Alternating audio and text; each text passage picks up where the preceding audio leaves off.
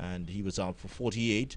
Lugg eventually went for 36, and they also lost the wicket of Nkrumah Bonner late. Good delivery by McSween, going across him, taking the edge, caught it slip, and then the last wicket to go, which ended play on the day. Jermaine Blackwood was caught by Denver of McSween for 28. Jamaica closing at 118 for 4. Mindley not out on 1. The night watchman, well, he survived, but coming in next would be Brandon King. Big challenge here for Jamaica. Well, the blows were struck late, just when you could have felt that things were meandering along to a really powerful position to Jamaica. It was like a boxing match where a left and right combination floored one, and as soon as they got back up, having lost Bonner, bang bang, Blackwood was over as well, and all of a sudden you could see the lift in the spirits of the Windward Islands team with those two big names going over. Then I'll come back to the top of the order, where Campbell played an innings that was so attractive. It was really nice to watch. Some really, really lovely shots. Unfortunate that he didn't make 48. Lugg was in there as well, and as you say, he got reined in. Rightly so, I think, because he then went on to put on some valuable runs. But for a while, it looked as though they were going to get away completely. Those two late wickets at the end have pulled them back 4 down, is it now? If they get into them early, we really do have a match on. Certainly do. And looking at the way the Jamaica lineup is structured now, with Marquino Mindley there, Brandon King, who's scored 100 on this ground already, 133 of 119 balls for Jamaica in a loss a few years ago. He will still have Aldain Thomas, who is brought in for his keeping and his batting, and then it's just the bowlers: Derval Green, Jamie Merchant, Paul Palmer, and Nicholson Gordon. So not a lot to go with here.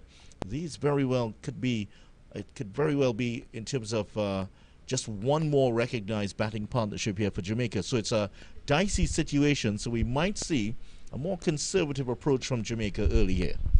Yeah, it's a well-balanced position, and it's an odd one, because there was a time yesterday I thought that Jamaica would just need to bat the once. That doesn't look as though that's going to be the case now. I'm not saying that the Jamaican boys can't put something on, but there was such a spirit from the Windwards towards the end of the day yesterday. If they can carry that on today, pick up a couple of early wickets, they can be right back in it.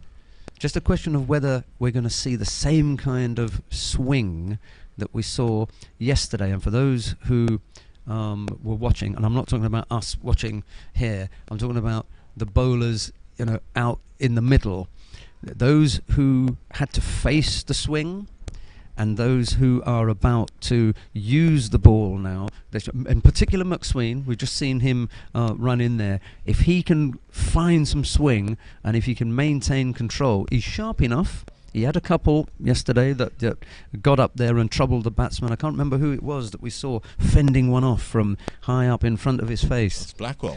Yeah, Blackwood. He took one, didn't he?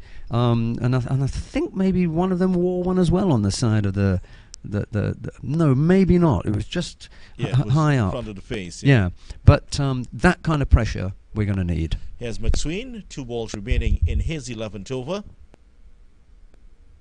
Good delivery to start off here to Brandon King. King has been in some good form for West Indies and Jamaica. That is actually Palmer's come out there. I thought for a moment, oh yes, it's 54. Thought I saw 53. So it is Paul Palmer who's come out, and we mentioned that he is also has batted high up for Jamaica here. So he's been held back a little bit. Different role for him here, as it's Palmer and King still to come. So still a fair amount of batting for Jamaica here. Here's McSween, last ball of the over, and that's another good delivery here. So it is the left-handed Palmer, and watches those first 2 deliveries from McSween go past him. End of the over, and at the end of it, Jamaica 118 for 4. Right, and just in case there's anyone at home thinking, where did the other 4 balls go? He's finishing off the over from last night. So, because I was wondering that. I just thought that was a quick over. 2 for 38.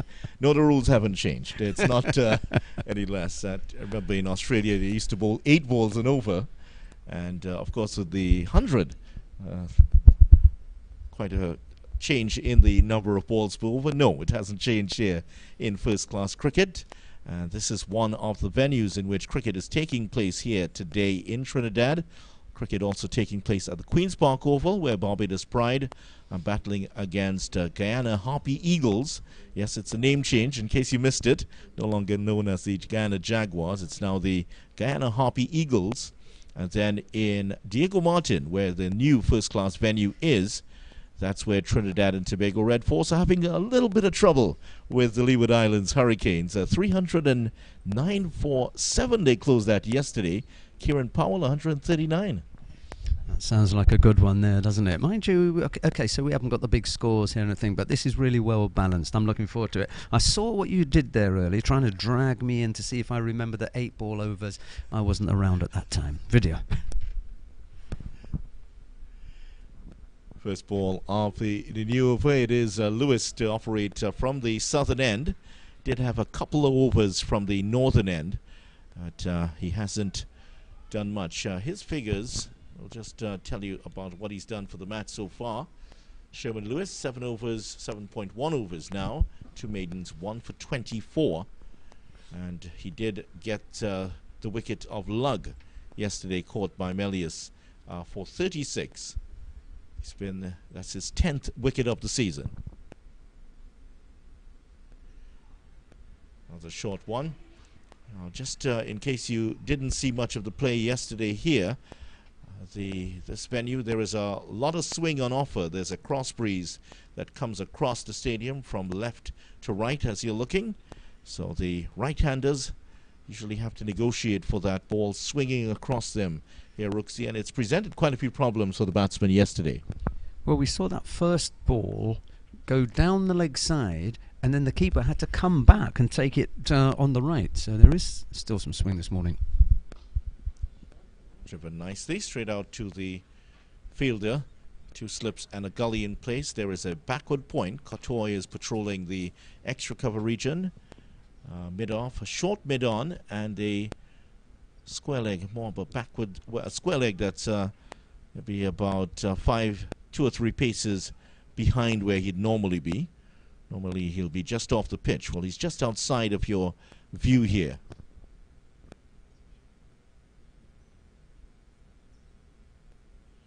Another short delivery, testing out Mindley here, not well directed. All that talk about the union, the fast bowlers union gone out. They destroyed at each other. If you can't face it, well, if you can't face the heat, get out of the kitchen, they're saying. Yeah, it's a shame he doesn't want to give him anything to look at, get a feel for it. You want to make him play early. So you're quite right, that misdirected short one just gives him a sighter. And still just a bit too wide here from Lewis. Just trying to recalibrate the radar here in the early stages. McSween was voted as one of the Lava Men of the Day yesterday. I was telling you about that award. Liam Sebastian, who is the manager of the team, of ex-Windward Islands captain, of course, he has put in this Lava Man of the Day award, and it was shared yesterday by Preston McSween and Kieran Kotoy. That's a better delivery, and that's more like what he wants to do here. Gone straight to gully, but off the edge, over comes Dinnen. At the end of it, Jamaica yet to add to their overnight score. They're 118 for 4. Mindley on 1. Yeah, that's a really good ball because that's lifting on him. He gets his hands up nice and high, and to be honest, you don't want to play that. You don't want to be playing that delivery. You want to be able to see that and get out the way and leave it, because you put your bat up there and you get an edge, and you saw the direction that was going in. So he would much rather have left that. But he'd played it a couple, and then he'd had a few that went, wide and were misdirected. So he wants to get bat on ball. Oh, what a great delivery by McSween. He certainly had to play at that. Swung away late taken by the keeper in front of first slip there, just close to the edge. Yeah, the line is much better from McSween. You know, it's really tempting, drawing the batsman in. And once it gets on, you know, anywhere near off stump, you're going to get tempted to play. That's a good line from McSween. 2 slips and a gully in place. Might be a temptation to put in a third slip here. Another good delivery, well judged here by Palmer, allowing that one to go through. Of course, he has the one he holds cross seam, which goes straight on, so he has to be very careful of it. That's the one I'm waiting for. Just setting him up for it. Absolutely. You know, he's had a couple now going away. I might want to give him just another one going away. Yeah, and then on his mind. Yeah, and then the one that straightens. Of course, it would be great if you had one that came back, but now we're asking a lot.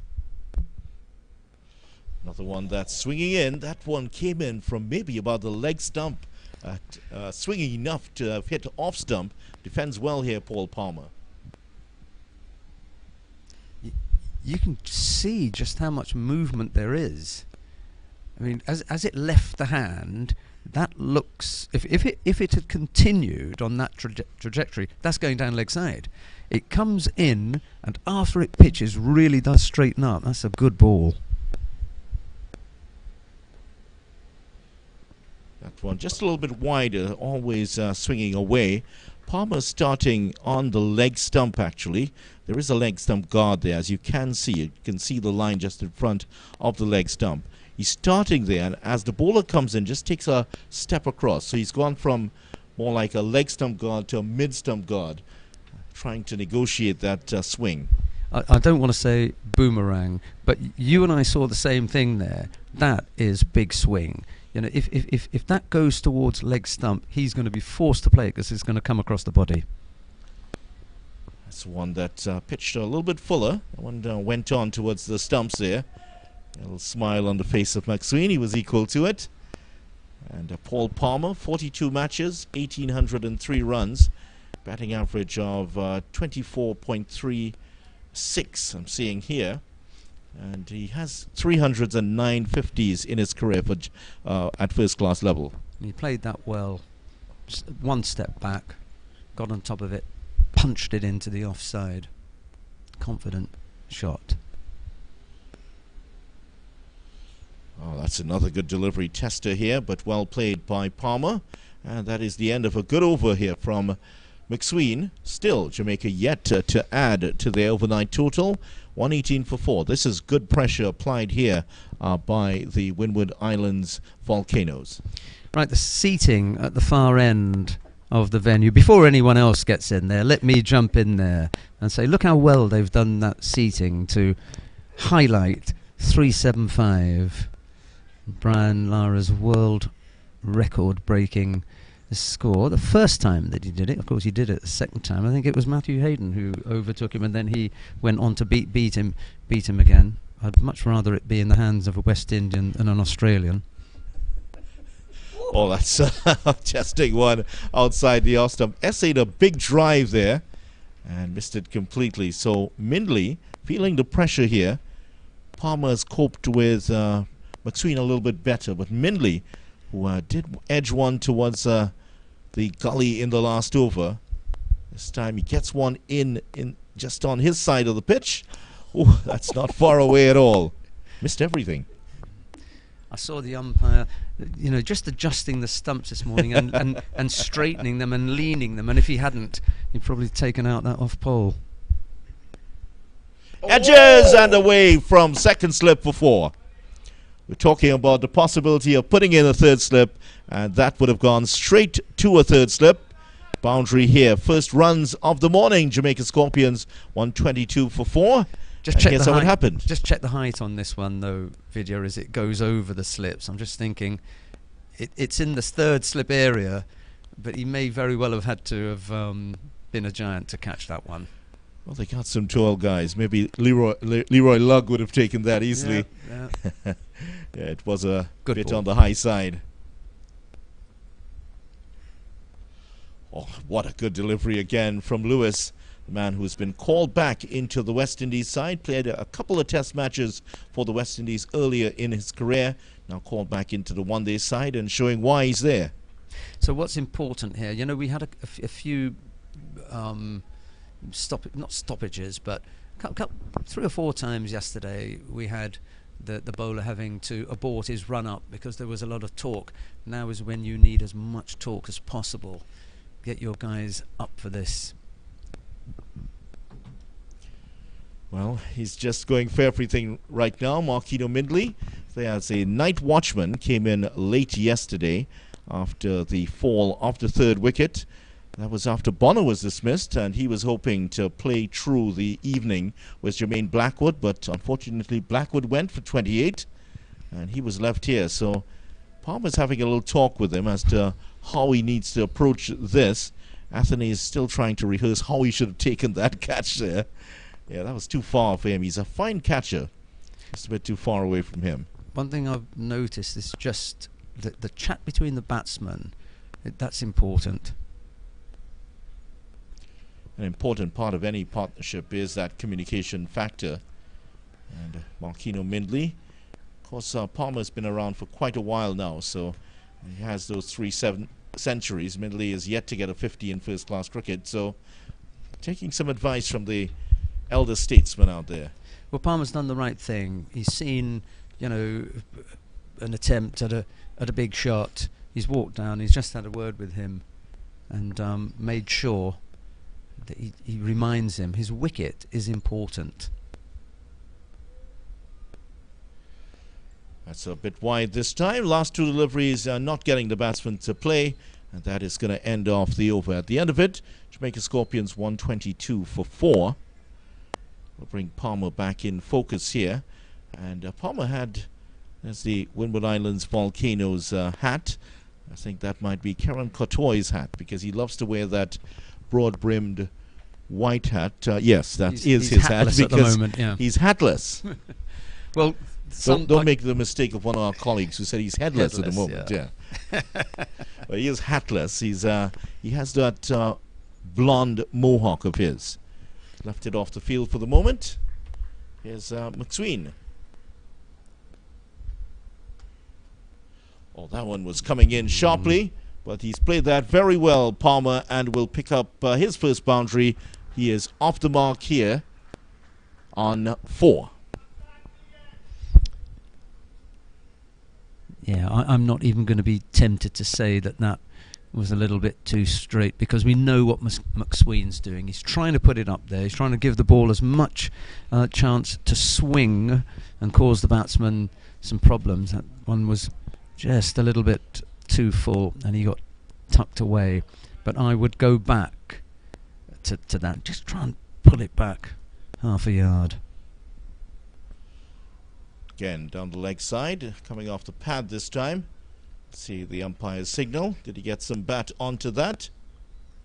Umpire Ramdani says it is leg byes. Impressive balance there by umpire Ramdani, the man from Tableland here in Trinidad. He's with Zahid Bassarat, who's at the other end. He's from Moruga, both Southmen here. There's a lot of the crew with you today. Didn't have to come far then. No, not that far. Tableland is maybe about half an hour away. Well, I may be staying in the south tonight and tomorrow. We'd love to have you. Instead of going up to town, we'll see. Anyway, I can't remember who it was that wrote to us yesterday or sent a message talking about, now that we've seen the hat, saying that the volcanoes yesterday failed to erupt. Well, they erupted late. A few rumblings late. Yeah, well, they did rumble. Triggered by this man, Preston McSween. And for the first time this morning, he's bowling to Mindley. Off the pad again. That could run very close to the boundary here. And even Lewis, with his big size 15s of his, couldn't get that foot across to make the stop. So 4 runs. I'm estimating, though. I don't know if he wears size 15s, but it looks about that. Yeah, well, we know there are a couple of things going on here. We want to look at the scoreboard and see the runs ticking over. At the same time, you are troubling the batsman because that was an uncomfortable-looking attempt to get the ball away from your body. I'm not even going to say shot. You know, he was just looking to get that off his body. Luckily, he got something on it and it went for 4. But I think McSween, so far, where are we? Second or third over now? His third over? Well, he had the two balls to finish off. Balls, yeah. And then he looks as though there's plenty of juice in the tank. He's up for the fight. And the nice thing is, he's still got the night watchman down at that end. This is a chance here for him to pick up a wicket. Leg gully in place now here for him. That one's coming in sharply, and that's well taken there by Hodge at that gully position. So 2 slips a gully, leg gully in place, leg slip rather. Well, he's no mug with the bat because he got on top of that and played it. I mean, that's a quality shot. So I'm not going to be dropping it short outside the off stump to be cut away because it looks as though Mindley likes that kind of shot. He's a lot less comfortable with it coming into the body, so maybe just change the angle a little. That's too far down the leg side. A stifled appeal. It did touch something, the pad there that time, so nothing doing here. Palmer has been having regular talks with Mindley. He's back down again. McSween, who was, as I told you, named Lava Man of the Day with Kieran Katoy, he said it was a difficult day for his team. But after those early chances, there were 3 drop chances and 1 that was caught a slip off a no ball. He said I had to put in a good performance for my team, and that's what he was motivating himself that way. Well, he's putting in another big performance here. Ball them, gone straight through him. The one that came in viciously outside the off stump, swinging from outside the off stump to knock back the leg pole. And that is the 5th wicket down for Jamaica. 6 runs still to go to surpass the Windward Islands total. What a delivery there from McSween. His 3rd wicket. This is exactly what we're talking about. You get it wrong and they tuck it off the pads and it goes for 4. You get it right and you absolutely clean him up. This is too good for a lower order batsman. It's almost cruel. Shooting fish in a barrel, really. And yeah, that one tickled the stumps there, and that one came in a long way. That's a perfect ball. Yeah, you would have enjoyed that. That was the ball he was trying to set him up for. A few shorter of the length, 1 off the body, 1 outside the off stump, and then from maybe on the line off the off stump, just swinging in. And there's Marquino Mindley, perhaps a little bit relieved that he has had to leave here. So 131 for 5, Mindley gone 4-5. Well, as I said, was it the ball before or 2 balls before? This is his wicket. You know, he's got a chance of a wicket here. He's still got the night watchman on. The ball is doing something. He's up for it. He's sharp enough, and you know we knew that Mindley wasn't a top order bat. You put it in the right place for him, and he cuts you away. Put it on the pads, he'll tuck you away.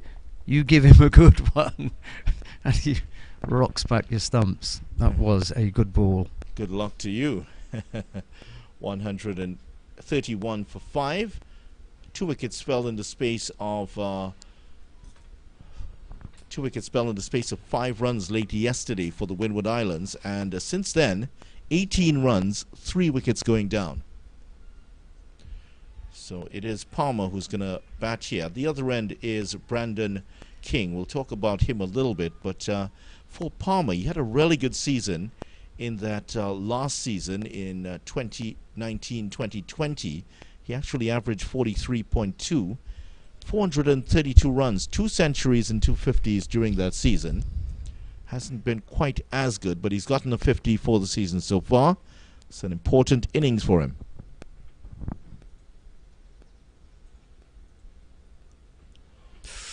Two noises there, perhaps an edge onto the pads. 2 slips for him also.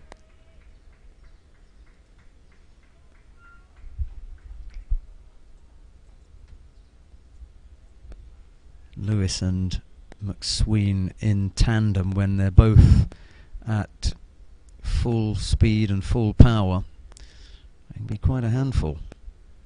This is an important passage for Windward Islands. They'll want 2 more to really be back in this. Another testing delivery here from Sherman Lewis. And Sherman Lewis and from Grenada. From Mount Horn in St. Andrew in Grenada, of course. 2 test matches he would have played for the West Indies. Now back in the first-class setup here and doing the business for his team. 1 wicket for him. Preston McSween, who's been unlucky this season. 3 wickets already for the innings. He's also got this little movement across just as the bowler delivers. There's it on the onside. There's a short mid-wicket in place. Square leg also in place. And Sherman Lewis, who has 95 first-class wickets. Make that 96 with this one. That he's with one he's taken off lug earlier. So he just has those 4 more wickets. He would be happy to take that in this match itself. And just to finish on that point about the batsman moving, it's the move, and then he settles. He's not on the move as the ball is being delivered. He settles now, so that's okay. Yeah, steady. He's very steady. Head very still as he plays the delivery. Lewis just having a little close look at him. The batsman would be very wise not to make eye contact at this time. Oh, yesterday there was a little bit of chat, wasn't there? Oh, there certainly was. More than a little bit between McSween and Campbell especially. Those 2 were exchanging pleasantries throughout the afternoon. It was a fine battle. We don't have a stump camera, which is probably just as well. Would have been interesting, though. Nice short delivery, which he just sways inside of it, allows it to go through. 131 for 5 at the end of the over. Yeah, it was where the original setup was, but then remembering that he moves across, the move across actually gave him the opportunity to just let that go harmlessly past the shoulder. Well, that brings Brandon King in to bat now. 31 matches. Averages 32.75 for at first-class level here. And he's had a couple of good seasons for Jamaica. Made his name in the first-class setup. Actually, his best season would have been that 2016-2017 season, where he got, correction, 2018-2019 season, where he got 630 runs with 106 50s. Down the leg side. May have been a better delivery to the left-hander, not to the right-hander here. So cries of steady, Preston, coming up from the dressing room or the dugout just below us. The dressing rooms have gone now here at the Brian Lara Cricket Academy. Yes, there is a dressing room, but you can, there's a little tent on the outside. There they sit and shout out advice to the players. Another thing from T20. They trail by 6. So they won't want to let them get too far ahead. Good delivery. That was homing in on the off stump. And King, who's a fine batsman, gets behind that well. You mentioned earlier on about, or hinting at, just how much the lower order could put together, and it's now that the captain and some of the team members will be thinking, well, what could we reasonably restrict them to? That's a good delivery here, which King defends, and that's part of the conversation between in the team. Kotoy was saying, as the other lava man of the day, that they want to get them down to the lowest possible total. And the 2 watchwords that came out of his little talk with Liam Sebastian yesterday was to be disciplined and to be patient. Yeah, because All right, if we say they trail by 6, 20, 30, 40, 50. I mean, it's not going to be easy. Edged and dropped. Difficult chance. Would have dropped short of Devon Smith. And the keeper got a glove to it. He and Athens tried to get across it, but they were not able to hold on. Here's how it happened. Another great delivery here from Preston McSween. So close to his 4th wicket. And just where that replay sign is, that's where the ball's going. Just about there. Well, it may not have carried to Devon Smith. But the keeper, realizing that, went for it, got the glove to it, couldn't take the chance. I don't think that was going to carry, but I also think that that is not one that you would have said, oh, that's a great catch by the keeper. It would have been a good one, but that's in his, that's catchable. That's really unfortunate that another one has gone down for Windward Islands. Officially again, and that's going to run away for 4 down to 3rd man. A little bit lucky here, Brandon King, that one flying through. I think if we were to look back at that catch, it was the arm was, instead of the fingers pointing upwards, they were actually maybe pointing slightly sideways or downwards, so he wasn't quite able to get it. I might be mistaken, but when it hit the gloves, let's see what happens here. That's where the gloves are pointed. So he stays up very late. Then when the ball is delivered, he hasn't gone fully down. So suddenly, yeah, the hands are pointed, yes, in the right direction there. Another good delivery swinging in.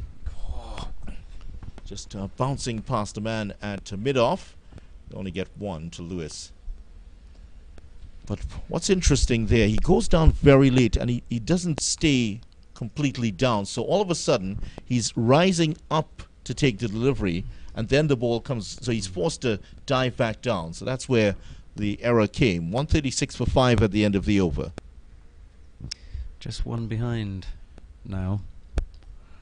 Come back to thoughts of the score that Jamaica are going to post here. You start getting up to 70, 80, 90 ahead, you're going to have some problems, but especially having posted only 137 in your first innings, so that's really tricky. You're going to have to bat a lot better the second time around, but it's up to the bowlers at the moment. We can't go too far ahead in the match. Let's have a look and see what the strike pair for the Windward Islands can do to try and restrict Jamaica and not let them get too far ahead.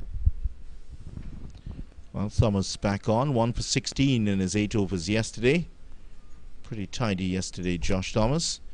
Didn't play the first 2 games here in Trinidad when they played against Guyana and TNT. Brought in for the 3rd match here. Oh, that's a good bouncer there at King, who is a tall man himself, had to pull away from that. Yeah, I like the bounce that we've seen here. Every bowler who has dug it in has got something out of it, and there hasn't been a lot of short bowling at all. We've seen some well-directed short balls that have troubled some of the batsmen. Well, it's, 2 noises there. Stifled appeal all around. There's Kotoy. Without the hat, he still hasn't, maybe still drying off the field. It has the shades behind his head, as these modern players love to do.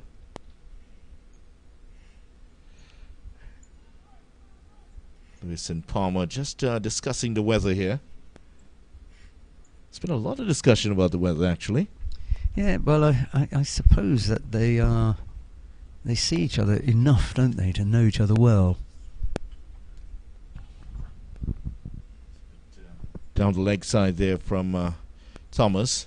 Still hasn't quite settled. Only his 3rd delivery of the day. There's Dennis Smith. There's another chat going on. I think they may be staying. Both teams are staying in the same hotel as well. Brandon King.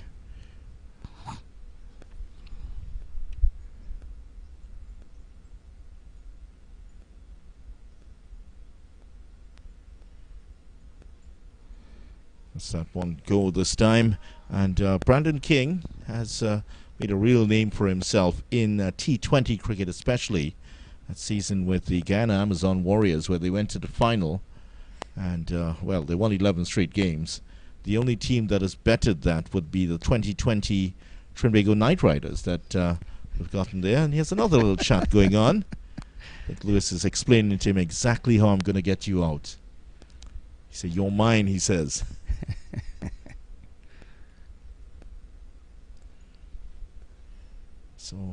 So far, early days here for Thomas. He hasn't quite been able to keep up the pressure that we saw from Lewis and McSween in the early overs here. Yeah, I mean, both of the batsmen are new at the crease, aren't they? 4 and 5. 16 balls faced by Palmer and 12 by King. It would also be interesting just to look and see how many of those balls they've had to play at. Oh, that's a good one. When he gets it right, it's really good.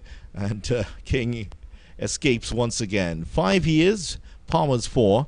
Jamaica Scorpions 136 for 5, still one away from equaling the Windward Islands first innings total. So many times it's when you come to the end of the over, the last couple of balls, you get it right, you put the pressure on, and then it's the last ball of the over. So there's a release of pressure, release of tension. Then you have to hope that your teammate down at the other end is able to keep that pressure up. McSween it was who picked up the wicket. Beautiful ball. Let's see if he can do the same here. Plays that comfortably off the back foot. There's the other strike partner, that's Lewis. He's bowled a couple of overs from the other end. He's off the attack now, replaced by Josh Thomas. These two are very close, even off the field, they're friends. So they have a lot of conversations. And so often you see that with fast bowlers. Opening partners here. Exchange a little joke. Just explaining to him how you need to get him out here, son. Stuart Broad and James Anderson, who are back in the England side, also very close off the field. When they weren't in the West Indies, they were off playing golf together. A little bit too short, that one. The more time he gives it in the air and the further he puts it up, the better chance he'll have of swinging. There's always that risk that in doing that you're going to stray into the hitting zone of someone like Palmer or King. He'll be looking to get on the front foot and drive the fuller pitch deliveries. Just got to find that right length.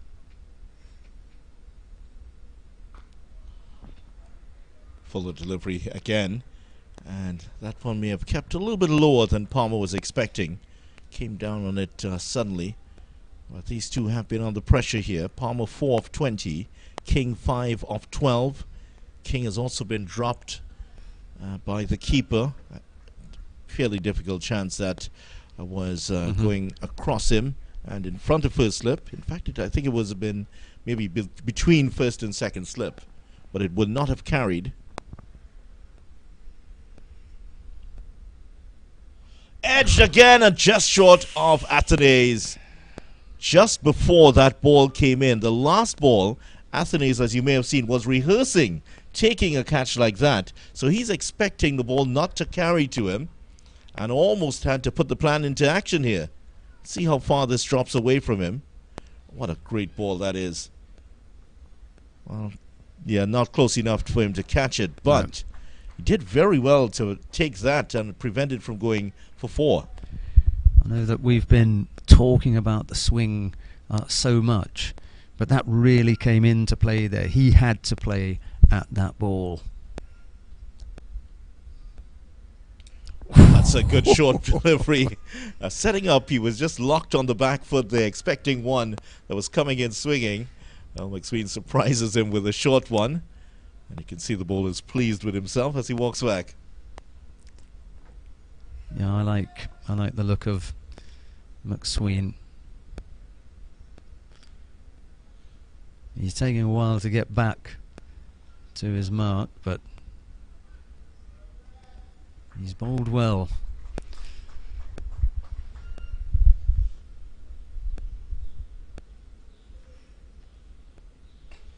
That one is pitched up and driven through the covers. It's going to get close here as Lewis has to track this down and just make the stop. Meantime, they have gone here for three runs, so that's 3 good-looking runs there for Palmer. End of the over. At the end of the over, 139 for 5, and Jamaica have gone past the Windward Islands. First innings total of 137. They are now 2 ahead. Well, we said that if you just stray into that area, you can get driven. Here's Windward Islands, 137 as you can see there, 5 for 20 for Mindley, but for Jamaica, 48 for Campbell still standing up there, 36 for Lug, Blackwood 26, McSween 3 for 50 off his 15 overs, and he had possibly 2 or 3 chances dropped off him off the innings already, so it could have been significantly better. If they protect him, he's gonna pick up more. I say protect because you can't bowl him just non-stop. He's going to have to catch his breath, take a break, and come back. Hopefully, in his second. Well, I'm sure they're hoping that he won't have to come back for a third spell. But Palmer and King want to take as much time out of it as possible.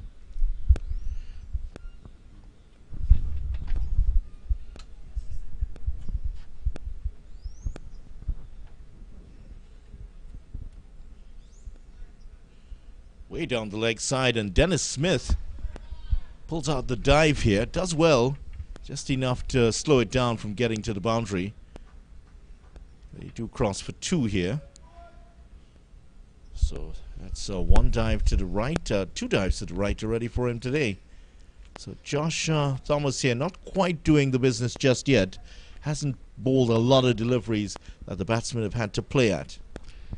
We were talking about bowling in partnerships, and you hope that having put the pressure on with swinging deliveries that catch the edge, almost go to hand, short balls that have batsmen swaying out of the way, you hope your partner at the other end is going to come up with some of the same. A lot better here from him on the line of the body, Josh Thomas. 3 of the 3 fast bowlers for the Windward Islands are from the island of Grenada. Josh Thomas just still early in his career, only 15 matches, 41 wickets before this match, 42 in all now, and only played a couple of seasons, made his debut back in 2018.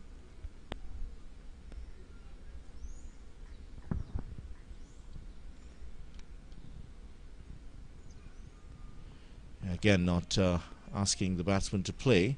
Had a pretty good first season, Josh Thomas. 28 wickets in the 2018-2019 season. 13 in the truncated season. Played 5 of the matches there for the Windward Islands. And his first match here for the Windward Islands for the season. So after that good breakout season, where he played 9 of the matches for the Windwards, hasn't quite been able to hold his place in the team.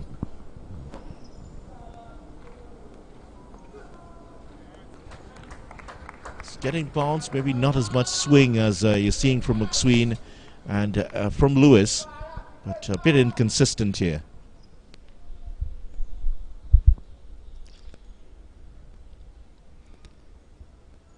Yeah, really needs to tighten that line up.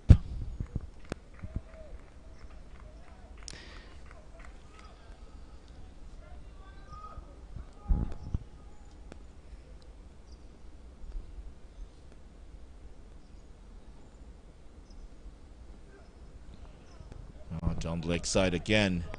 So 2 on the offside, 2 on the leg side. So still just spraying it around at the moment here. Thomas, 1 for 16. No runs scored off him for the morning.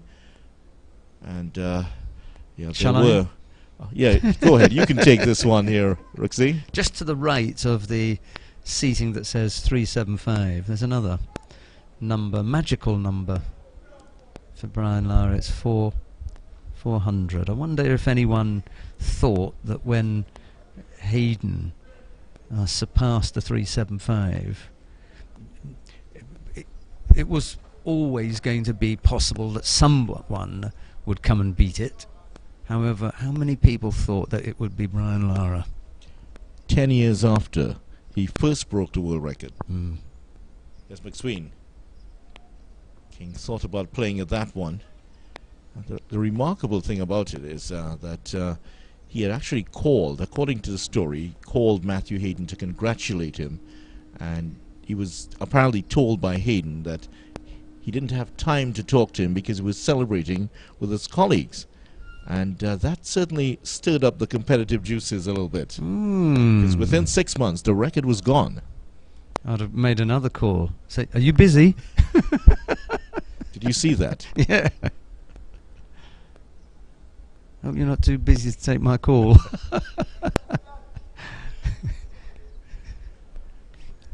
McSween here started off very well this morning, taking the wicket off Mindley for 5. His figures now 3 for 50, and his best figures of the season here for the Windward Islands.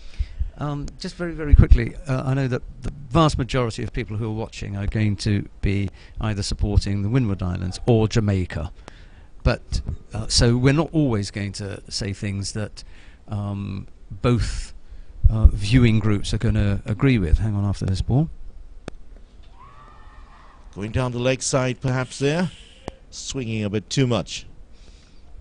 I'm just wondering if he may have got a little bit of bat on it, because McSween stifled that appeal very quickly. Let's have a look.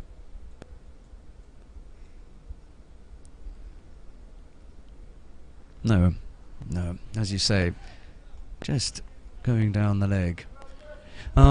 So we're not always going to say things that both viewing groups, either from Jamaica or Windward Islands, are going to agree with, but I'm sure that they will agree with me that it's far better to have that record in the hands of a West Indian than an Australian.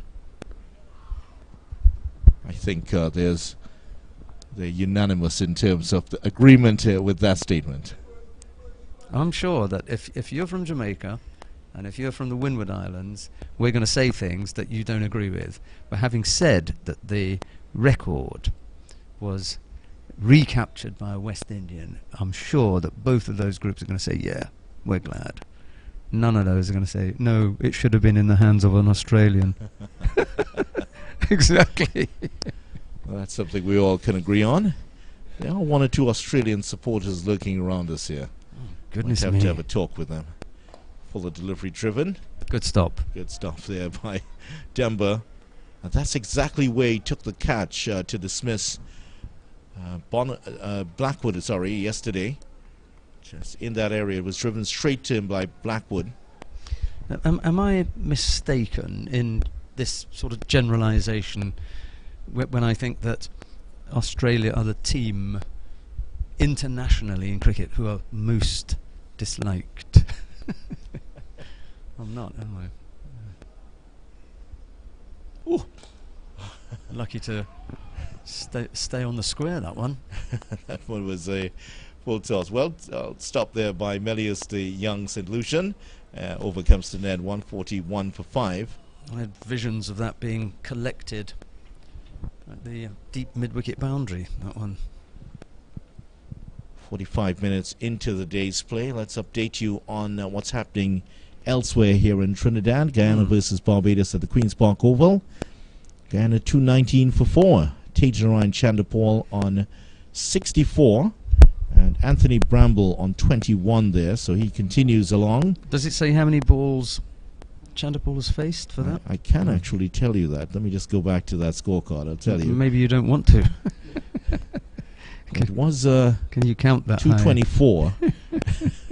I can definitely count to 259. Maybe not 260, but 259. Yes, 259, and his scoring rate 24.7. That's his strike rate so far. Was actually down at 17 at one point. He's enjoying his batting. Can you imagine bowling against him? Just like solid wall. Leeward Islands, I haven't seen any addition to the score there. 308 for 7. Jeremiah Louis 16-8 for Hayden Walsh. Hayden Walsh Jr., that one played in front of him by Campbell. Akil Hussain, 1 for 50. Shannon Gabriel, 1 for 51. 2 wickets for Jaden Seals. Tidy again. 13 overs, 4 maidens. Yeah, I like him. I like watching him.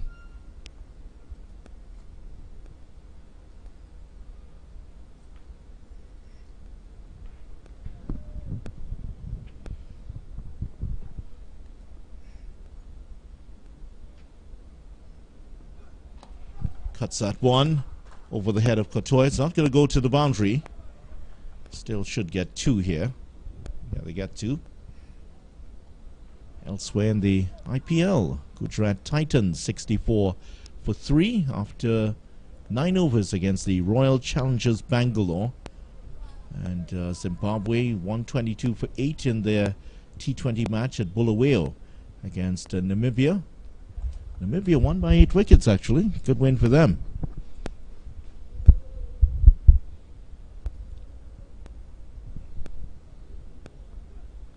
Edged and past second slip.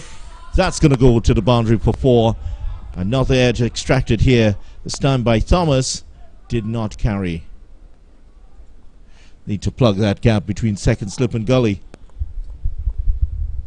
Yeah, the temptation when that happens is to take a step up, isn't it? A couple of them have dropped short, don't you think? Yeah, that's right. We've had one in the over from Preston McSween also dropped short. Yeah. Just feel that they may not be far enough up.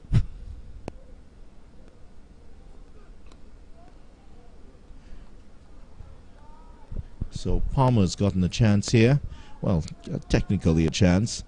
Edge just short of the slips. Another one for Brandon King. He's had one in the last over, last couple of overs. So it hasn't been a dominant performance here by Jamaica in the early stages here. Windward Islands have fought back very well. And through the work of Preston McSween, 3 wickets for him. And he has taken the last 3 wickets of all. Slight change in the field now. There is the third slip. Yeah. Still a gully in place.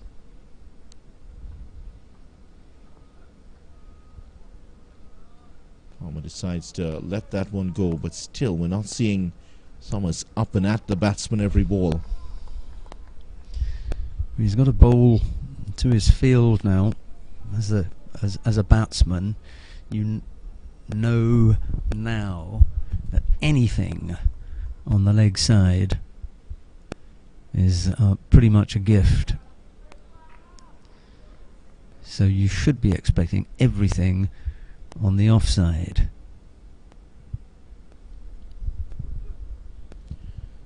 And again down the leg side, we've seen this so many. It's been a feature of the first couple of overs here from Josh Thomas. 1 for 22, has the pace, hasn't quite worked out his radar yet. Jamaica 147 for 5 after the end of the over.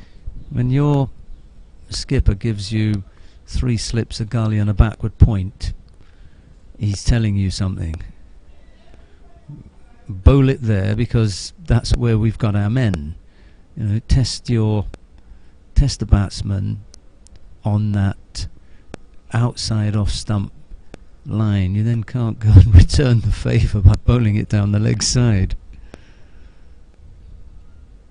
It's not harsh at this level.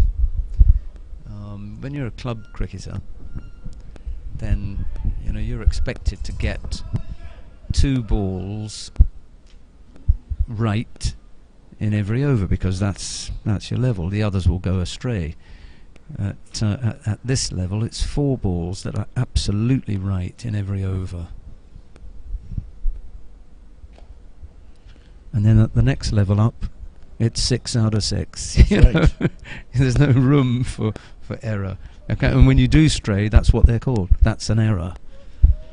So like that first delivery from Lewis, who is back on the attack this time from the southern end. Similar pattern to what we saw yesterday.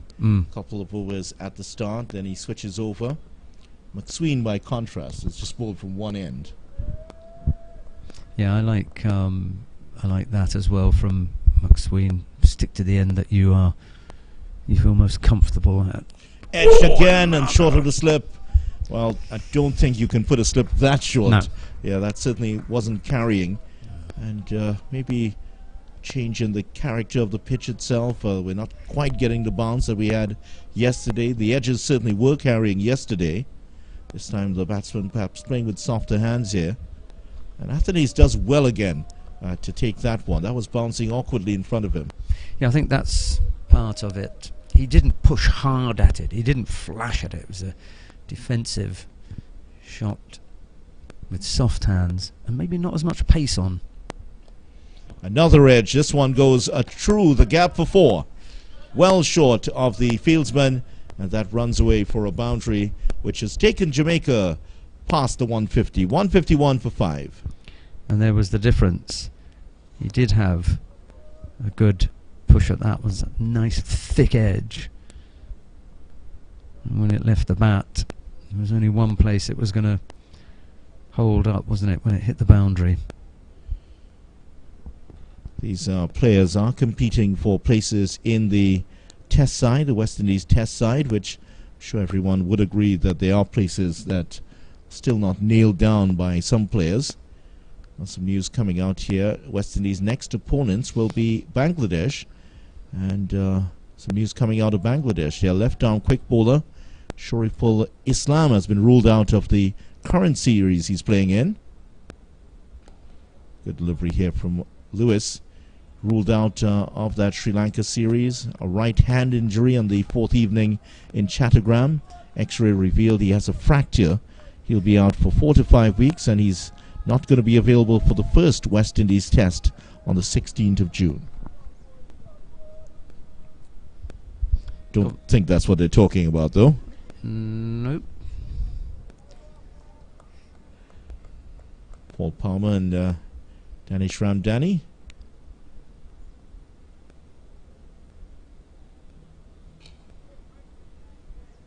Slightly more open stance here. See with the more modern batsman, that front foot actually points down the pitch. There's maybe when some more talk going on between the umpire and Palmer. I wonder if it was just where he ran down after that last single. Just reminding him of where he's supposed to run and where he should avoid. That's probably what they were talking about. That's high over backward point. That also is going to run away for 4. So the runs are coming here for King. However, not the most impressive runs he's ever had in his career. End of the over, 155 for 5. Not quite getting to the pitch of it there, Brandon King. And maybe the late movement just defeating him. And that is the third one we've had. We've seen him edge towards the slips here. Not carrying to the fielders, but sure the Windward Islands may be a little frustrated by this. At least they are making opportunities. Well, his eyes lit up when he saw that. You could see the shape that he took. As soon as that ball was delivered, he thought, okay, here we go. Had a big hit at it. It's better there from Josh Thomas. Palmer had a long conversation with umpire Ramdani.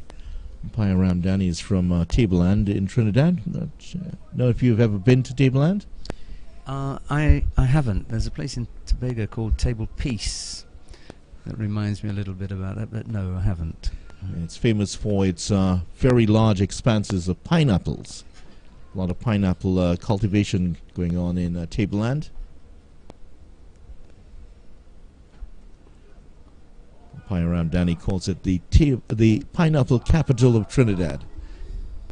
1 to the total there. Is there a local cricket team there? Yes, there is. In fact, 1 or 2 members of our crew do play in that area. Is that right? Well, I didn't say they play well. They play in that area, but Yeah. they still enjoy a little cricket now and again. Well, maybe after the game tonight, they can come and give me a few throwdowns in the nets. Yeah. Not sure if you'd enjoy that. Oh, I've got my kit here. Oh, you do? I'm not sure if they'll enjoy that.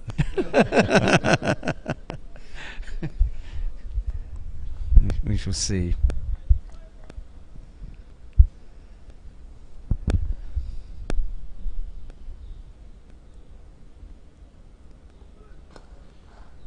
Got a shot here from King. He's been in the wars here, King. Quite a few edges. A lot of it for him to think about and to digest here as he's come out. Hasn't been the best start to his innings. He hasn't played a lot of first-class cricket. This is his first game of the season. Played a couple in the seasons gone by. Is it Palmer talking to the umpire at the other end now?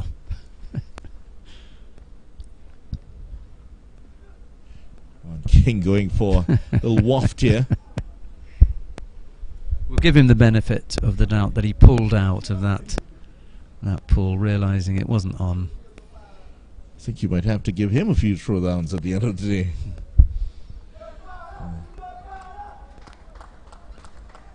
Windward Island's team management shouting out all sorts of instructions and encouragement from the dugout just below us.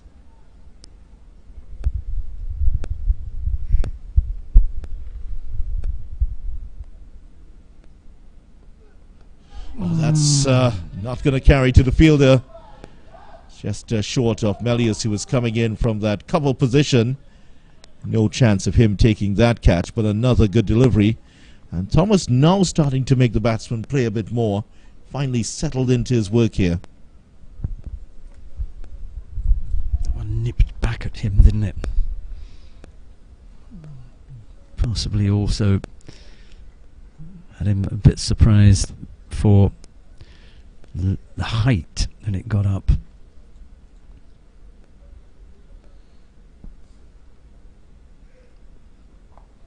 Much better this time from Brandon King. End of the over. Jamaica 156 for 5. Hasn't been altogether. He did have the 100 here, Brandon King, against Trinidad and Tobago. Not a great hunting ground for him, because I think he's played in a couple of these CPL finals here, and result hasn't gone his way. So as the lead for Jamaica begins to build, they lead by 19 at the moment. Still 5 wickets in hand, and you start thinking about where this is going. 25 of 54 balls. I think Vidya had mentioned that this would be the last of the really recognised batting partnerships. After that, you're down into the lower order where the bowlers.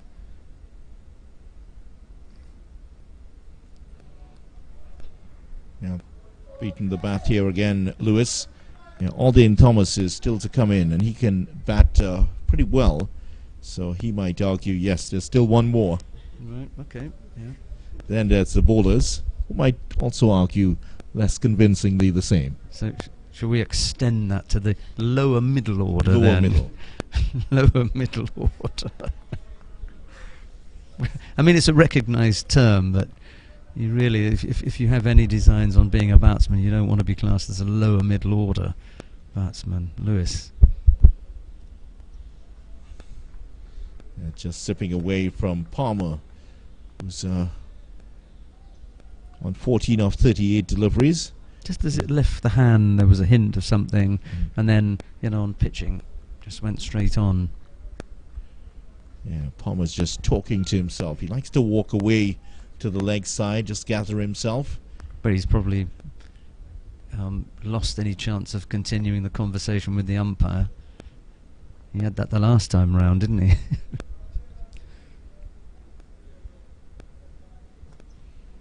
Different players have different ways of keeping themselves in concentration at the pitch. It's very difficult to concentrate for an entire day, so you just need to switch off after the ball's gone and forget what's happened, and then try to, as the bowler's coming in again, just get your focus back to 100%. If only I could say that I knew what you were talking about. And the only way I could is if I'd batted for a whole day. So we know the answer to that one then. We'll check the stats page. Single this time. Yeah, so that one more on the line of the body, just fended it off. I'm okay with that. Hopping about a little bit, and then looking for that outside the off stump drive again. You've still got the men in the slip cordon. You've got a good protection there. Keep persevering with that line.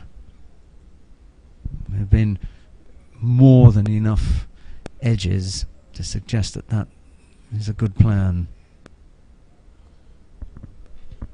This one goes into the cordon again, this time to the gully fielder from Lewis. And they don't all have to be drivable. A short ball that puts it up there and makes it difficult can also end up in the same area. So you've got a couple of options. Yeah, certainly.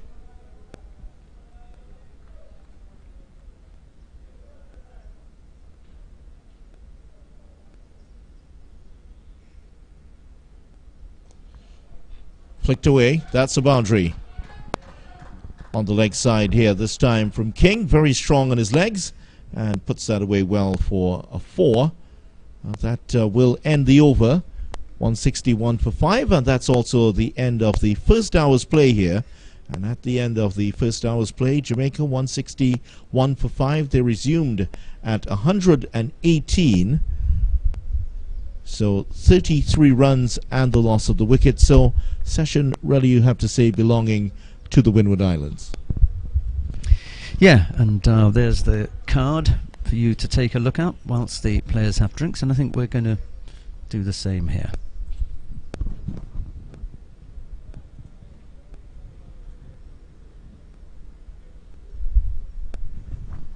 And there is the way that the innings has progressed here. Jamaica scored a lot faster in this innings. Yeah, diverged very early. Windward Islands were just about 2.5 or so throughout the entire innings. Jamaica have scored a lot faster here. So we'll take that short break. And Jamaica have gone ahead here of that target of 137.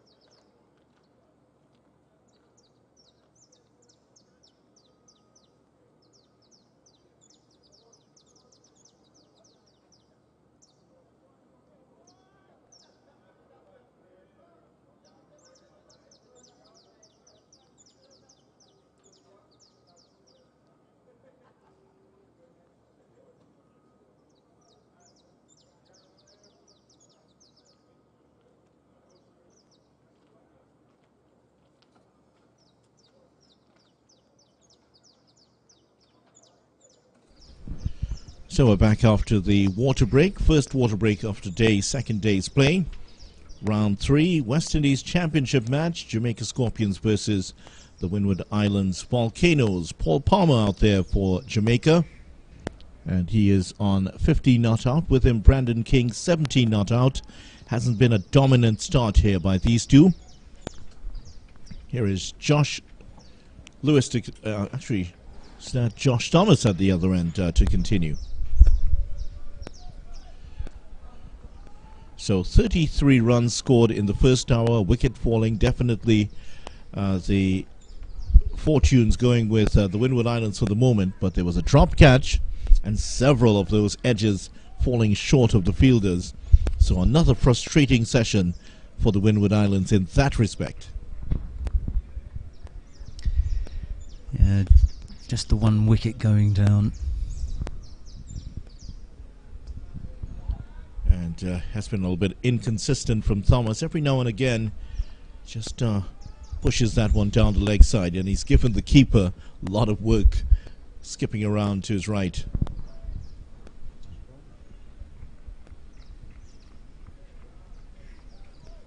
Again, you look at the field. You look at the field that's set there, and you know, I come back to the point. Your captain has got the confidence in you to pat that side. You have to put it there. Edge it and taken at second slip. Just like that. Third slip comes across to take the catch. It's Kotoy who takes it, gets it right finally here, Thomas. And that is his second wicket. And the sixth one down for Jamaica. Palmer is gone for 15. Well done, Thomas. Well done, skipper, for sticking with the plan. That's all you ask. He delivers. He certainly has. After that last one, which went down the leg side, this one pitching outside the off stump, holding its line. Palmer playing slightly away from his body, and Kotoy took it very well to his right, and also had time to pick up the shades in one fall swoop. And low down again. You know, that was a genuine thick edge there. Well, they needed that. You know, they were beginning to take up time. That 43 and 30 deliveries between the pair of them. Not a massive amount of runs, 15 and 17, but you just had the feeling, this is going to annoy the Windward Islands. And you were pointing out that they had not had the best of it. Jamaica had had a bit of the edge up for that first hour.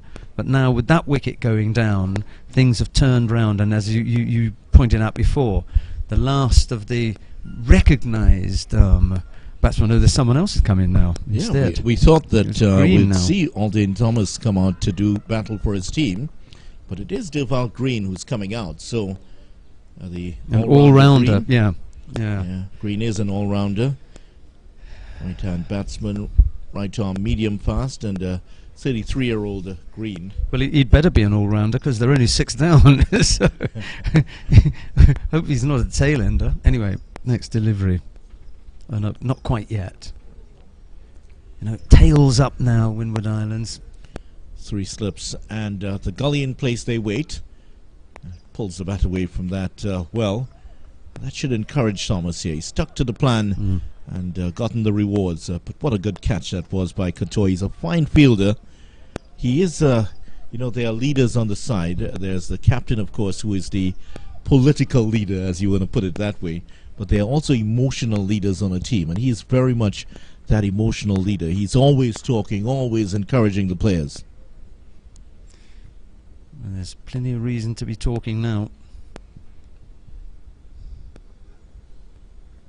It's a little bit wide here from Thomas. So Durval Green actually just 31 runs away from getting 1,000 runs in first-class cricket. So more than a handy batsman, averaging just about 19. But in that 19 average, he does have 550. So a lot of low scores in there, but 550s, not a bad effort for a man coming in lower middle order. I love that. Lower middle order.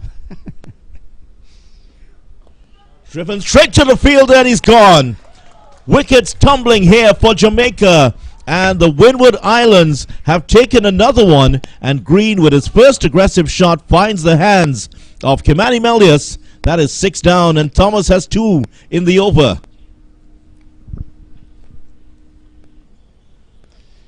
Right, well, I think you're a little bit over-ambitious when there is a man placed in a specific area.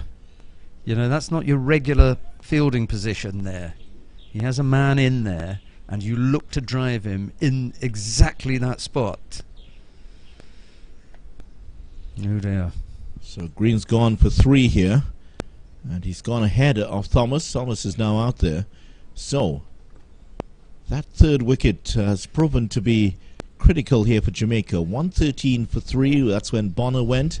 118 for 4 when Blackwood went yesterday. Since then, in the last, they've added 30 runs. And so 30 runs, 3 wickets going down for 30 runs here for the morning. So they're well and truly on top now, Windward Islands. They've fought back very well here. So when Mindley's wicket went down, I quickly said, great, that's good for them, but they'll want another 2. They've got that, and we've still got a good while before lunch.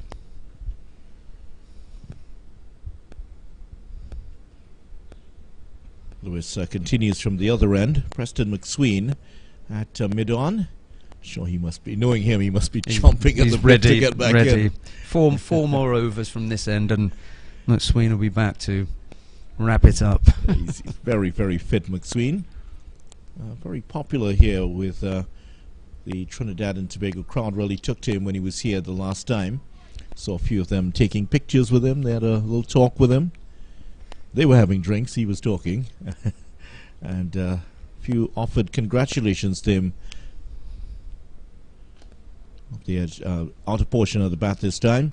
Yeah, saw a few of the local coaches offering congratulations to him when he was called up for a match against England. I think it was a 3-day match. So it's well liked here in TNT, Preston McSween. They haven't. West Indies have not produced many left-arm pacers, but here's one of them.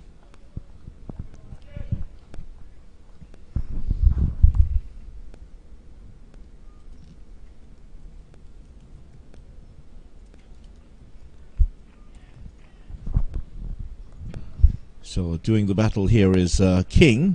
There's Thomas coming in now. So rehearsing a little leave alone there. Aldane Thomas, the right-handed batsman for Jamaica, wicket keeper, brought in to lengthen the batting order for the Jamaica team. Another lower middle order batsman then, yeah?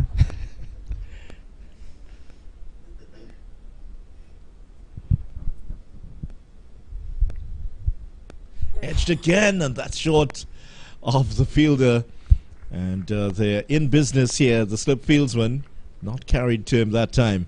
He doesn't push at it, and that's why it doesn't get the carry that you would expect. That really hits the bat as opposed to him pushing at the ball.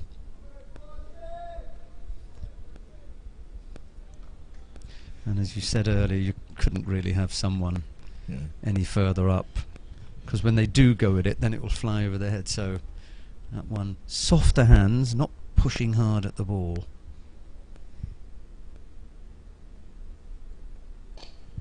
Driven nicely. This will be a couple of runs here. Didn't get everything on that.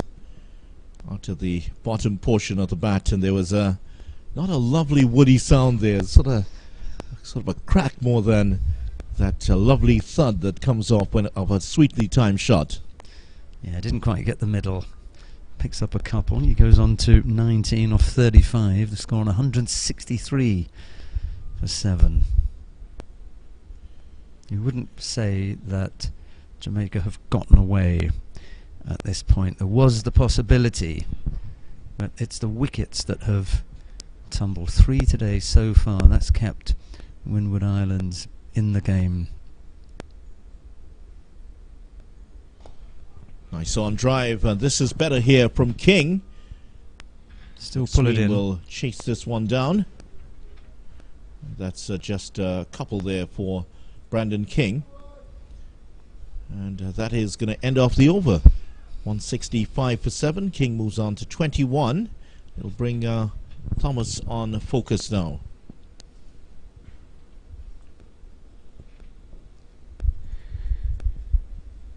Well, the bowling side are always going to feel better about having a new batsman at the crease. So the attention should now shift to Thomas. There's a reason why the others are higher than he is, so now you can focus your attention on getting him out.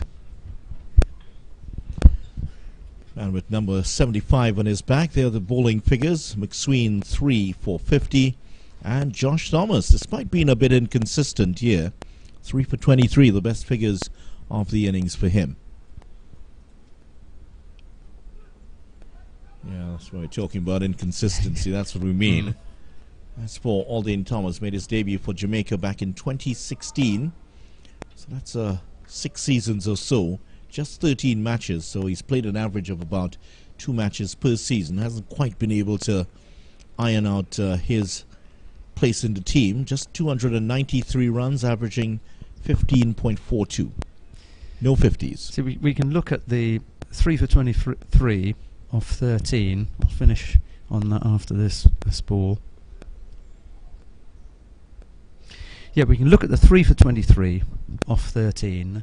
We can look at the fact that he's bowled at both sides of the wicket, and then we can ask ourselves, am I okay with 3 for 23? My answer is yeah. I'm good with that. If I'll double that and say I want 6 for 46, I'll take that any day of the week. So take it. You know, you also have to put up with the fact that he is going to give you that inconsistency, but then he's going to pick up wickets. And as if to illustrate it. That's a sign of that inconsistency there. Thank you for helping us out.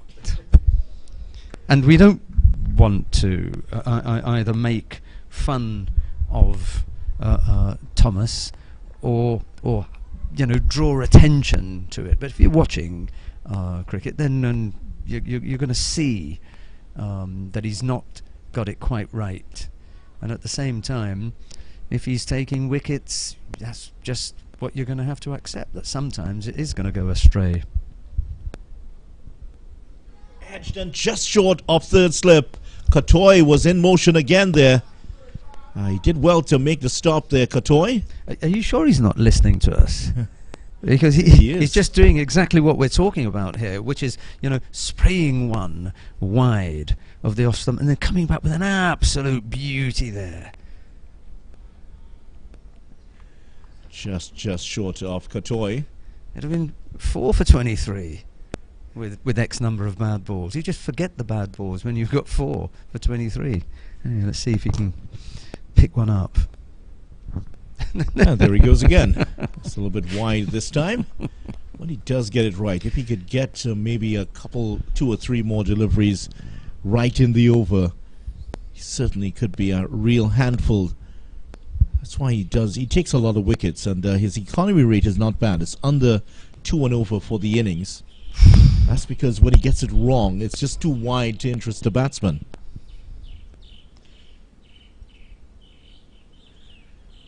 It's also unsettling for the batsman because you never know what's coming. Better line here from Thomas. And that is the end of another over for him. 3 for 23, took 2 in his last over. 165 for 6, and that brings back into focus here Brandon King. He's batting with Alden Thomas. Brandon King is making a little bit of a change here. He's gotten some new gloves. So, yeah, just to go back to Thomas, you can afford, I think, if you've got Lewis and McSween, who tend to have better control, you can afford to have Thomas at the end, at the other end, who may give you, you know, a few left and right, and a few more unattractive deliveries, because he is going to pick up wickets.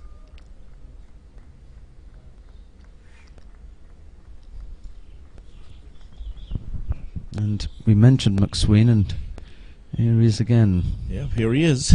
Well, he was just aching to get back on the strike with the ball in his hands. Here he is once again. I thought 3 or 4 overs at this end, but there've only been 2, so they're keen to get him back in there. Skipper's keen to get him back on, isn't he? It's about 37 minutes to lunch, so he could get a 4 in here. Driven away nicely by the stylish King. On the spot, first ball up, have to play. Not quite there for the big drive. Watchful. Yeah, as you mentioned, Josh Thomas, he has been around for quite a while. Actually played as part of the Regional Police T20 cricket tournament in Barbados in 2016. Took the most wickets for Grenada during that tournament.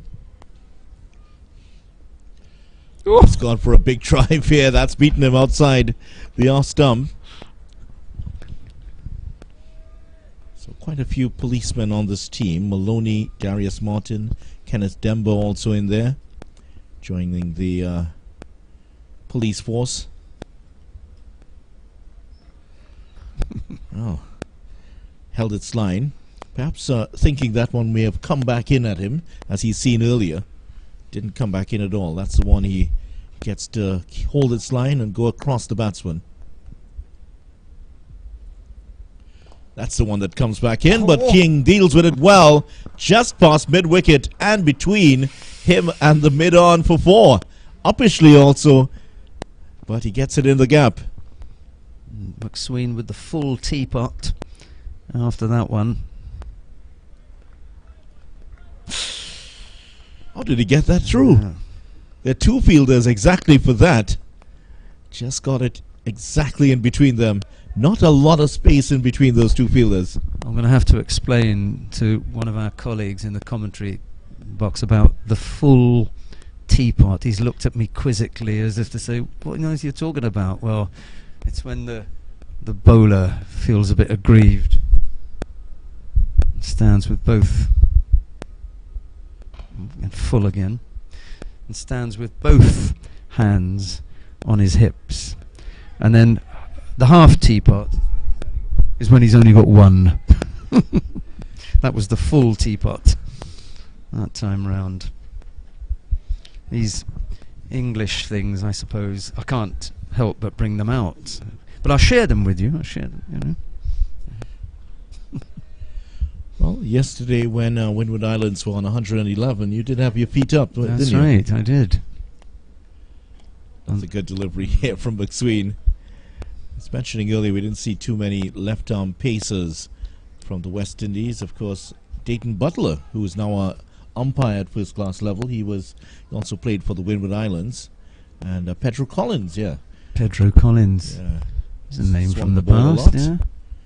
Troubled Sachin Tendulkar a lot when he came to the Caribbean. Didn't see Sachin Tendulkar in that much trouble against many bowlers, but certainly did trouble him a lot. He's coming back at King, and he defends that one well. Got a boundary in the over, not entirely convincing. And that will end it off. 169 for 7 now, Jamaica Scorpions. It's been a breezy day, hasn't it? And there, the trees away to the right, just swaying in the wind. Doesn't that look a comforting sight? Yeah, there's not a great deal around here. You're driving down south, and then all of a sudden you begin to see the signs for the venue, and then it appears. And on the way down, when you're coming down south, you pass a couple of other big venues, and all of a sudden you come to this one. So there's lots of green around.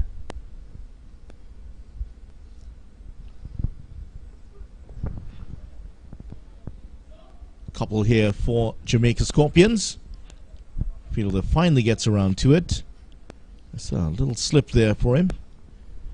Just 2 more. And Thomas is off the mark finally on his 7th delivery. 2 of 7. King 25 of 42 deliveries. It's been a real struggle here for Jamaica in the early morning. Hour and a half now into play. Just about 97 minutes I make it. 87 in fact. 87. Let's see if Thomas can trouble the batsman in this over. Better here from Thomas. First one down the leg side. Flicked away by Thomas. This one on the line of the stumps. Defense forces the batsman to defend. If he can produce a couple more deliveries like this each over, should certainly have the batsman in some problems.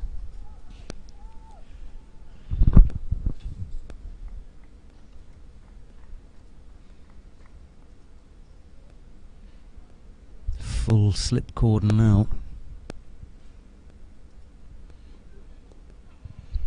4 slips in place, down the leg side again, and that's flicked away for 4. And as has happened all too often here for Thomas, another boundary. 3 for 29 his figures. So Jamaica, they still have the bowlers, Jamie Merchant to come. Paul Palmer is still, well, Palmer's out. The bowlers, let's see here, it's Green has been dismissed. Alden Thomas is out there right now. So Jamie Merchant still to come, and there's just Nicholson Gordon after that.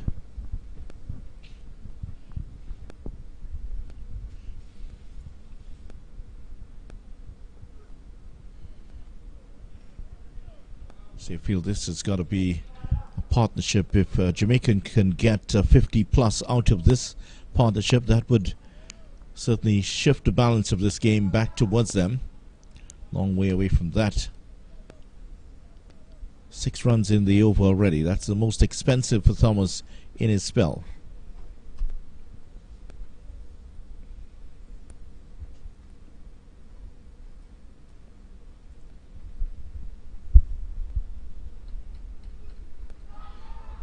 Well, it's appealing for LBW. The umpire was already on the move there, Zahid Bassarat.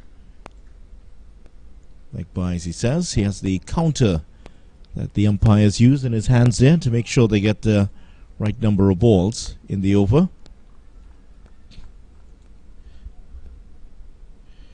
Yeah, that's heading down the leg side there from Thomas, like several of the deliveries in this over.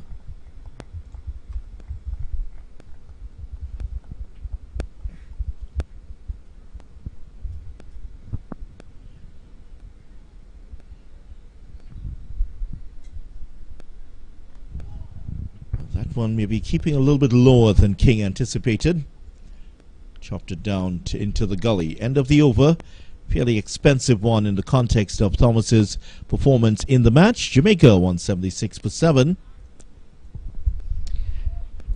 Yeah, but I think we've kind of examined what we expect from Thomas, and as long as he keeps adding to the wicket column, then we're not going to get too concerned about the balls that go astray or the runs that they might take off him. He's well in. He's definitely on the plus side as far as the wickets are concerned. He takes them at a very, very good rate. Just needs to one more, and they are really feel good.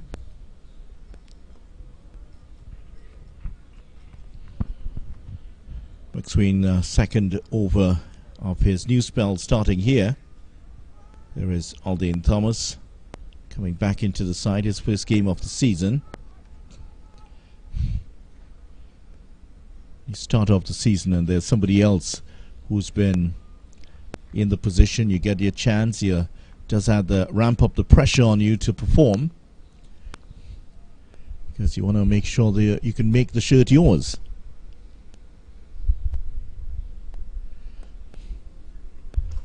Good delivery again from McSween, just getting the batsman to play. Trying to identify what is it about Thomas that he's unable to get the batsman to play consistently. Is it perhaps a technical issue for him? No, it's absolutely the right question to be asking. What am I doing that might be wrong. What can I do to correct this? You'd have to see a lot more of him and really analyse the action. Didn't deal with that altogether convincingly there, Alden Thomas. No, just squirted out to the square leg fielder. He's trying to push that out into the offside, actually. King just offering some advice. And McSween, he and the ever-present Lewis there, these two stay very close on the field, always in conversation with each other. No doubt the Windward Islands coaching staff are working with Thomas to try and improve that consistency.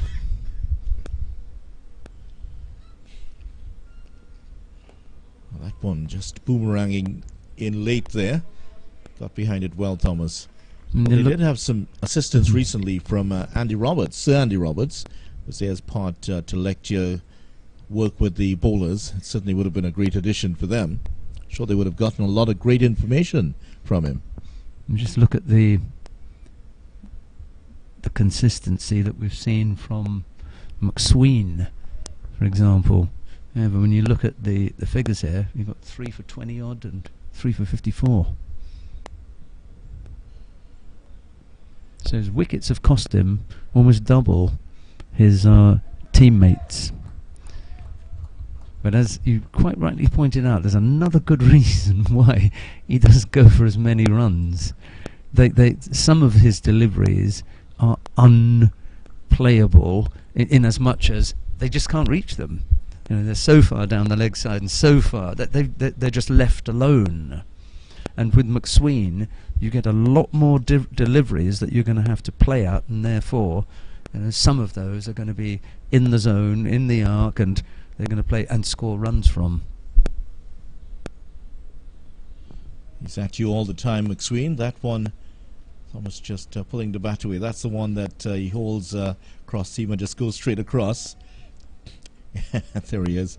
Thomas just having a little laugh with McSween. Certainly not what was happening with Campbell. 176 for 7, Jamaica Scorpions.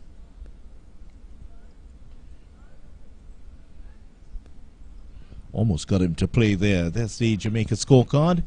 48 for Campbell at the top before he was dismissed by Thomas. 36 for Lugg, 26 for Blackwood, 25 not out for Brandon King.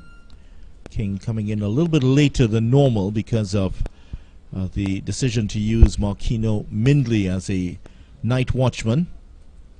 Always makes it look a little odd here. Him coming in late. Green went in. 3 balls later he was gone. It's almost 6 of 17. So just Gordon and Merchant to go. Change of bowling from the far end. Who we're going to get? Looks like Demba is going to come in. Did we see him yesterday? Yes, we did see Demba for a couple of overs. What did we? 4 overs he bowled yesterday. 4 overs, none for 19. Went for 16 runs, off his first 18 runs of the first 3 overs. 1 off the last one he bowled. So let's see, his average economy rate 4.75. So he didn't settle well. He was bowling against the top order with a fairly new ball. Now the ball is 51 overs old here. Just a reminder that the Windward Islands were bowled out in 51.1 overs. So a slightly older ball for him to work with now. Kenneth Demba, another one of the contingent of police officers on this Windward Islands team.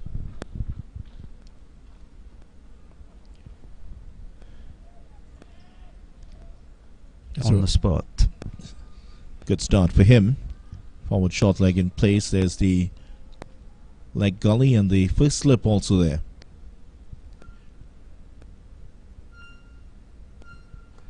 Cuts that away. 4.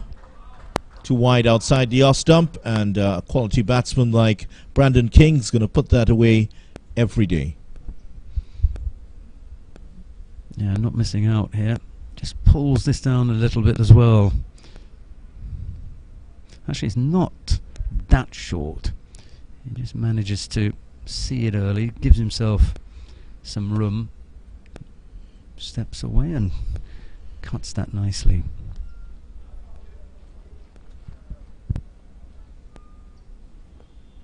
That's better. More like the first delivery is balled.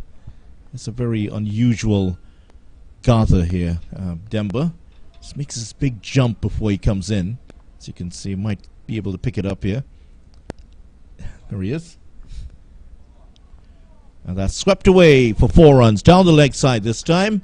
And the leg slip was in the firing line that time, as that was just paddled around by King for 4.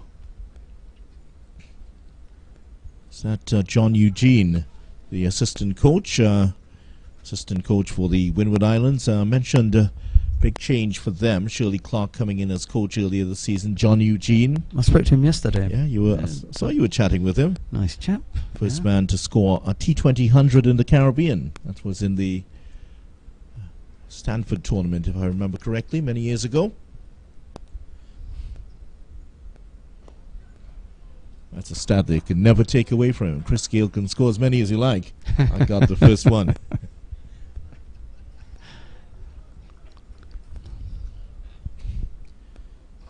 Yeah, and Liam Sebastian, the former captain of this team, in as the manager now.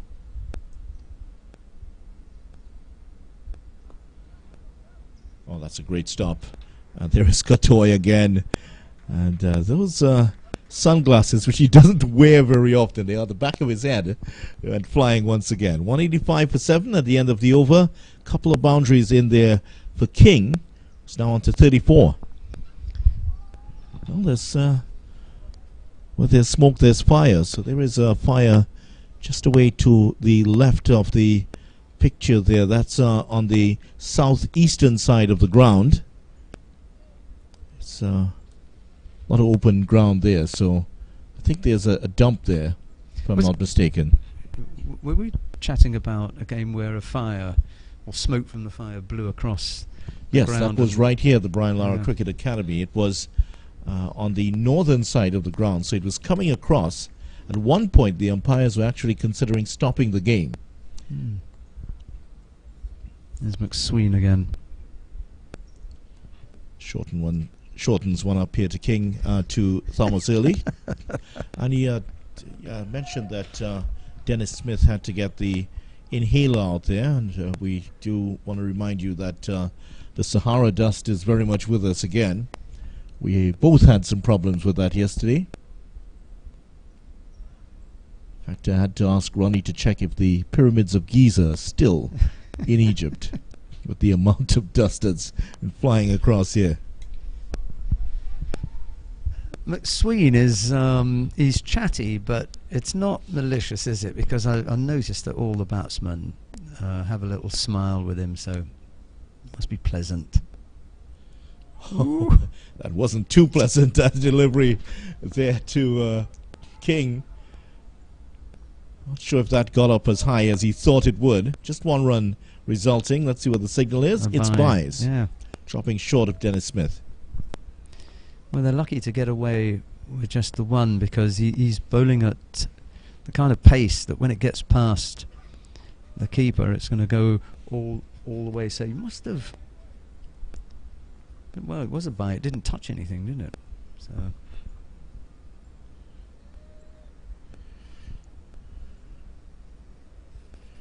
Demba is still in that short mid-off position for McSween, just behind, just to the left of Brandon King.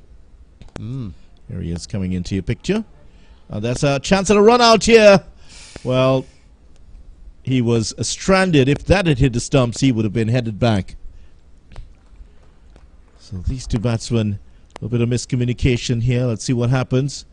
Was interested in the single. King came and then he told him no. And it was Katoy. Yes, if that had hit, he was miles away. He would have needed a ticket to get back into the stadium. That's how far he was away. It was a nice pick-up. Glasses went flying again. I'm not even going to laugh at the one. He's just got so many, and he reels them off. That was from the page of page 67 that came off, number 14 on page 67. And he knows exactly when to pick them up. Oh, pulled away. Spilled out there. He's not going to get that. 4 runs. That is beautifully hit by Thomas. Hit with some authority. Short delivery from McSween.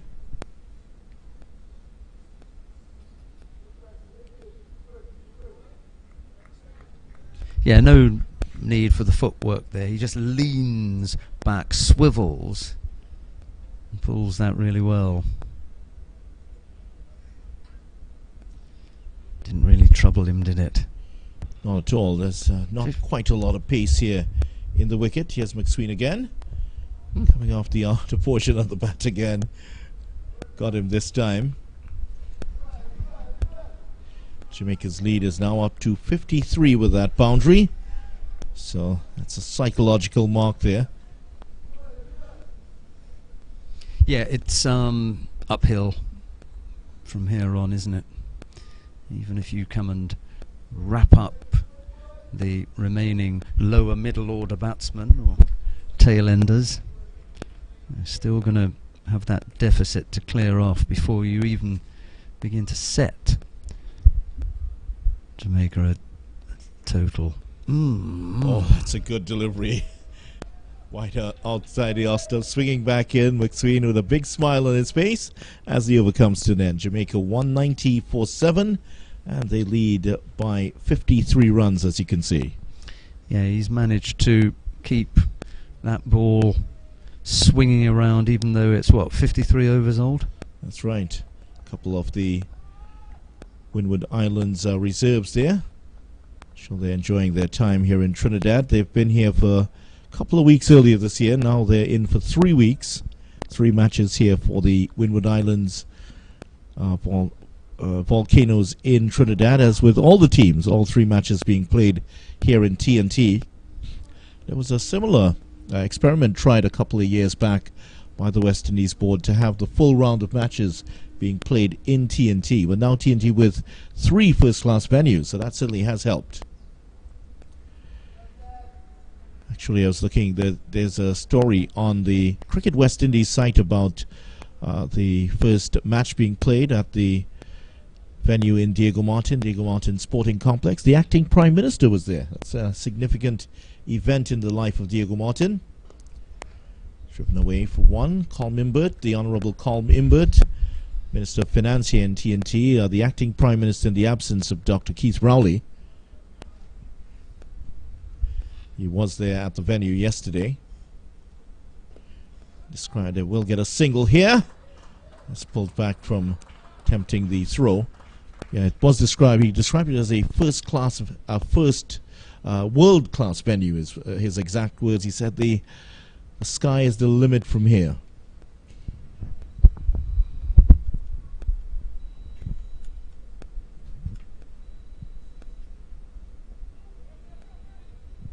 Steal a single there, don't they, really? Thick edge and no one in that area. So the finance minister he put in an appearance. Must have had something to do with money.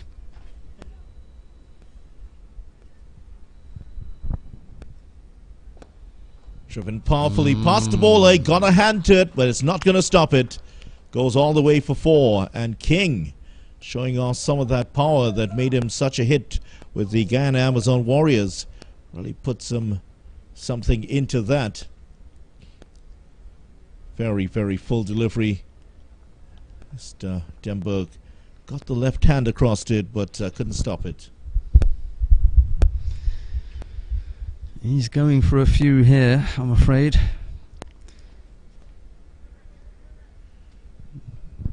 Sixth over, 34. He's got a ball left in the over.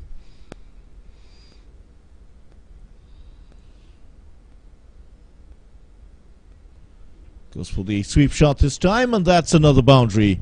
Just like with the last over, overcompensating, straying down the leg side, and that is swept away well here by King. Was on to 43, and that's the 200 up for Jamaica. 200 for 7.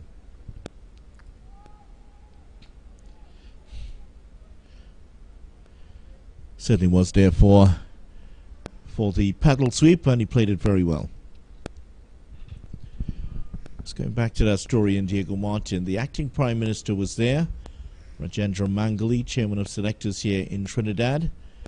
CWI Director Deborah Coriat-Patton, the CWI Director of Cricket Jimmy Adams was also there, as well as CWI's Manager of Medicine and Science, Dr. Oba Gulston. Familiar name for West Indies teams. Azim Bassarat, the President of the Trinidad and Tobago Cricket Board, was also there. He also praised the venue. He said it's a community ground, but they're very happy that Cricket West Indies granted the first-class status to the ground. Everything was in perfect condition, he said yesterday. It was perfect, but for the Leeward Islands, 308 for 7, they certainly enjoyed themselves down there. Just a single off that first ball by McSween, just tucked around the corner. Good running. So Jimmy Adams was on Cricket West Indies duties yesterday. Could have snuck down here to watch Jamaica for a little bit. Sure, you might be watching right now.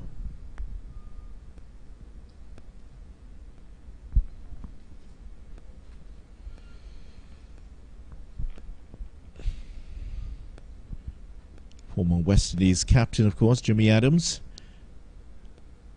Had a stunning average at one time. His average, test average, was over in the 60s at one point. It was just difficult to dislodge.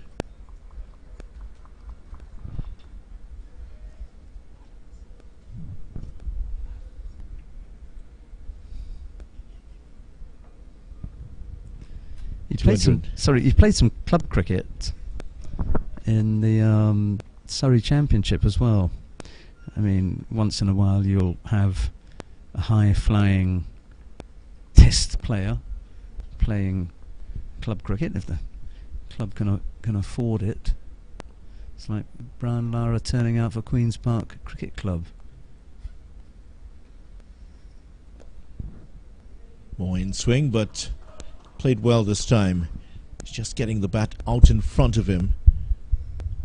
Good single.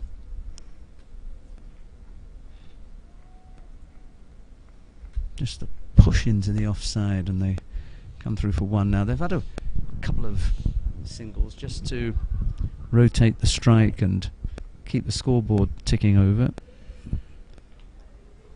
Outside of that man at backward point, there's a deep cover. There's a big gap between that backward point and Demba, who is in that mid-off position, and that's past him for 4.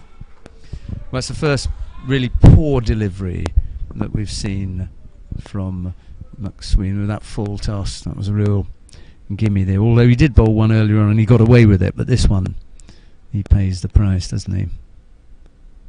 Yeah, King a lot better set now, 47 of 56, and he's starting to accelerate. Brandon King starting to look dangerous here for Jamaica. I'm sure those memories of that 133 of 119 balls coming back to the minds of those who saw it.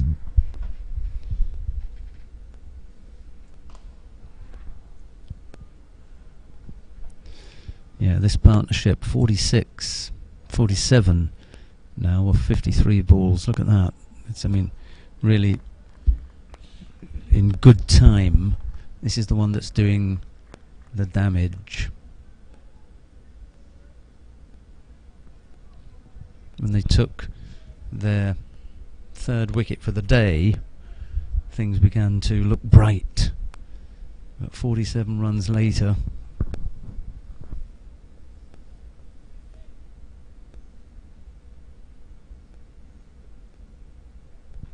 paddles that around.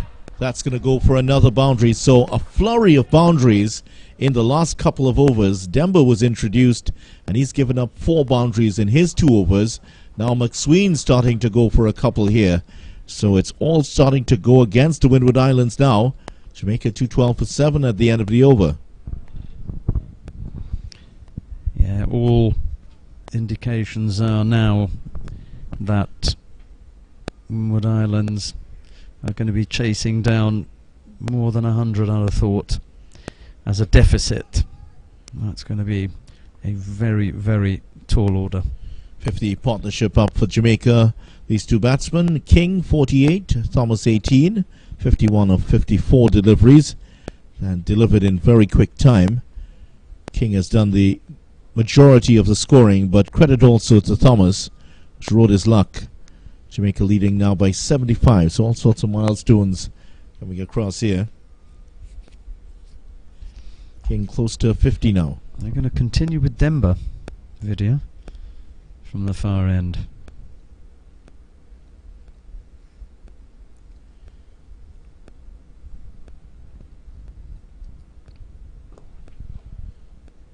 Just a 1 for King. 12 50s for Brandon King and 200s. So he will be hoping to make that number 13, but he might also be hoping to make number 13 number 3. Yes, there's plenty of time in the game for him to take his time as well. There's no rush. Of course, he will need support here with the likes of King there, who's batting well. Both batsmen have had their chances early, and how Windward Islands will rue those couple of drop chances.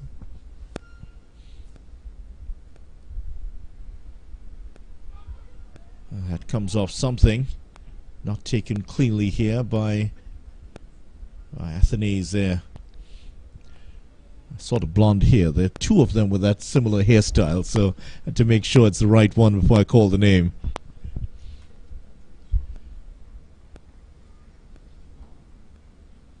Katoy with more of a blonde mohawk. Don't think that's a hairstyle I'm ever going to see you in, Rooksy. Nope, I guarantee that. Even if I had hair, I wouldn't do it.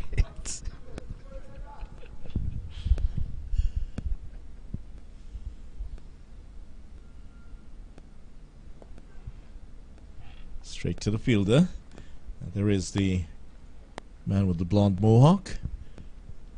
He's gotten the hat again. It's getting a lot hot in there here as we head up towards the lunchtime break. 11:55 here in TNT. It's not going to beat Katoy. And Dempa getting away with a couple of half volleys here, but the over has come to an end. 2:14 for 7. Jamaica lead by 77. King on the cusp of his 13th first-class 50. And I think you want to take this one, do you? I'm just trying to remember some highlights from that particular innings, that 501. However, when when your team scores 501, you know there are going to be a number of highlights.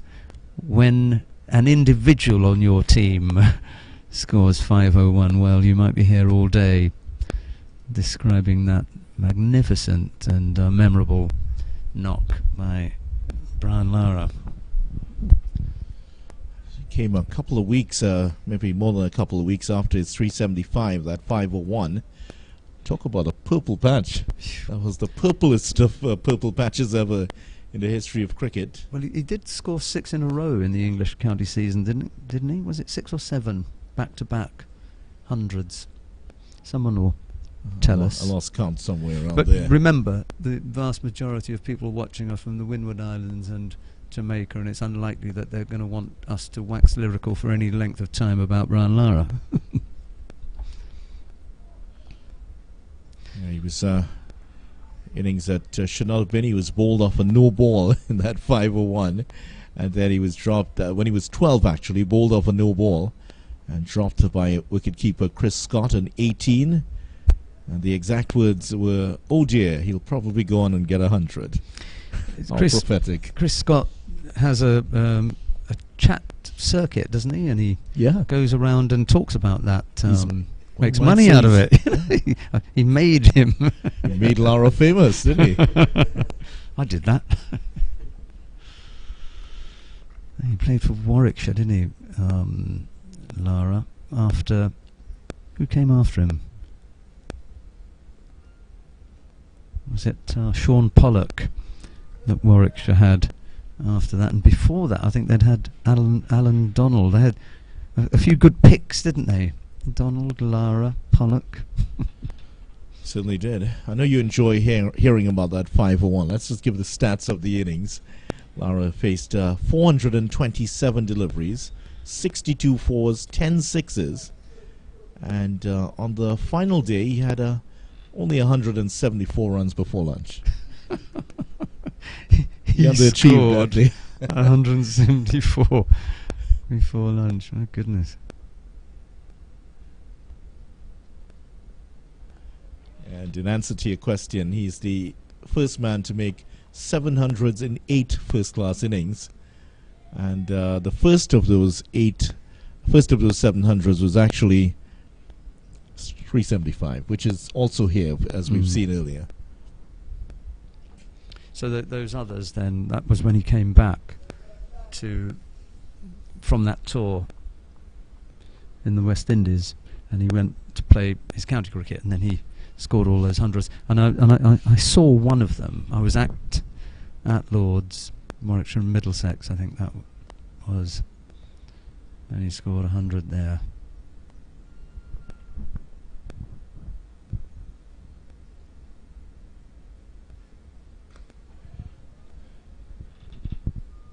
.214 for 7, and outside of that 501, of course, he took the record from Hanif Mohammed, who had 499. There was actually a scoring issue during that match where Hanif Mohammed had the 499, and he thought he had to go for a second run. Just hustled into a second run, and he got run out for 499. Well, it could happen to anyone. Yeah, especially when you're on 499. On that score.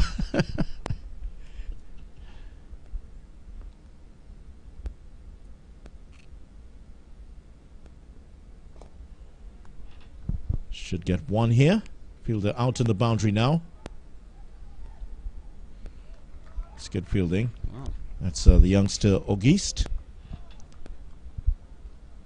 Yeah, there's actually a sad end to the story of the man he was batting with, Abdul Aziz. Just a couple of weeks later, he got struck in the chest while batting, and he died after that. So it certainly was a sad end for him.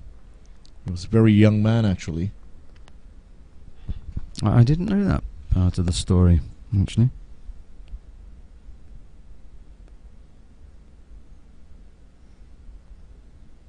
Edged and straight through the gap once again for 4. A roar of disgust from someone on the field.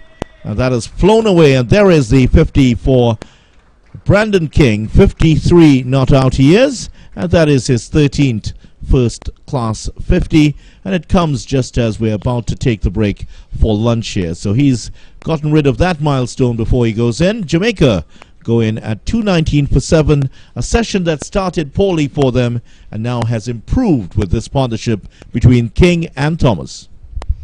Yes, there was a moment when it looked as though Windward Islands would be back in it, but this particular partnership, 58 off 66, has really put the Windward Islands up against it, and I think there's more yet to come in the next session, because they've still got a couple of wickets in hand. Both these batsmen look reasonably well set now, although Thomas is only on 20, but he's faced 34 balls and looked reasonably good, bringing that about. King, his 53 off 62, well, that's the innings that is going to take it away from Windward Islands, I think. Here's video. 58 runs scored in the last hour also since the water break, so, and for the loss of 2 wickets. So they lost Palmer during that. They also lost a further wicket, but Green just going right after that. Here's the bowling figures. McSween, the best bowler so far, 3 for 75, but Josh Thomas would argue that is not so. He's gotten 3 for 29, and Jamaica Scorpions 219 for 7 at lunch on day 2 of this round 3 match, West Indies Championship. Hope that you will join us in about 35 minutes time for more commentary here at the Brian Lara Cricket Academy.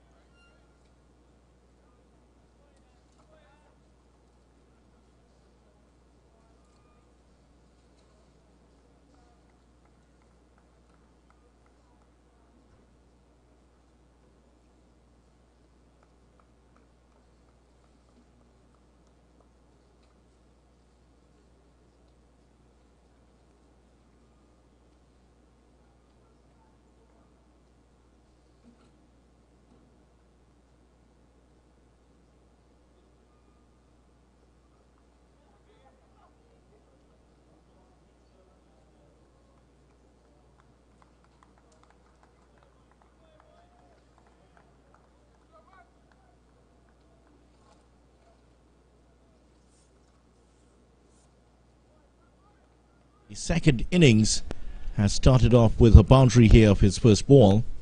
13th match for Jamie Merchant, averaging just under 20 runs per innings. Yeah, sorry, what I meant to say was a big deficit to chase down, and in the scheme of things, 86 is a lot of runs. Now he pulls this one away. He got a hold of that very well, as you said, and that's gone for 4. So consecutive boundaries here by Merchant. He's not messing around at all. Yeah, another one who just stays in the crease, really. It's just the leaning back and the pivot that does it. He doesn't step back.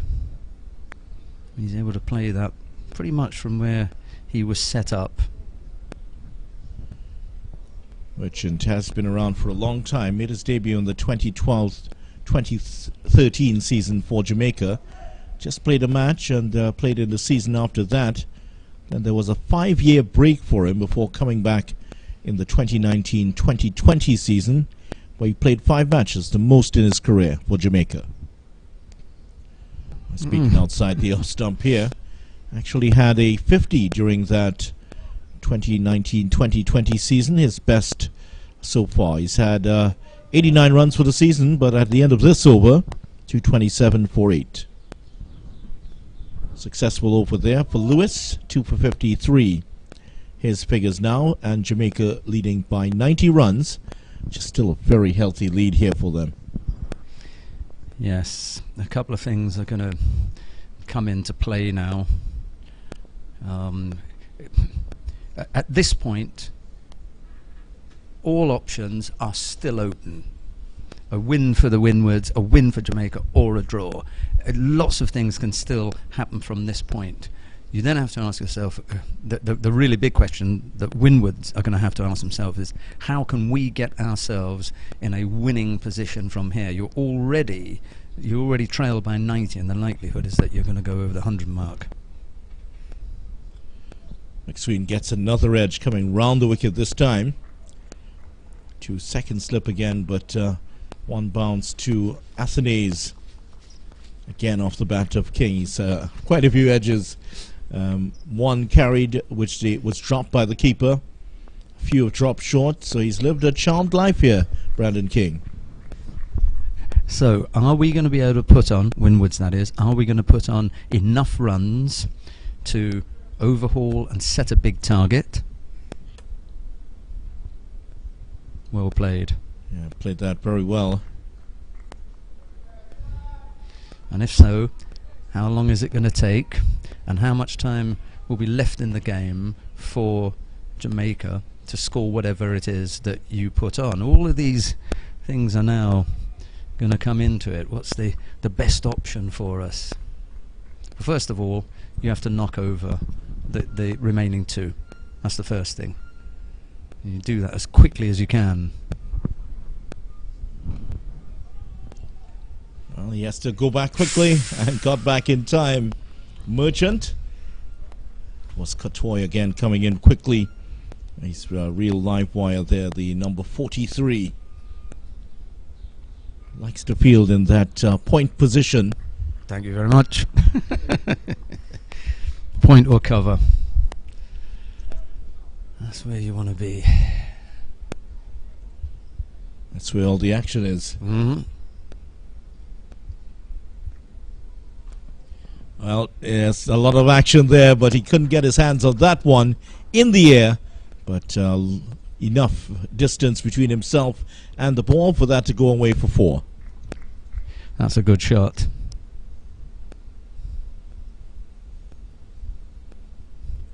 See, we get to see the replay once, but when you see it again, if you look at the footwork, he doesn't have to have any footwork here. Look at this. Feet barely moved. Yeah, it's in exactly where he wanted it. Short, enough width, gets on top of it and puts it away beautifully.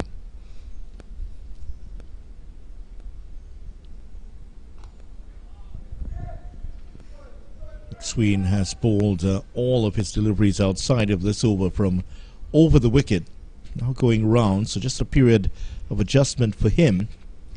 And perhaps the ball's swinging a little bit less now, so he's decided to go over the wicket to the right-hander. Round the wicket, sorry, to the right-hander.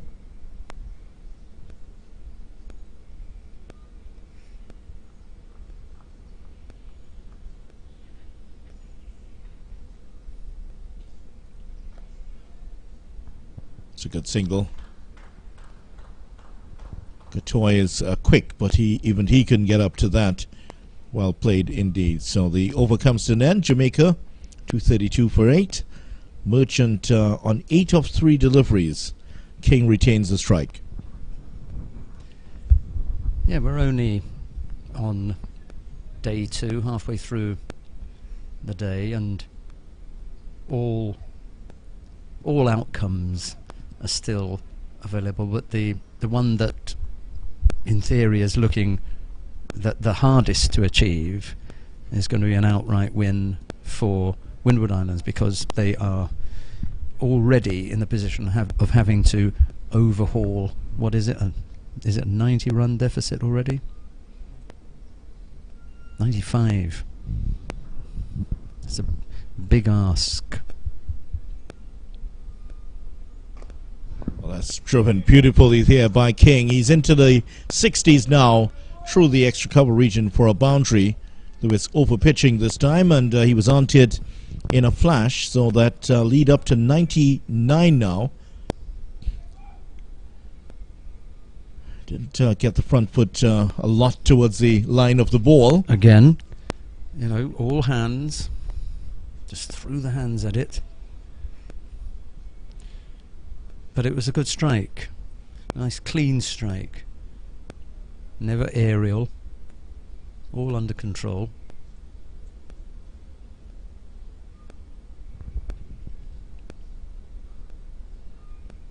Far down the leg side this time from Lewis. Yeah, well, when you've just been crashed through the offside, you just begin to straighten up a little bit, and in trying to do that, he's taking it down the leg side. Well, you mentioned all the possibilities that can still happen. The odds on a Jamaica win here. Next up, Windward Islands win. Maybe something dramatic happens. I think definitely doesn't seem like it's going to be a draw. I think that's the third of the options. The second being that they will find some way to draw, because we haven't taken into consideration tomorrow's weather. That's right. Yeah, that's also a possibility. That could slow things down. But if you're a Windward Islands supporter and you're sitting at home with your feet up and maybe having an afternoon drink, you don't want us banging on about a draw. You fancy your team can find a way to win. We're just looking at the most likely outcomes given the current state of the game, and Jamaica lead by 99. In terms of the weather, not very different from what I would have read to you yesterday. Mainly dull and hazy conditions expected despite the odd shower. Hazy night with a light breeze. Thick concentration of Sahara dust present in the atmosphere. A decrease in air quality is expected, so persons who are sensitive to this change should take the necessary precautions. Why are you looking across at Ronnie? Well, is he sensitive? No, I'm looking across at Ronnie because we know who the sensitive one in the room is. It's the next delivery.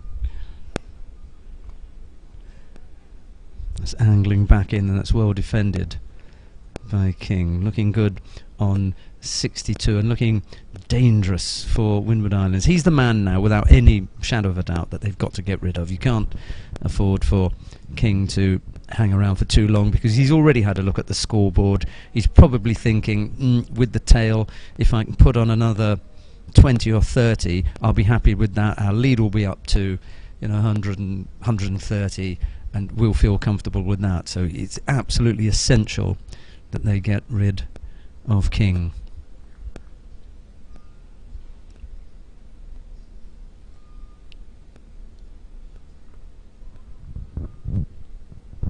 King's wicket certainly holding the key here for Jamaica as the over comes to an end. 236 for 8. 60 overs bowled in the innings. And the other thing that you'll look at if you're in the field is King's not going to change the nature of his game. He's not going to try and protect his partner. He's perfectly happy to put as many runs on the board as he possibly can and hope that at the other end his partner will throw the bat and pick up a few more. That they're probably already looking at the scoreboard and thinking, right, we've got a lead. It's a good lead. Anything that we have here is a bonus. And given the fact that weather might come into it, let's get at them as quickly as possible. Here's McSween. Back over the wicket, left that alone. That was not very far away from the off stump of Merchant, who, from the way he started off here, if you're expecting his partner to throw the bat around and get some runs, well, Merchant looks very capable of that. The really damaging thing would be 15 or 20 from Merchant, 10 from the next batsman and 30 from King. I mean, that'd just be crushing.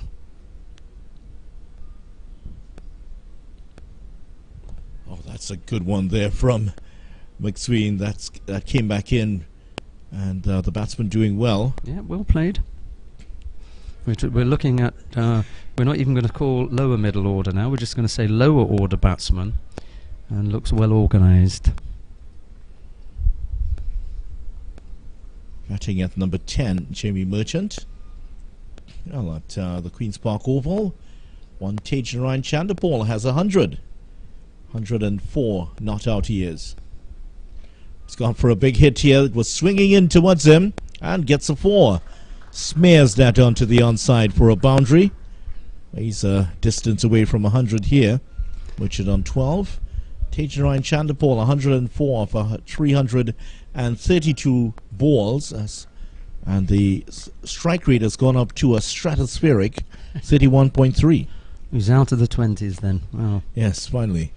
38 for Bramble. Chanderpaul 104 not out. Well, Diego Martin, if you're a TNT fan, you might want to sit down if you hear what's going on there. What sort of problems for TNT?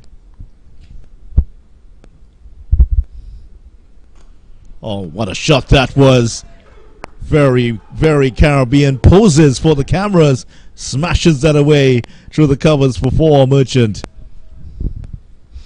The Jamaica players who are not involved at the moment, that's to say those who've already been in, and some of the other staff are one level below us. They came upstairs from the little dugout that is at the edge of the boundary, and we can hear them quite clearly now shouting their support, especially when the ball gets smashed to the boundary like that. 16 off 7, 244 for 8. Good delivery from McSween, just beating the edge of Merchant's bat. Good comeback from that one that was crashed through the covers there. Just let me tell you what's happening with that TNT game. Leeward Islands 357, Kieran Powell 139 yesterday. Jeremiah Louis 42 not out in that match. Batted very well again, Jeremiah Louis. And for the Trinidad and Tobago team, well, here's how it goes after this ball from Preston McSween.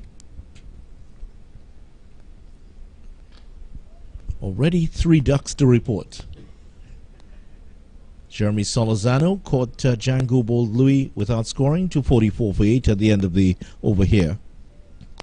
Tion Webster caught Walsh bowled Louis 0. Darren Bravo caught Ward bowled Archibald 7, and Jason Mohammed bowled Louis 0. Yannick Correa on 9 not out. Joshua De Silva on 5 not out. TNT in reply to 357 for the Leeward Islands, 23 for 4. So they've got their mountain to climb. I'd say that was a bigger mountain than the Windward Islands face here. Yeah, trailing by mountain, you talk about the Himalayas there. Yeah, trail by 107. it's now really up to Jamaica to steer this in the direction where they put themselves in the best possible position for an outright win. Some quick runs here and then try and get Windwards knocked over. What were we saying yesterday about the advantage for TNT as the home team? Hasn't materialized that way at all. Well, maybe they are the designated away team in that game. Well, they were mentioned first, so they are the home team. In that case, I was clutching at straws there. There was absolutely no excuse. None at all. Trail Leeward Islands by 334 runs, 6 wickets still to go.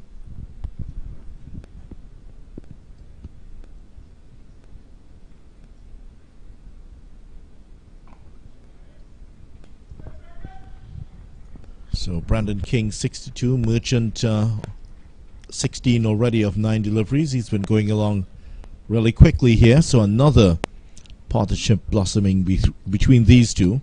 It's already up to 25. Isn't it funny how sometimes the tail will come in and help the established batsman to put more runs on, and sometimes you've got the established batsman who hangs back a little bit and the tail flay it to all parts of the ground and pick up 16 here and 15 there. Well, helped here by a rather ordinary delivery from Lewis. Full toss hit through the covers for 4.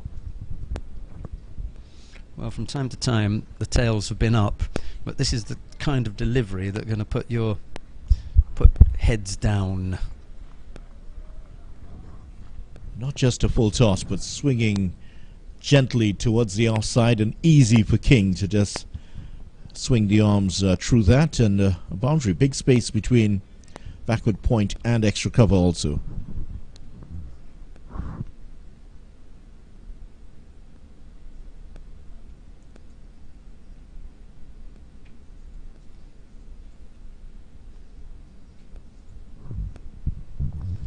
Two men in the deep on the leg side.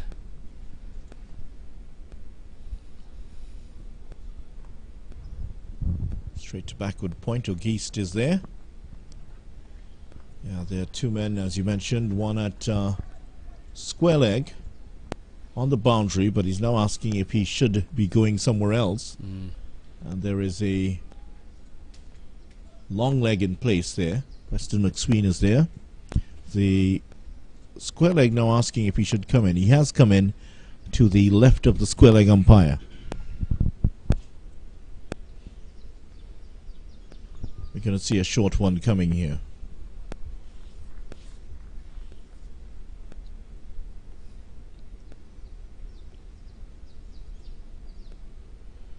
Ooh, thought about that, playing at that one. 3 slips in place here for him. Brandon King has batted well, 66 of 79. He's rode his luck well because he's been edged one early, had a few that dropped short of the slips, but he's kept his concentration and he's put away the bad balls.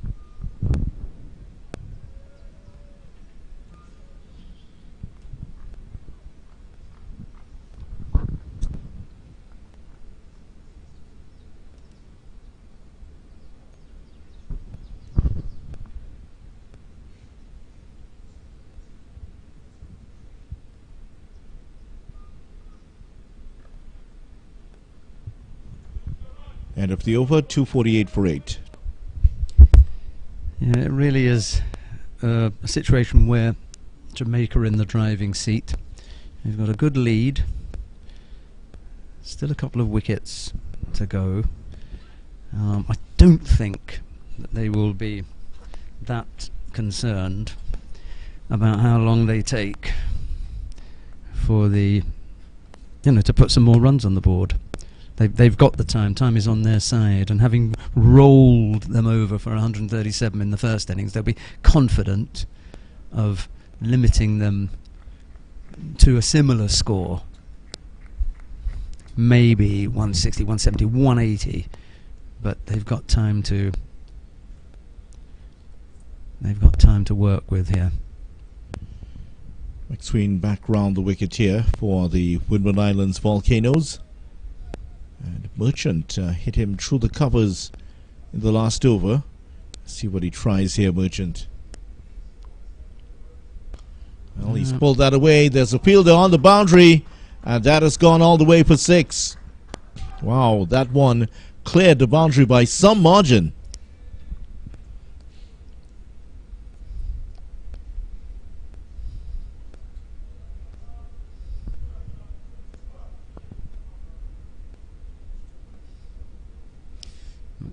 McSween scratches the little stubble on his chin, just wondering where that went wrong. Well, Merchant is ready to take on anything here. Once it's short, he's taking it on at any width on offer. He's going to have a go here. You normally get one license, and by that I mean, you know, you've got the license to play your shots, do whatever you like, but he's got 2. He's got one from the state of the game. Taken down the leg side by Smith. And then he's got the other from King, who's seen him play a few shots. He's looked at his score, 22 off 11, and he said to him, okay, go for it. You put the runs on the board. I'm okay with that. I'll keep my wicket intact. I'll wait for the bad ball. I'm not going to be forced into doing anything that I don't have to, because quite clearly you can strike the ball well. You can keep the scoreboard ticking over. We're 254 for 8. And yeah, everything that we put on here brings us closer to a win.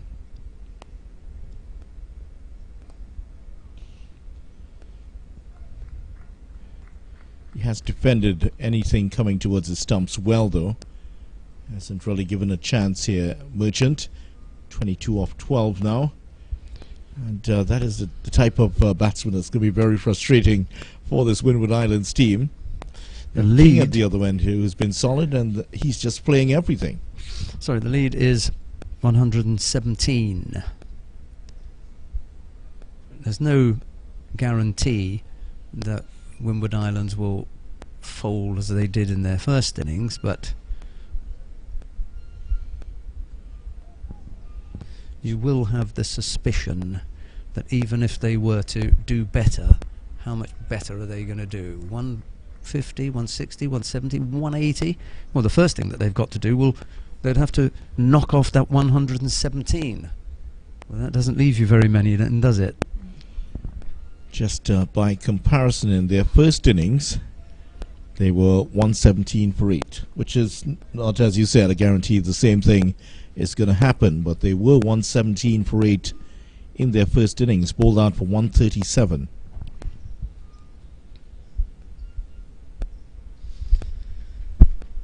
So, as much as we'd like to hold out some hope for Windward Island supporters, and good afternoon to you if you are just joining us, things are looking very difficult.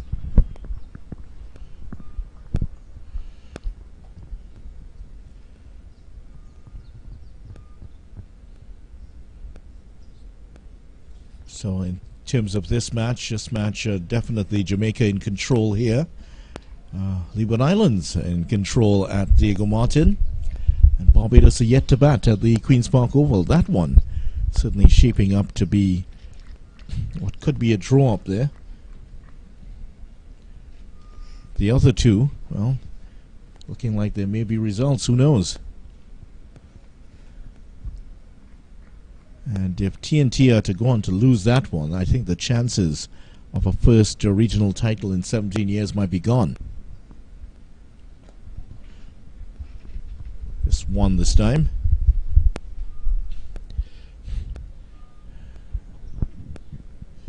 End of the over, 255 for 8. Just want to remind you of the point situation coming into this game. There is the eastern side of the Brian Lara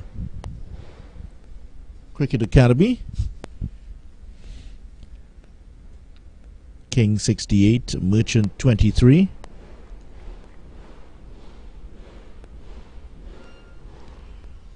Hope you're not hearing that pounding. Some kind of work is going on downstairs. Well, it's that loud that they probably are at home picking up some background noise.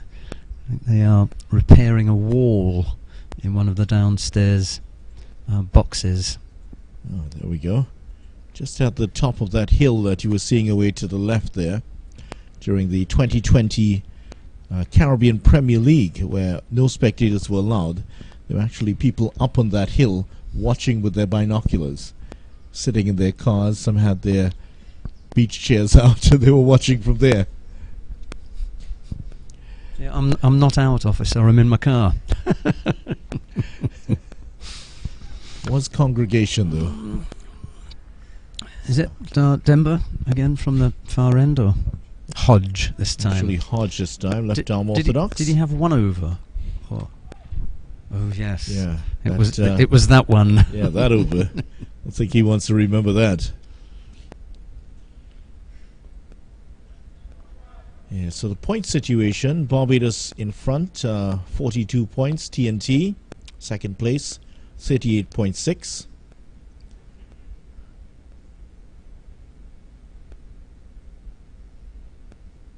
Throws on him a little bit there. Well, nobody should have really underestimated the Leeward Islands, because they were in third place with 1 win and 1 loss, 24.6 points. Guyana, the former champions, 21.4 points. And the bottom two, Windward Islands and Jamaica. I thought he got through him there. That should be 1. They will get 2 easily. No signal. Came off the bat. Windward Islands 10.8 points and Jamaica 8.8. You'd have never guessed that from seeing this game. No. We were chatting yesterday about how cruel things can be at times. I'm not sure how cruel that really is, but they don't look like bottom of the table units. There are good things about, you know, aspects of the game for both the teams, but they've just been not unfortunate with the results. The results are a result of how you played, but things haven't turned out well for them.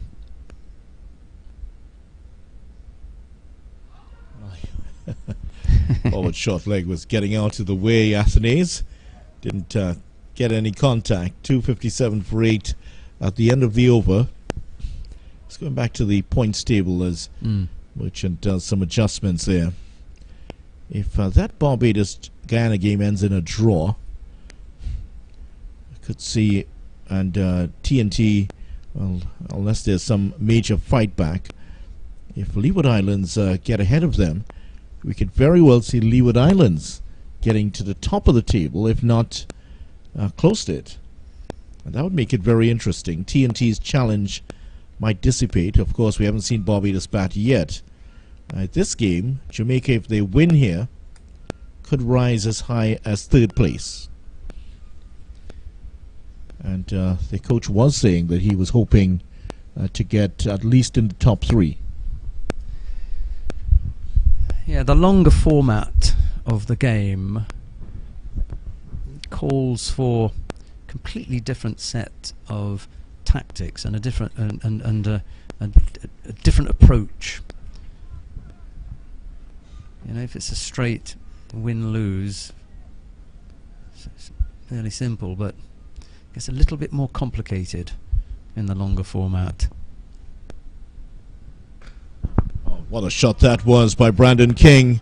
Full and wide. Got the treatment here from McSween, who has, well, actually, correction, Thomas, who's back in now. And another example of how he can be inconsistent. First ball of the over. Nice, gentle delivery outside the off stump. Not much footwork again from King. I was going to say, absolutely, you know. The thing is, he struck it so well. I mean, he's got a good eye, nice hands. It goes right through the ball. There's never a chance in the air. It's all along the ground. It's hard to pull him up and say that's not a good shot. onside this time. So Thomas starts with one wide outside the off stump and one on the leg stump this time. He usually does, he can produce these wicket-taking deliveries, but they're few and far between. Had a double strike in one of his overs earlier today, 3 for 34. So why do we talk about getting your front foot to the pitch of the ball? Well, any good coach will tell you that it's all about balance and good timing.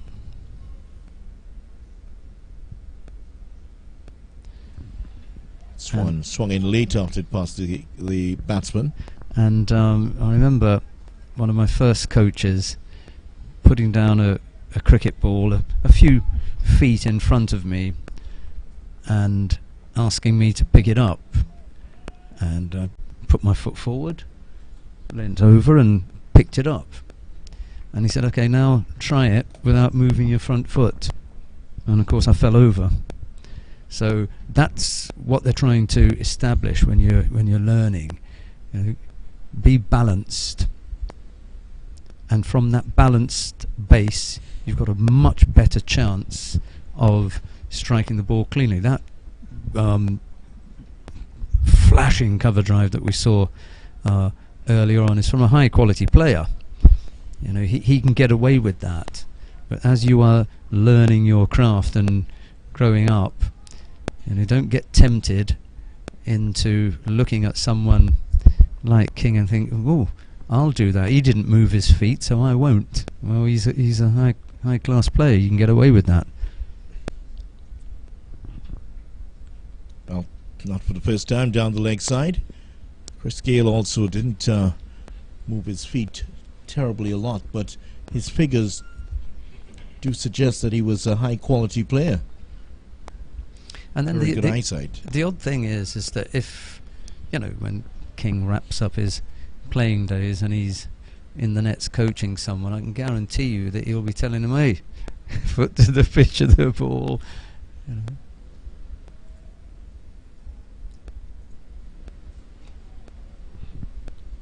Better delivery here from Thomas.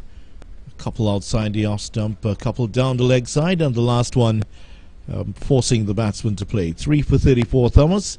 Jamaica 262 for 8 at the end of the over. The lead is 125 now. Yeah, it's quite a milestone itself. Talking about milestones, in case you're wondering who's at the top of the charts when it comes to the regional series, Craig Braffett, after that 276 he scored earlier this season, obviously the leader, 341 runs. Well, Kieran Powell has now gone up to second place, 283, and he has displaced John Campbell, who has 261. Devon Thomas also got some runs yesterday, 254. And after that, there's one T. Chanderpaul, 171 runs.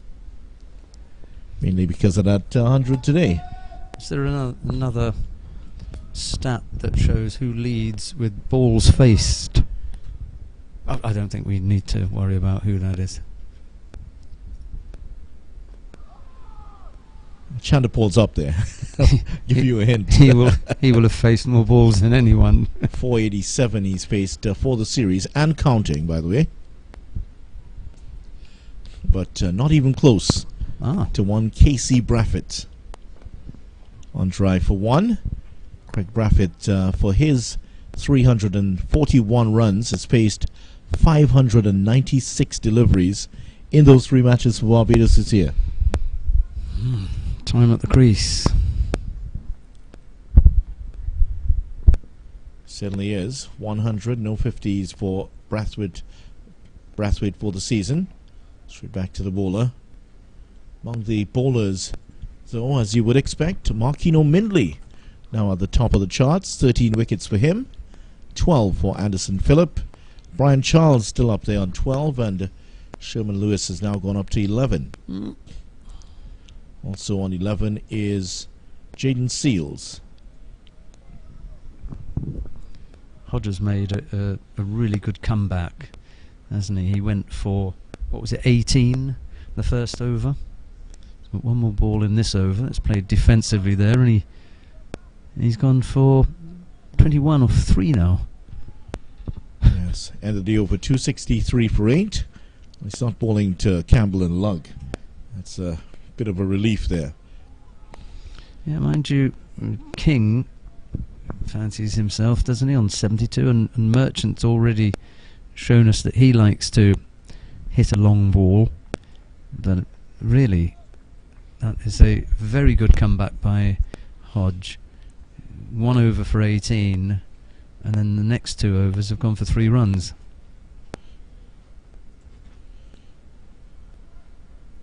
He's just put the brakes on all of a sudden. 263 for 8.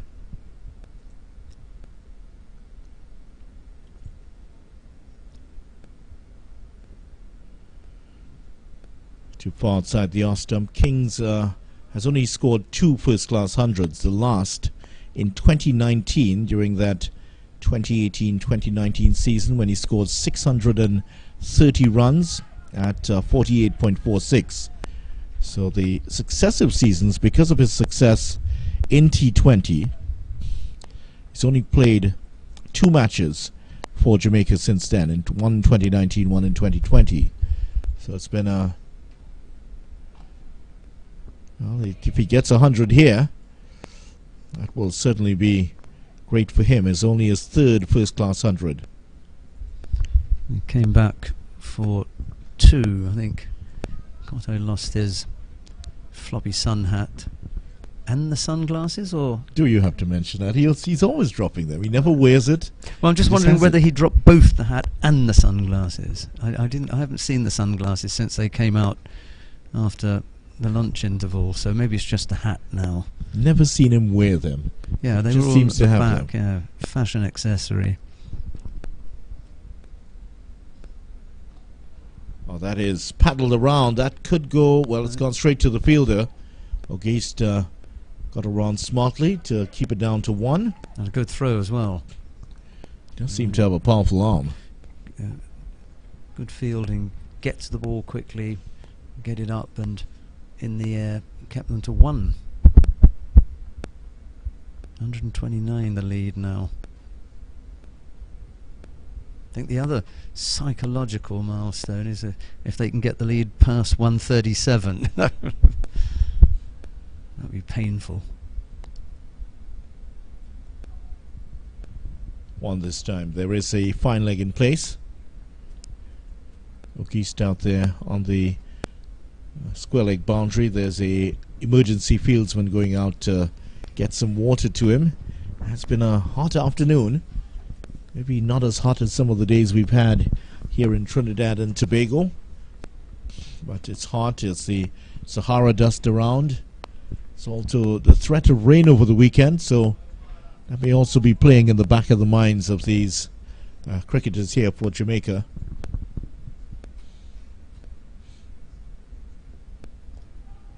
Well, he's gone for the big hit and almost carried to Melius. That just seemed to hang in the air. Melius got across to it, but not before it hit the ground. I wonder if King is starting to go more for his shots. He's batting with the number 10 batsman. He wants to get that 100.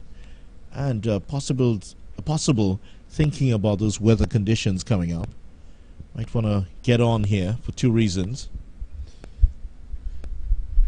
I'll come back to that after this ball.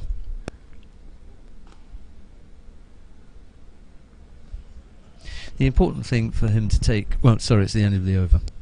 267 for 8. Yeah, the important thing for King here is to have a look at the length of time that is left in the game. The first thing that you want to make sure is that your team is in the strongest possible position to win outright. That's what you want. And with a lead of 130, you have to be thinking, we've got this. If the weather doesn't come and disturb us, we've got this. They've got to put on 130 before they even score a run to give us anything to chase. So you've got to feel confident about that. Merchant has looked reasonably solid, 26 of 29. Runs are coming. Take your time. Look for 25 more if if you can, and hope that the two remaining batsmen can stay with you. Here's Hodge. Slashed at that one. Not far enough away from him to cut there. Merchant 26 off 30. They've bowled a lot better to him. He hasn't been able to score quite as fluently as he did early in his innings. Oh, that's gone through O'Geese this time. Just as you had praised him a few balls ago about his fielding, that one just seemed to bounce past him. Yeah, the previous ball was too full to cut. That one was short enough. And that's just what you want to do. King wants to get on with it, but he's also watchful. He knows that there are going to be a couple of balls every over from this bowling attack that he can hit.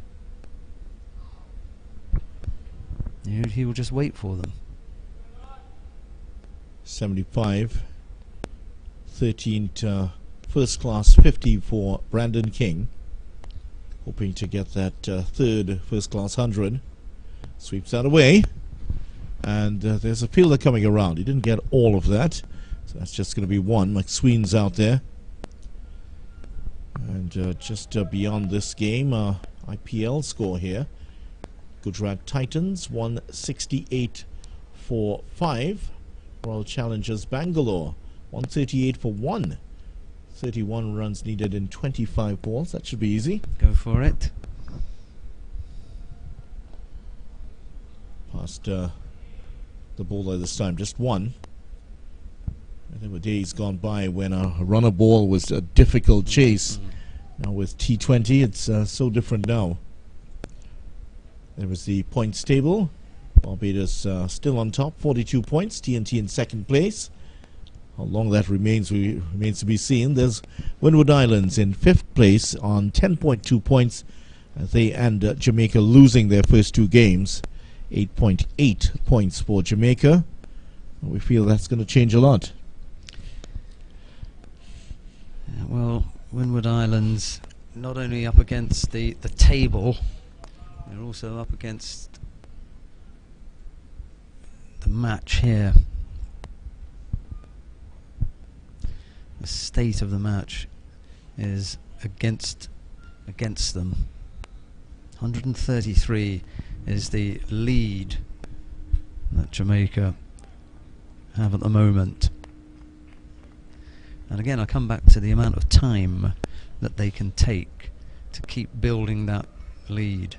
It really is in their hands. Plenty of time left in the game. No need to rush anything. Oh, struck him on the pad. That's pretty close here. Umpire Ramdani is unmoved. Was that a second noise we heard there? Could have been. The bowler didn't seem to appeal a lot at the start here. Let's see what happens. Might be a little bit of bat on that to get outside the off stump. Well, must have been some bat. Had to be.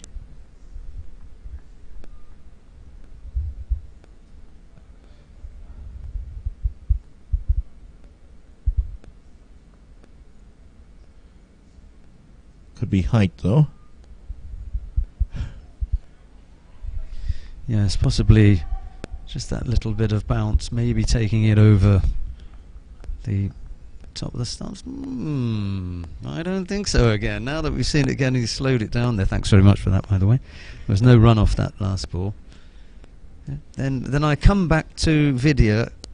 Was there another sound in there? I don't know. If there wasn't, then yeah.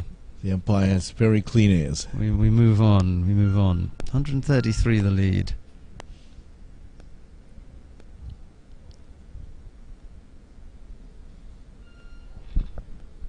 Well, he's not going to be held back here, Merchant. That's the second big drive he's essayed at Thomas here.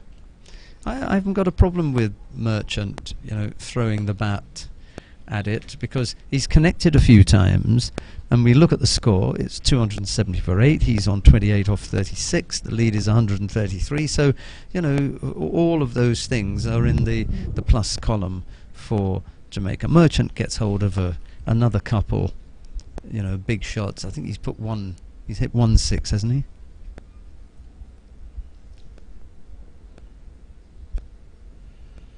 This time, shoulders, arms to that one. Lets it go. So Merchant 28, King 76. Healthy situation here for Jamaica to go on to try to force for victory in this third round match. I'll remind you in a few moments about some of the other matches coming up, because those will also be very important. Yeah, because if he does connect with a few lusty blows and gets the score up to the lead up to 150, he'll have done his job.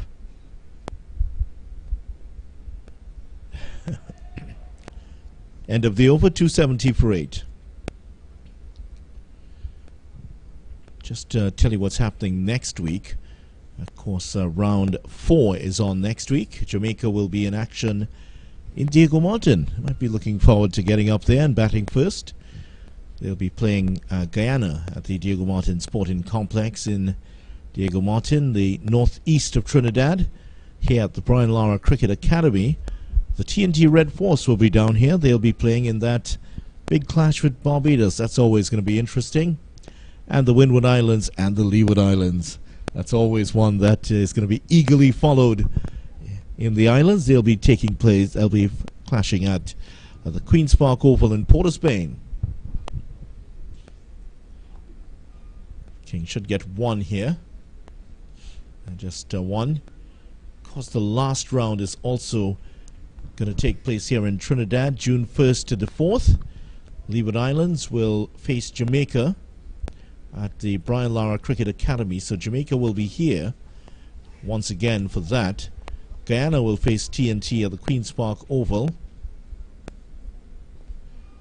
And Windward Islands will face Barbados at Diego Martin.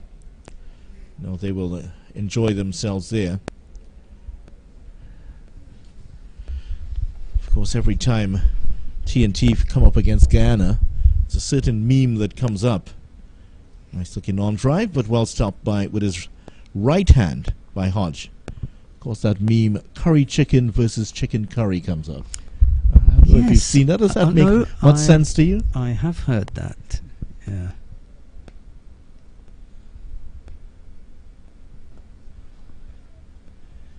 It's, of course, the different way in which the different islands, different territories, I should say, express the way in which chicken is curried. It's a popular meal here in Trinidad and Tobago, which I'm sure you've had a fair amount of. I'm going to say, which way around do I say it? Well, I definitely don't say duck curry. I mean, it's curry duck.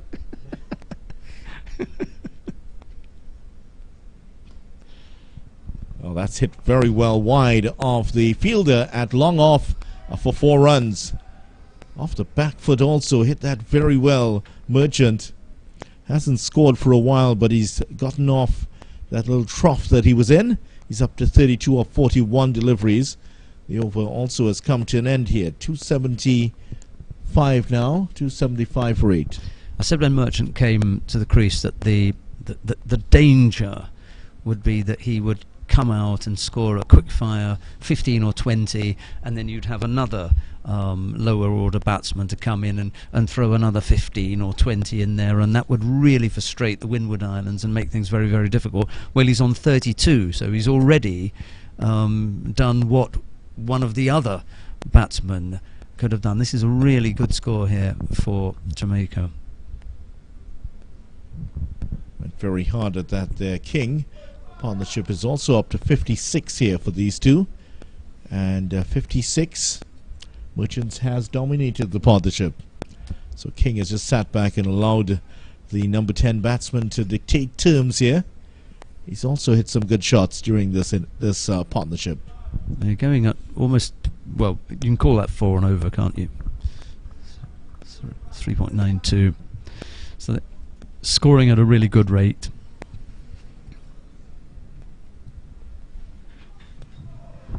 he's guided that through the gap for 4. That is well done by Brandon King. He knew that the gap was there between gully and backward point, angled the bat, and just ran it through that area for 4. He also realised that there was no third man. That's a single if you've got a man in the deep, and if you are leaking runs, if you want to stop runs, then that may be an option for you. King has provided the impetus that Jamaica wanted with this 81 of 96 deliveries. Merchant has done his part with 32. Also, Aldane Thomas's 20. Might be a low score, but still provided the support for King. Well, that's a naughty looking shot there by King. One that he will, when he's coaching, advise his students never to play. Leave alone.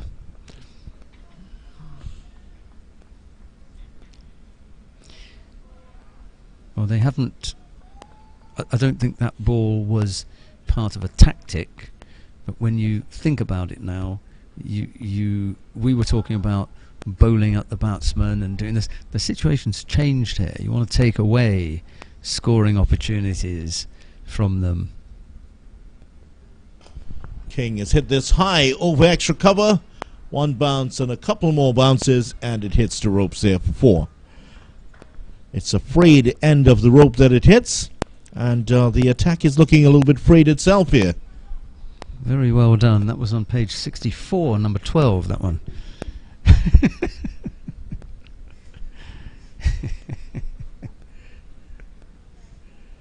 You're still very early in the book.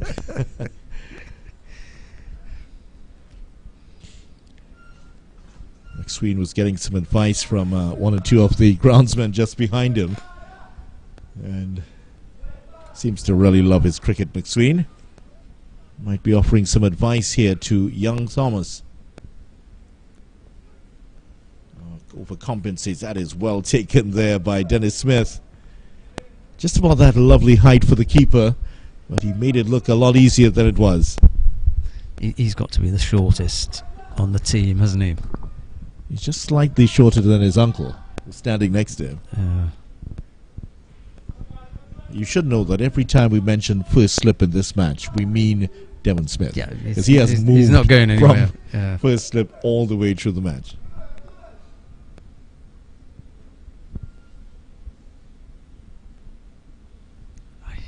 Easier this time for Smith. Uses the feet. That's the end Might of look the very over. youthful. He is 30, by the way. Looks very youthful, but he is 30. He kept himself in great condition. Over comes to end 283 for 4. There was a lovely boundary from King in that over, who's now faced 100 balls for his 85. And I'm sure Ronnie is prodding me to say that his strike rate is 85.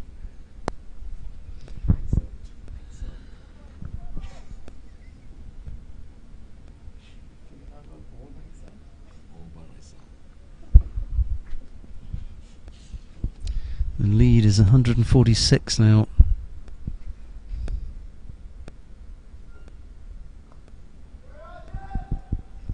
Hodge not quite flighting it anymore, because he knows that gives it any sort of air, Merchant is going to go into one of those big drives of his.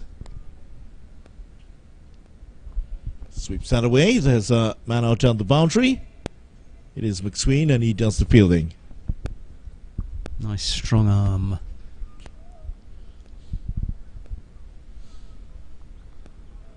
I might be able to throw it in from square leg now. But any chance of getting it in from the boundary is completely gone, I'm afraid. Straight to mid-wicket this time. And you're saying that on a good day. Square leg I can manage, but the boundary I'd have to have someone have to help me out, they call it. That's why you have the relay throw. Yep. It's very common in baseball, isn't it? Yeah, it certainly You is. see that quite a lot. They manage to get it in quickly, but and this is the shorter side. Missed out there, King. Should have put that one away. Only 15 away from 100 here, King. Yeah, it looks as though this is the short side, but as Ronnie Vikramdas just pointed out, they've adjusted the rope so it's even all round. Nevertheless, visually, you get the feeling that this is a bigger side. They're going to take a drink. Hour since we've come back out, so after the hour, Jamaica 284 for 8. So runs flowing during this partnership. They've lost just 1 wicket. We'll take a break ourselves as Jamaica, this partnership up to 65 of 87 deliveries.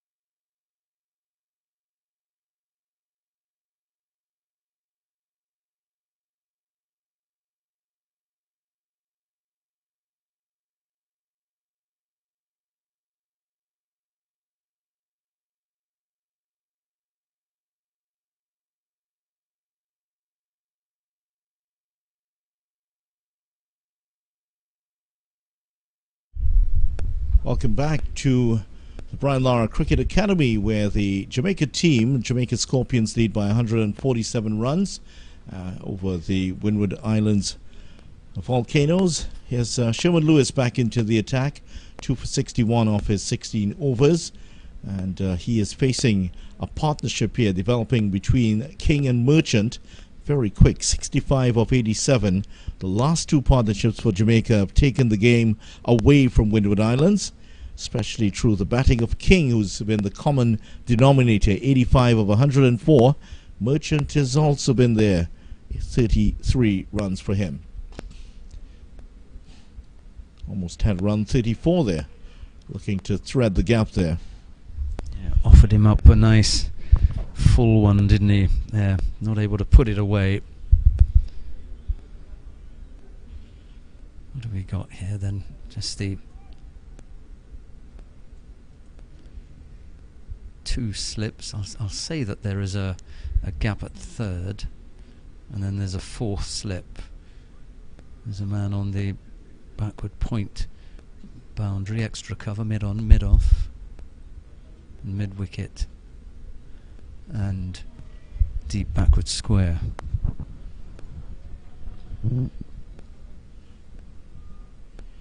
So can Lewis do the trick here for the Windward Islands Volcanoes? 33 of 47 Merchant.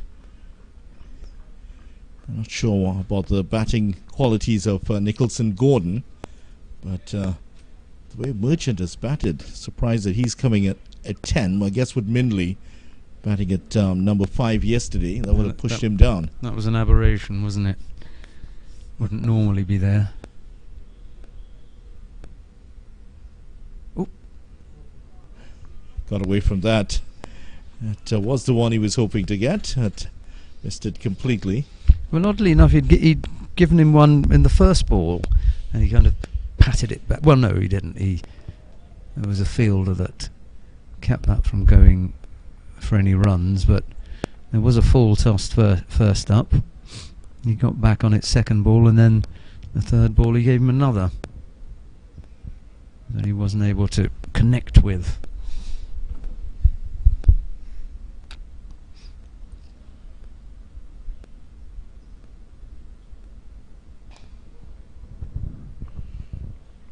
Straight to the fielder, Kotoy. As mentioned, he loves that cover region, point region also. Very good in that area. Yeah, I mean, there are fielders who anywhere between point and extra cover, you put them, they're going to be busy. The ball seems to follow them.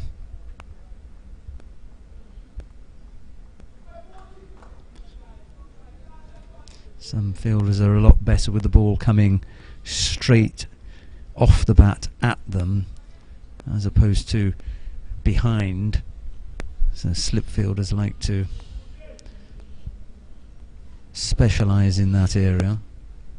And you've got good catchers in the deep.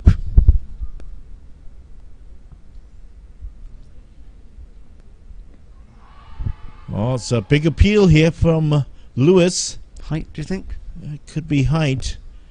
Lewis not too impressed here. See how this one played out. West Indies Championship match, Jamaica versus Windward Islands.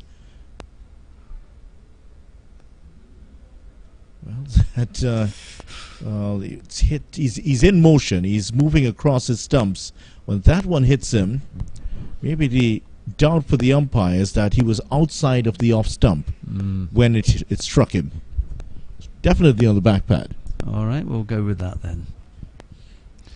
And as we said on the opening day, you've got someone in the middle who's got the experience, and they are just a few feet away from the action, so they're best placed to make that decision.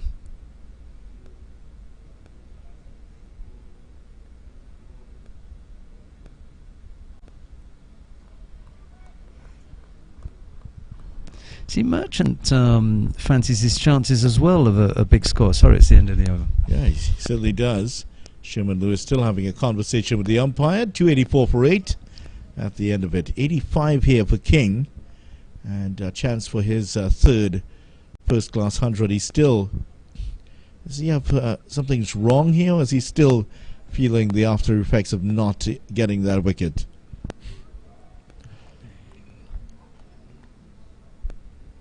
When you're the youngster on the team, you're more of a utility player. He's helping the senior player tie his shoelaces, Kimani Melius. Skipper Hodge continues here around the wicket. 30 runs in his 6 overs. 2 of those have been very expensive. Umpire Bassaret on that side of the field. So it hasn't looked very threatening here, Hodge. There is also the leg spinner, that's Katoy, but with the 2 right-handers on, maybe it mightn't be a bad shout to have him in.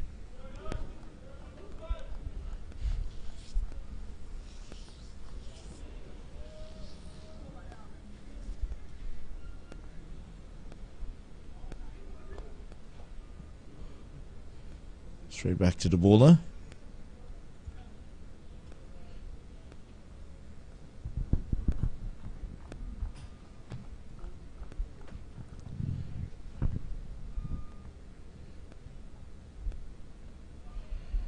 Test match we were telling you about yesterday, Sri Lanka and Bangladesh, has ended in a draw.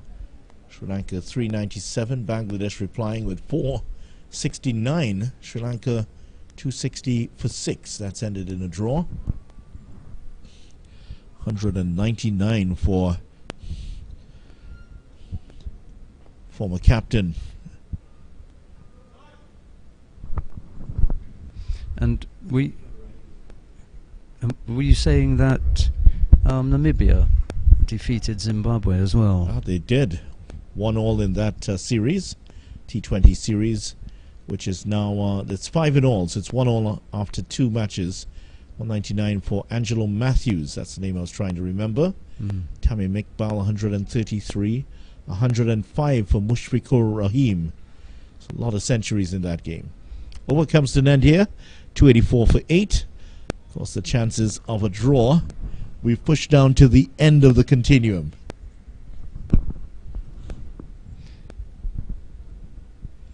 Yes, if we go down that route of giving you our opinions on the most likely outcome, I think we're going to upset one half of our viewers, so I'm not going to do that.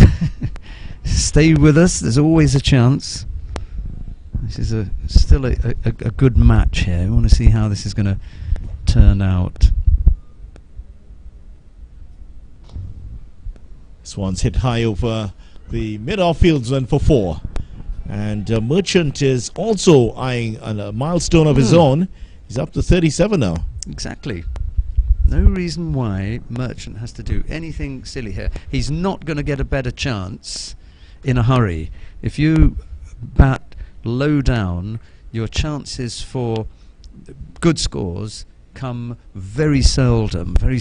So you want to make sure that if you get a chance, you take it with both hands. And here's an opportunity. He's batting with a really well set top order batsman. Good chance for him. Well left this time. Just a 150 for Merchant in his 13 games before this. 50 not out. That was his best score. Averaging just under 20, 19.31. That's what he has done so far. Of course, in the IPL, of course, is a victory for the Royal Challengers Bangalore. Yes. Winning by 8 wickets with 8 balls to spare. I assume that meets your approval? As you expected. Yes.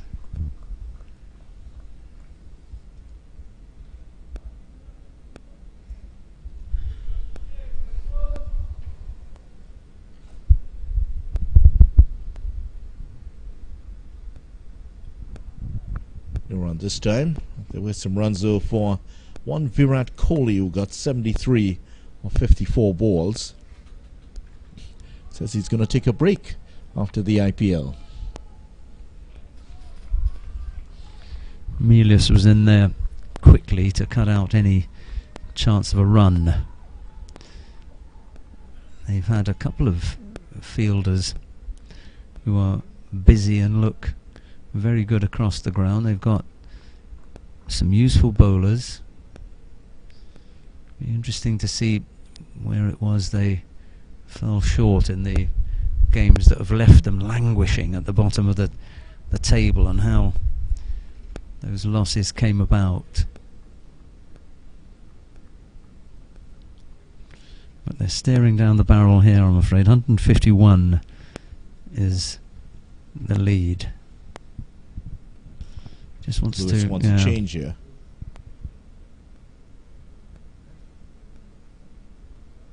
He's having a quick talk with his vice captain. Yep, okay, you go ahead and do that. That's exactly it. Yeah, you want to do that? Okay, good plan, go ahead. Not sure what it is that he's going to do. But well, we'll find out now. Well, we may find out.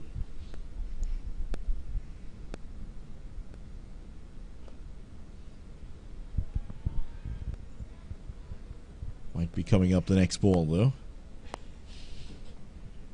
Sort of news coming out of the world of cricket. News here, Jamaica lead by 151. Also, New Zealand have agreed to compensate Pakistan of pulling out of a bilateral series last year. Very controversial decision. They will pay an undisclosed amount to Pakistan Cricket Board, as well as agreeing to play extra games when the two sides meet in Pakistan next year. They've also invited Pakistan to take place in a T20 tri-series. Comes off the pad here. Smith has to chase it down because the fielder at fine leg is wide. Still get two, though. He's done a bit of chasing, hasn't he? He's very willing, Dennis Smith. Plays his cricket with a big smile on his face, and former teammates here in Trinidad have talked very highly about him. Would have liked to have seen the man at long leg give a little bit more of a chase, don't you think? Go ahead, keeper. You got it. Yeah, you know.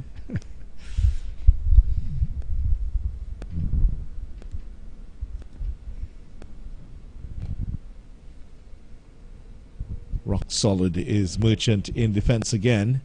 37 of 57 deliveries as the over comes to an end. 290 for 8. Jamaica heading up towards batting point here.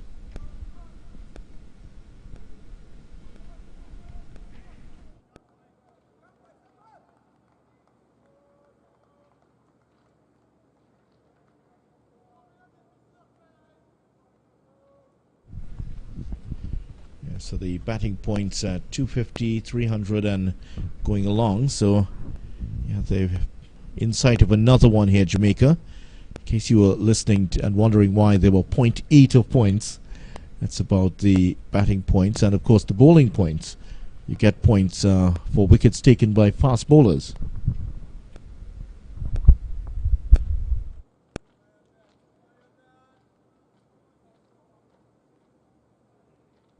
Every wicket by a fast bowler earns 0.2 points, 1/5 of a point. Spinners might be left saying, well, what about that? What about us? Should we get at least 0.4?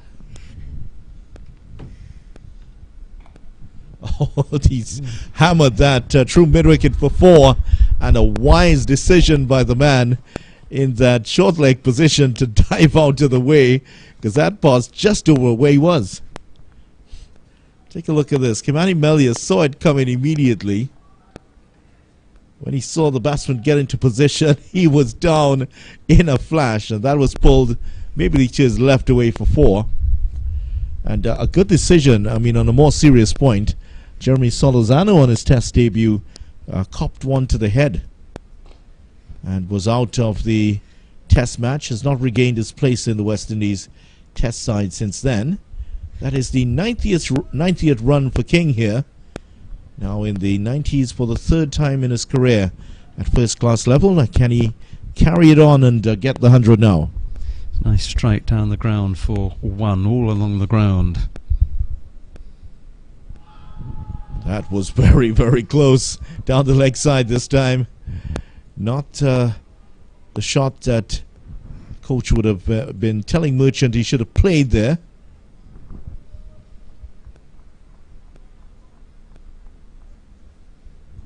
definitely going down the leg side. Yeah, he has a habit, of playing back to balls that he should be going forward to. He likes to hit the ball off the back foot.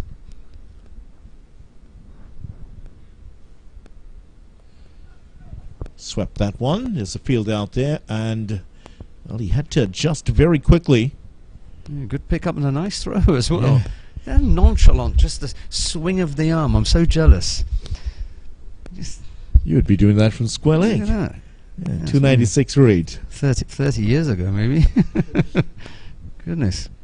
Very strong arm. 159 is the lead now. Once they'd got up to... the figure I was looking at was the first innings score. You know, you have a real psychological blow when you lead by the score that you had rolled them over for in the first inning. So it's that plus now. Lead is 159. Cotto is going to come on to bowl now. Like spinner Cottoy. The man who threw the ball in was actually Darius Martin, the young fast bowler who was left out of this game. So young and very strong. I'd explain why he just flicked that in with the greatest of ease.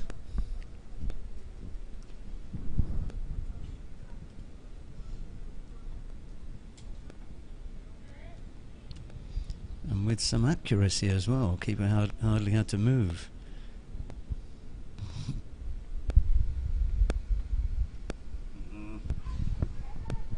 Looking for the leg side stumping here, which would have been the 13th wicket for Cottoy at first class level.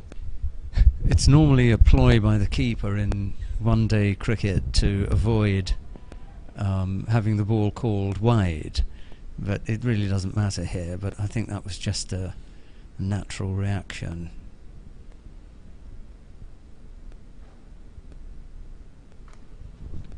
Short cut away. Should be 2 here. They decide to stay just for 1. Is that Martin again then? Yeah, that is Martin. They saw that through. He thought, I'm not. No, that'll do. Yeah. We're not going to take that arm on. And he does. He's got a slightly unusual just way of casually throwing it in. Full toss. Cottoy does well to stop that. It was hit very powerfully back to him. King on 90 of 114 deliveries.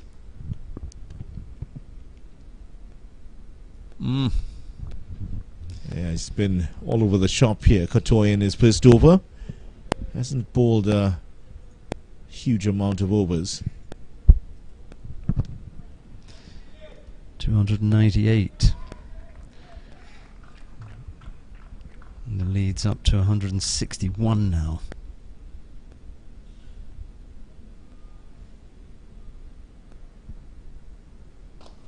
Yeah. It's that powerfully. The fieldsman's not going to get it. And that has gone for 6 here off the bat of Merchant, who's now 5 away from his second first-class 50.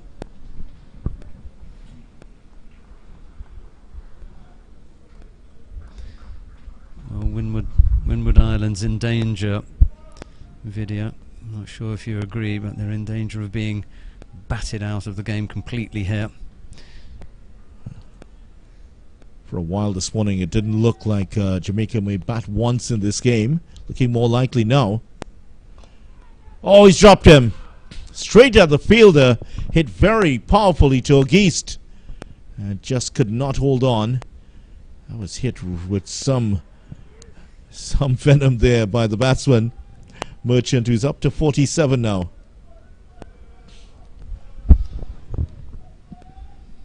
End of the over, 306 for 8.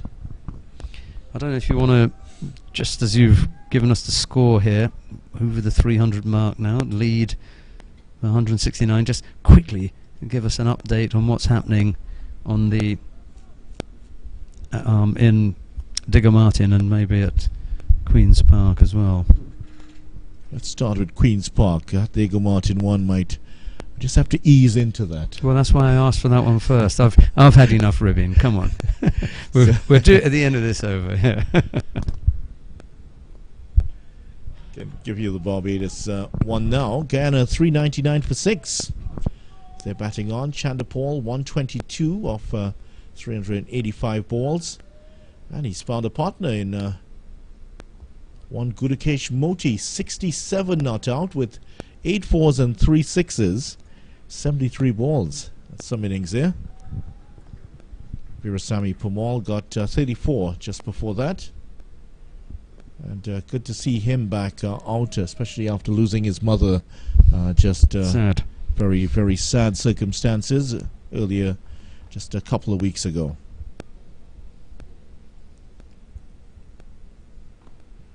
Cut away by King, but straight at O'Geese this time. Can't get frustrated here, King. He's really close to that century. Be nice and watchful. Certainly is. At the Diego Martin Sporting Complex, things have not improved a whole lot for the TNT Red Force. Replying to the Leeward Islands 357 at the end of the over here, 306 for 8. Replying to the Leeward Islands 357, the TNT Red Force are 64 for 4. For 6, sorry. I thought I saw 4. It is 6. I didn't believe my eyes for a moment there. The wickets to go after that. Yannick Karaya for 18. Akil Hussein has gone for 15. Joshua De Silva is still there, 21 of 57 deliveries. Brian Charles has just gotten to the crease, none of 4 deliveries.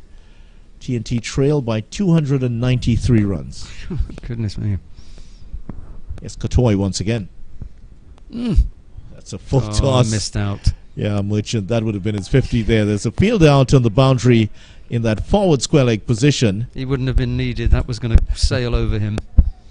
Yes, going to land into somewhere into the Sir Solomon Hochoi Highway away to our right. Yeah.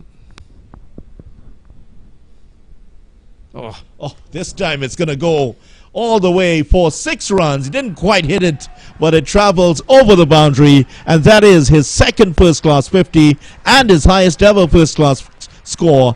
Merchant has 53 not out. What a way to bring up your 50. Okay, you miss out on a really lovely full toss, and then he brings it down, he pulls it down, and you absolutely clatter it over the boundary. So surprised that it was short like that. He mishit it all the same and still got 6. Yeah. Much better shot here to get 1. So that brings up King. So Merchant has his milestone and his best first-class score. What can King do here? 91. Absolutely. The first thing that came to mind is, have a chat with your partner after this ball. Oh, dear. Just one this time. There's a man out there. Yeah, there's a couple. It's your friend Martin. Look at that. Just so he just lovely. flicks it in. Beautiful arm. Great arm. I'm going to have him just in the field, I don't care what else he does.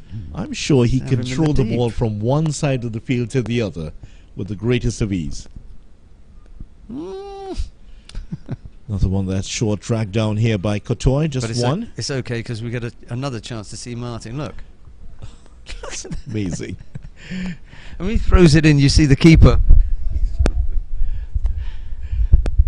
Here it is. Take a look at this. We might have a chance to see it before the next ball. Yeah, we do. Look at this throw.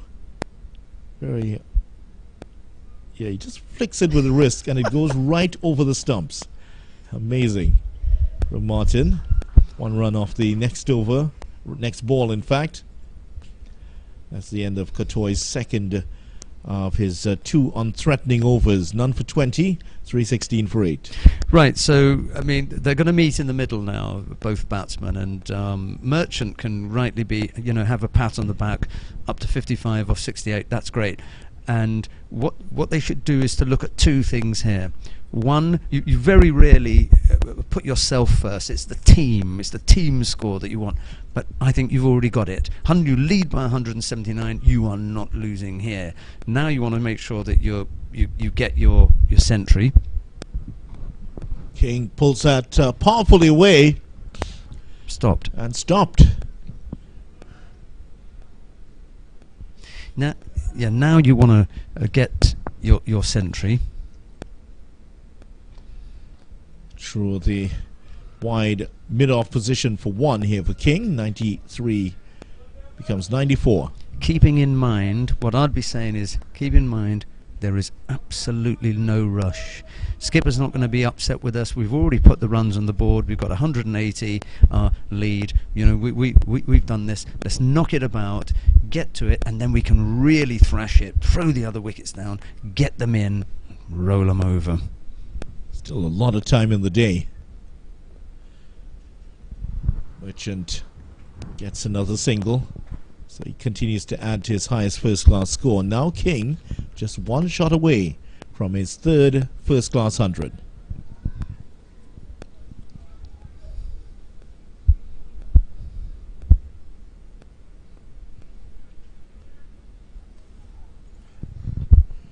.133 the last time he batted here, of 119 balls back in 2019.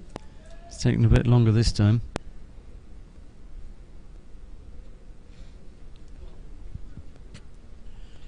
Maybe missed out on a chance there at possibly picking up another boundary. Hodge continues. This is his 10th over now. 9 on the trot here, it seems. King will pick up another single and retain the strike for the next over. He's up to 95. 5 runs away from the magical 3 figures. 319 for 8.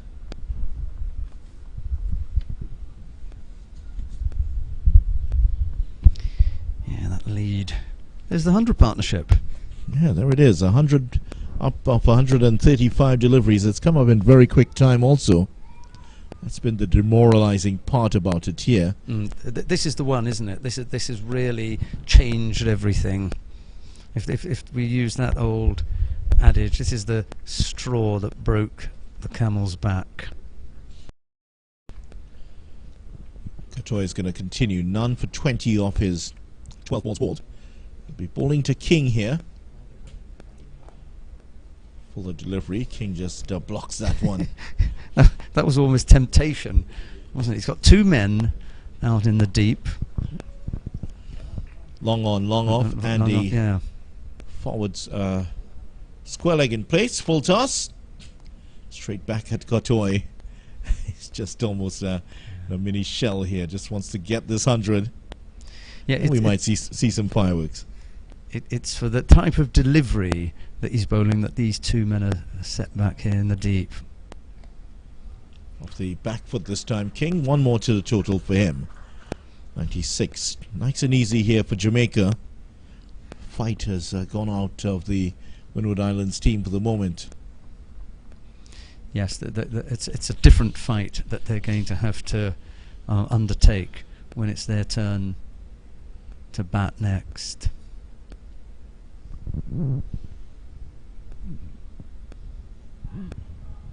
Faster one. Just getting the edge of the bat onto that. Thought he was through there for the LBW.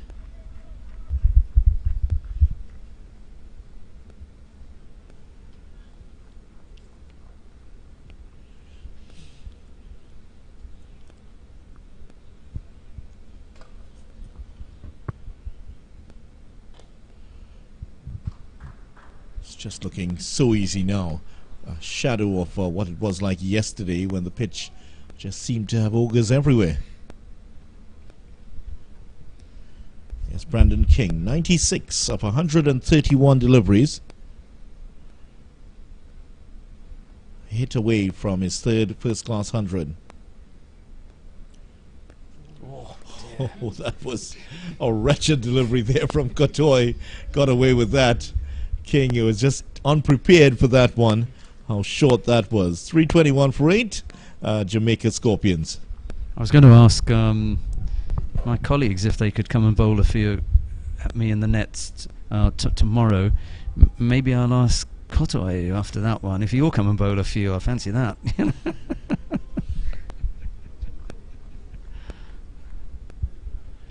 I mean, that can happen, especially with spinners. sometimes. You're trying to do something a little bit different. You just have to pull it down and it gets really embarrassing. Here's Hodge now. Well, flight to delivery, just one bounce to the long off fielder. Going down towards that 375 area. Yeah. You're a glutton for punishment, aren't you? Well, you know, I better admit to it. King. Oh, that's a full delivery. So,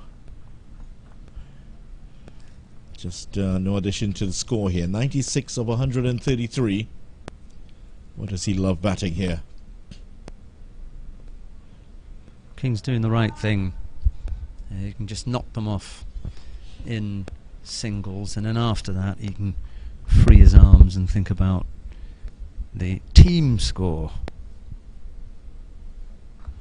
Pulls that away. Yeah, that's it. And once again, Brandon is king at the Brian Lara Cricket Academy. Second straight 100 here. And King, 100 not out of 135 deliveries. 133 the last time here. And he celebrates his third first-class 100.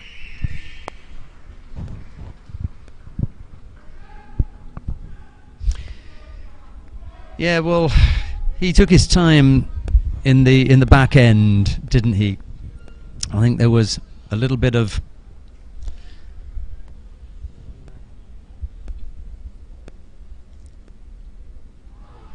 That's looking close. Didn't it? Yeah. That was there a touch on that? That's going to be an interesting replay.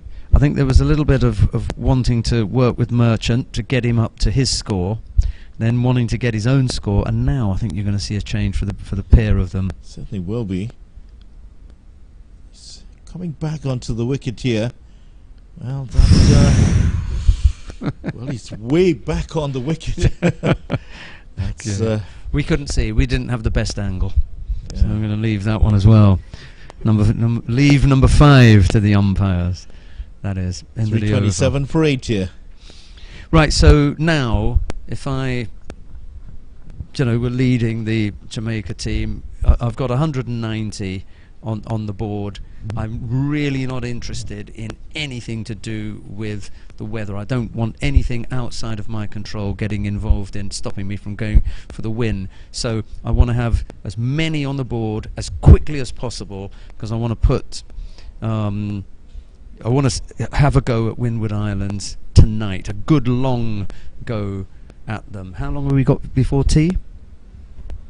I still have 39 overs remaining, but before tea, just about 20 minutes or so. I'm out now. I want 2 goes at them.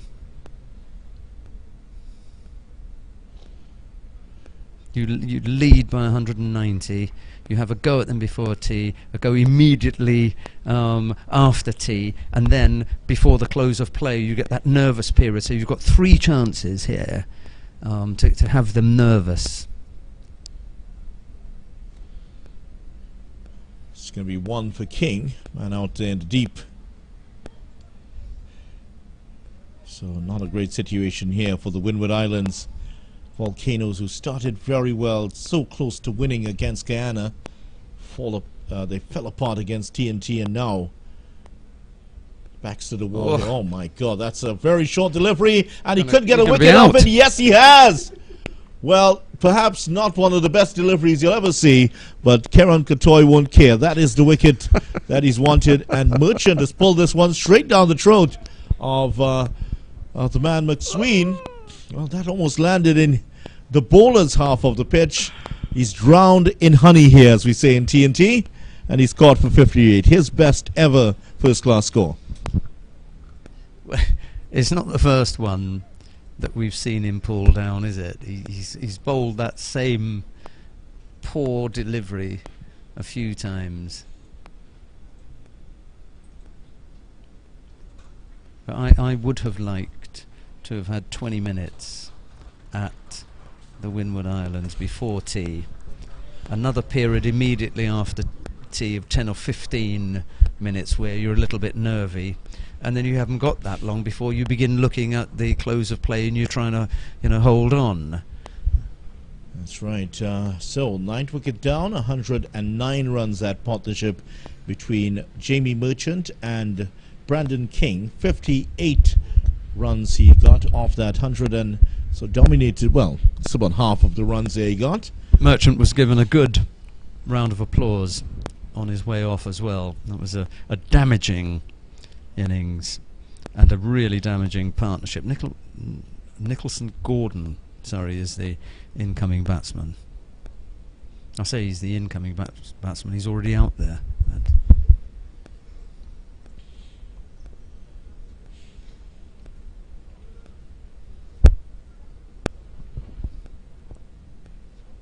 He's going to be facing up here, Nicholson Gordon, the man from Westmoreland, former West Indies under-19 player. And 10 matches for him, 71 runs in all, a batting average of 5.46. Okay, I can beat that. High score 18 I'm seeing here. I can beat that.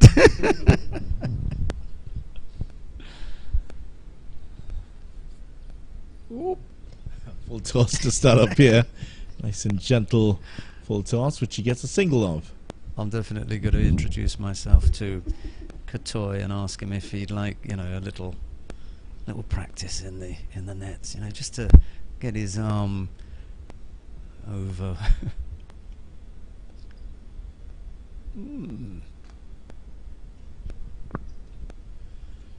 So King haven't gotten his 100 here with the number 11 batsman with him. Might play a few shots here.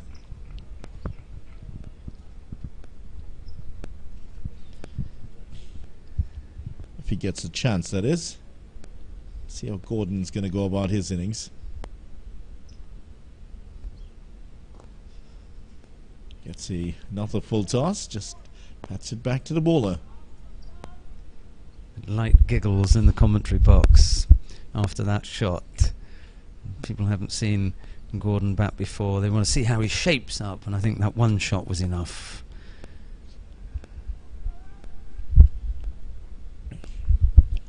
Got his highest score of 18 in that 2020 season. Highest score for the season has been 8. I think you got that covered. These are the kind of stats I like. Well, here's another one you might enjoy. His highest score is 8, and he had a 6 in there. No way. And he has probably top edged it. before this innings, he's had 9 runs for the season in the 2 games. Well, the game before this one he's played. So, well, you watch him overturn that here and make us all look silly. Thomas, it is from the far end. Oh, King has pulled that around for 4. Well, now you're going to see more of the T20 shots here from Brandon King. 107 he moves up to. Well, you can see the lack of pace there as he hits it straight back past him. Wasn't even enough to come onto him to pull it. And it's straight back down the ground. The lead is 197 now. Someone was talking about 200. It looks distinctly possible now. Ooh. Oh, off the leading edge there, and he will come back for the. No. Well, no, he thought about coming back for the second, but he slipped at the non-striker's end there, Brandon King. Even if he hadn't, it was going to be very tricky. Certainly was. That may have decided his mind. Was that a Freudian slip, you think, at the non-striker's end? He might get his knot out, but we're being very disparaging to Gordon. He's only faced the 2 deliveries, so he's already off the mark, so 7 away from his highest score.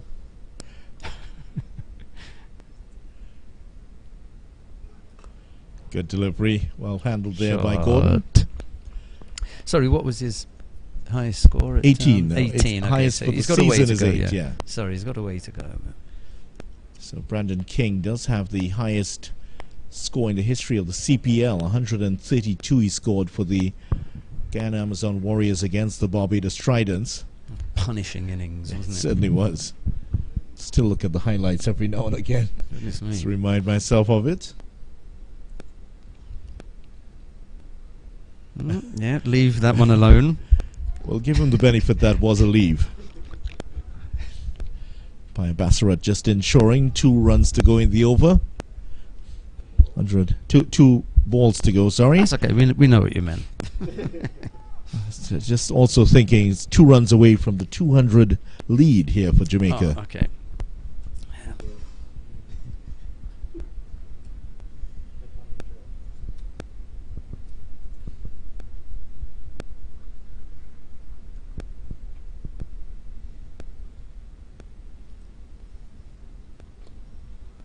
No.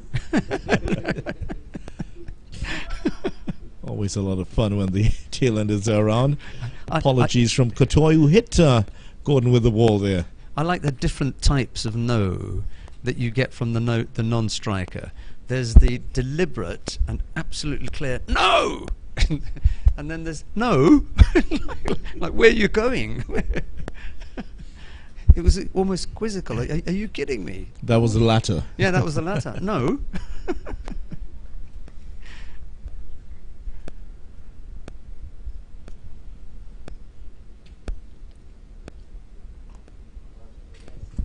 Well defended. Short delivery there from Thomas. Who just asked him whether he's got any shots.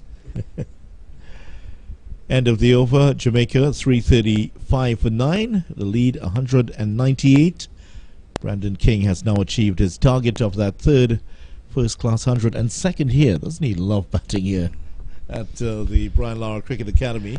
That little chat there from Thomas to Gordon, it's no good, you know, trying to get in the head of the number 11 by asking him to play some shots. I'm number 11. I don't play shots. You know, it's different if you say to King, you know, at this stage, play some shots. He says, okay, you bowl it and I will. So the state of the game really you don't need any chat here. 25 in the 4 overs from Kotoy. And with 335 runs already on the board, King no doubt would say, we've already played some shots.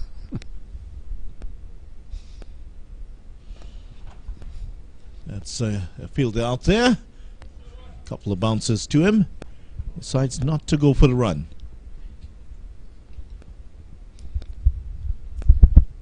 Well, that was not the case with the previous batsman, was it?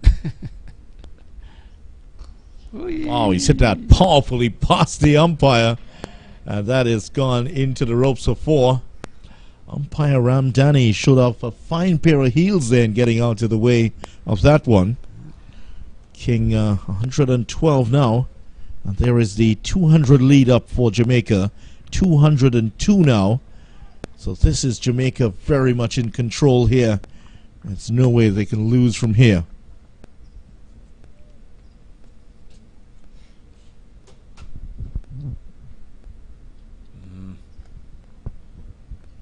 King will pick up the single here. 2 balls to go in the over. So he's allowed a couple of balls here to Gordon to face.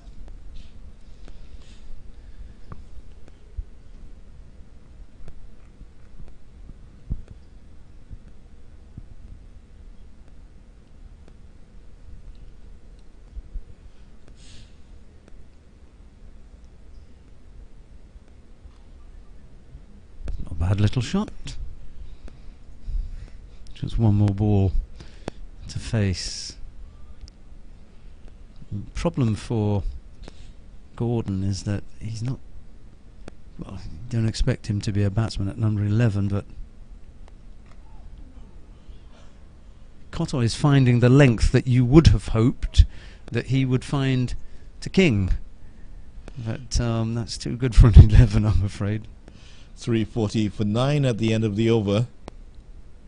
So just one more wicket here, and just to check on the time, it's about 10 minutes away from the break for tea. So if a wicket were to fall, they would just take the tea break now. It would. So well, that will be the ideal thing for Jamaica. A couple of big hits and then let the wicket tumble. You go in and then come back out. You'll have 2 goes at them, one immediately after tea, and then at the end of the day when things get that little bit nervous and they try to tidy things up. I would have liked a third.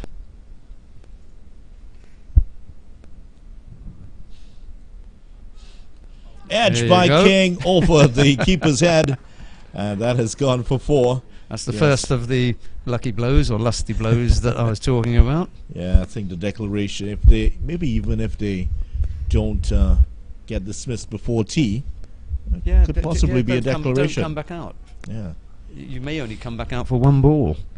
So if you get that far, if you get to tea, we'll take what you've got, and then from there on, get them in as quickly as possible, because you never know what can happen with the weather tomorrow. Well, King may have gotten a message out there, so he's gone for a shot that he hasn't done throughout the match here. Big edge over the keeper's head for 4. Athanaze has now gone back to 3rd man out of that second slip. That's exactly what they knew that he would try. So they pushed Athanaze back to that 3rd man position. Devon Smith has maybe a 1.5 slip there. A little bit wide of his nephew. So even when they move all the slips out, Devon Smith is still there. At age 40, I don't think they want the senior statesman doing too much running out there. He's gone from 1st to 2nd, though.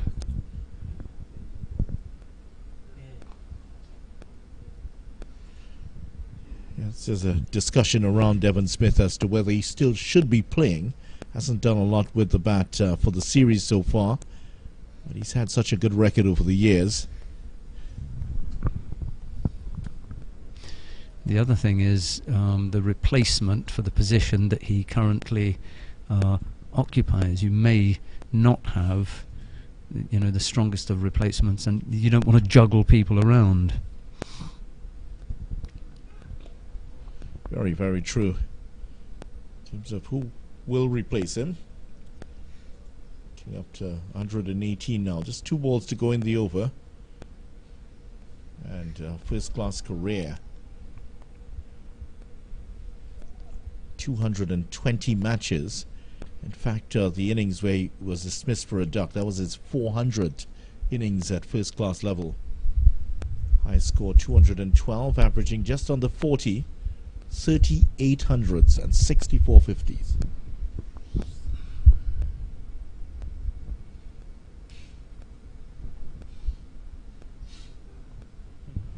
Oh, that's an interesting leave. Picked that up from John Campbell, didn't he? That's the axe leave. It looks as though you're using an axe to chop a tree, isn't it? And they've all got their own ways of leaving. Or you're trying to kill a snake in a phone booth.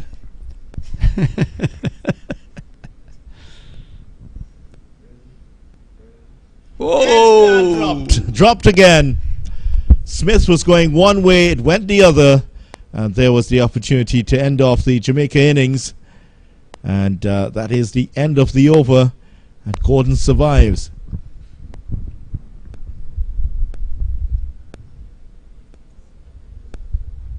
That was beautifully bowled, wasn't it? Certainly was.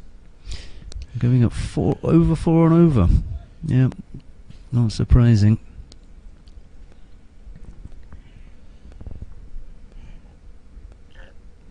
Well, Jamaica have come good here because they came into the match without a win, bottom of the table, or sharing bottom spot really with Windward Island. So if you were going to choose an opposition, you'd probably have chosen Windward Islands. Won the toss, put them in, rolled them over, and now they've managed to put on 345. They lead by over 200. We're on the stroke of tea, aren't we? Really, is this going to be the last over? 6 minutes, so we could have possibly another over. And they've decided they've had enough here. Windward Islands, they brought back on McSween to replace Katoy. Took a wicket in his 5 overs. That went for, I wonder, how many? 30 runs, I believe it was. Bit expensive. King doesn't go for the single here. No, it would take quite a shot to get in between the two men that are in the deep. There's a man at third man, and then there's a man at deep backward point.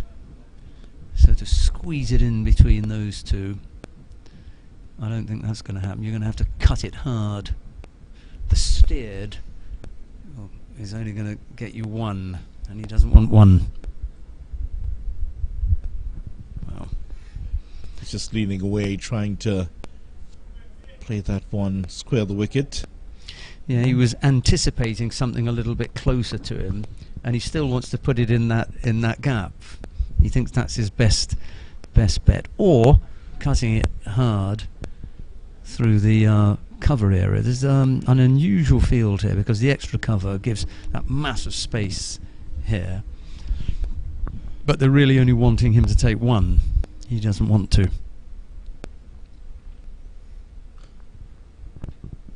And he finds the man in the deep. Yeah. He's not going to take one this time. He's trying to protect Gordon as much as possible. For under the circumstances, it's a good field. You don't want him. You don't want King scoring a boundary, but you're perfectly prepared to offer him up the one. And they've placed the fielders in such a way that it would be a very good shot. There are a couple of shots that you could play, but it'd have to play them very well.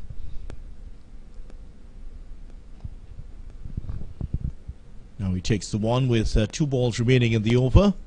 So 2 balls for Gordon to survive here. Yeah, he's employed the 2 will do thinking. I'm not going to go if there is 3 balls in the over, but I'll take 2 for you to survive, and then hopefully you will, and I'll see if I can manage a boundary in the next over. But we're really running out of time here. The lead is already 209. I think it's a good lead. You don't want to over-egg it now. McSween looking for his 4th wicket here. He will fancy his chances. 3 slips in place. Good delivery, but well defended by Gordon. Field back in now to try to get rid of this last batsman for the Jamaica Scorpions. Those last 2 partnerships, crushing. 9th wicket and 8th wicket. Brandon King batting with the tail.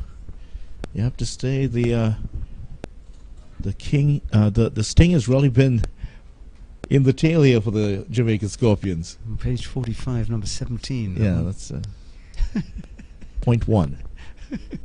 Oh, ball them. That's it. That's the end of the Jamaica innings. Didn't know too much about that one, and McSween has cleaned him up here. And Jamaica bowled out for 346. McSween has 4 for the innings. Yeah, there's the difference between the high quality bowler and the lower order bat. Left that one alone. Not a good decision. So King ends up not out on 119, and what an innings here from Brandon King. And remember, he was dropped very early in his innings. What an expensive miss that was now by the Windward Islands.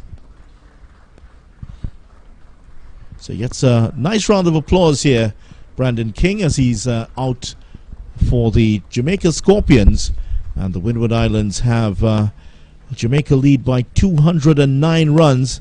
This is a massive task here for the Windward Islands to avoid defeat.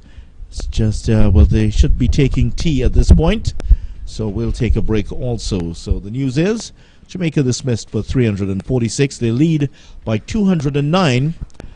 The Windward Islands Volcanoes will be in when we're back next.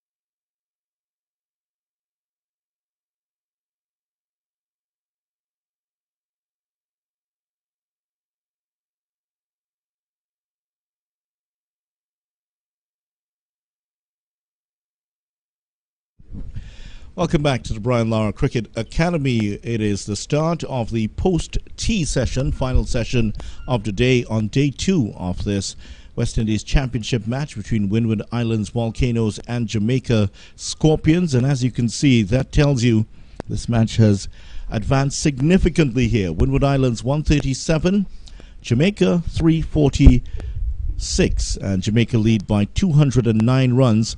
Brilliant 100 from Brandon King, riding his luck early to get 119, Merchant 58, Campbell 48, and Lugg 36. As for the Windward Islands, 4 wickets for McSween, 3 for Thomas, and 2 for Lewis. Single wicket for Katoy. Vidyarampal alongside Sheldon Rooks here. And Rooksy, with the fact that we still have 1 session to go today, and 2 more days after this, there certainly will be a result now. Yeah, good afternoon again, Vidya, and good afternoon, everyone at home. Yeah, that is the burning question. How long can they bat for? And there might be one early here that is very, very close. And it is Gordon who started us off here, almost getting a wicket with his first delivery. Well, it's absolutely essential that two things happen. They bat long and they have to score runs. They're 200 adrift, well, over 200 adrift. So they're going to have some runs on the board to try and keep Jamaica from an outright win. It certainly is important for them. They need to get a very good opening partnership. They need to get somewhere in the region. Even if they can wipe out the 209 runs, you still have a possible 200 plus to get here to put Jamaica on the back foot once again. Well, this is when the time and playing conditions come into it. You can expect at some stage over the next couple of days a rain delay. No interest in that one from Melius.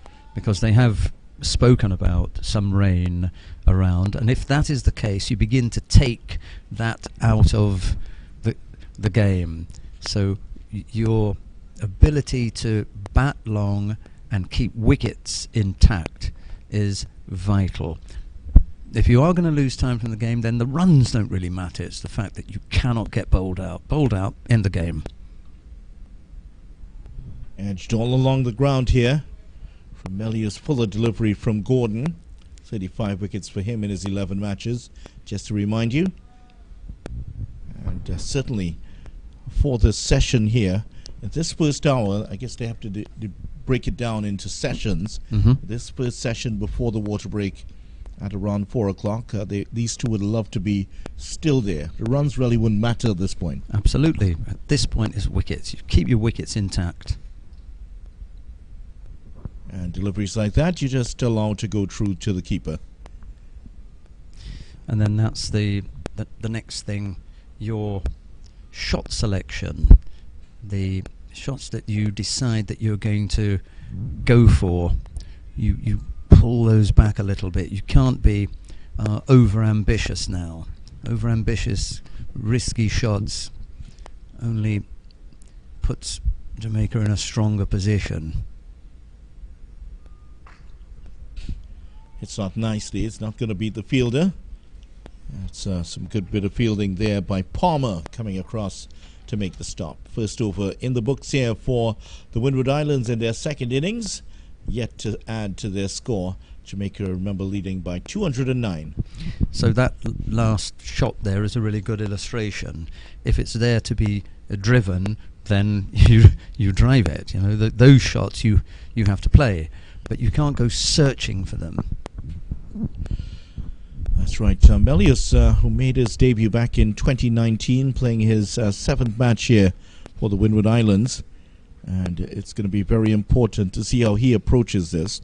Now, you're talking about him wanting the tactics here for the Windward Islands just to occupy the crease. He's still very, very young in his career, so he may not have exactly played in a situation like this too many times and may not have developed the skill to do so. However, this guy has. This is the real learning process. It's a 4-day game and we're not halfway through as yet. So there is plenty of time. Nice looking shot. Yeah, he just picks up the single readily here. It hasn't been the best season for Devon Smith. He's struggled in this new season. And he started his first-class career, boy, how long ago is that? In the last century. Let's just put it that way. 1998, 1999 season. And I'm just scrolling down the list of seasons he's played at first-class level. It's over a page long. Not a lot of runs this time. Just 53 runs in all. Yeah, that's the kind of shot you don't want to be playing here, Melius.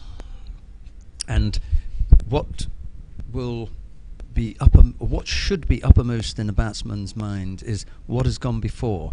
Have we seen anything that's bounced and scooted low? No.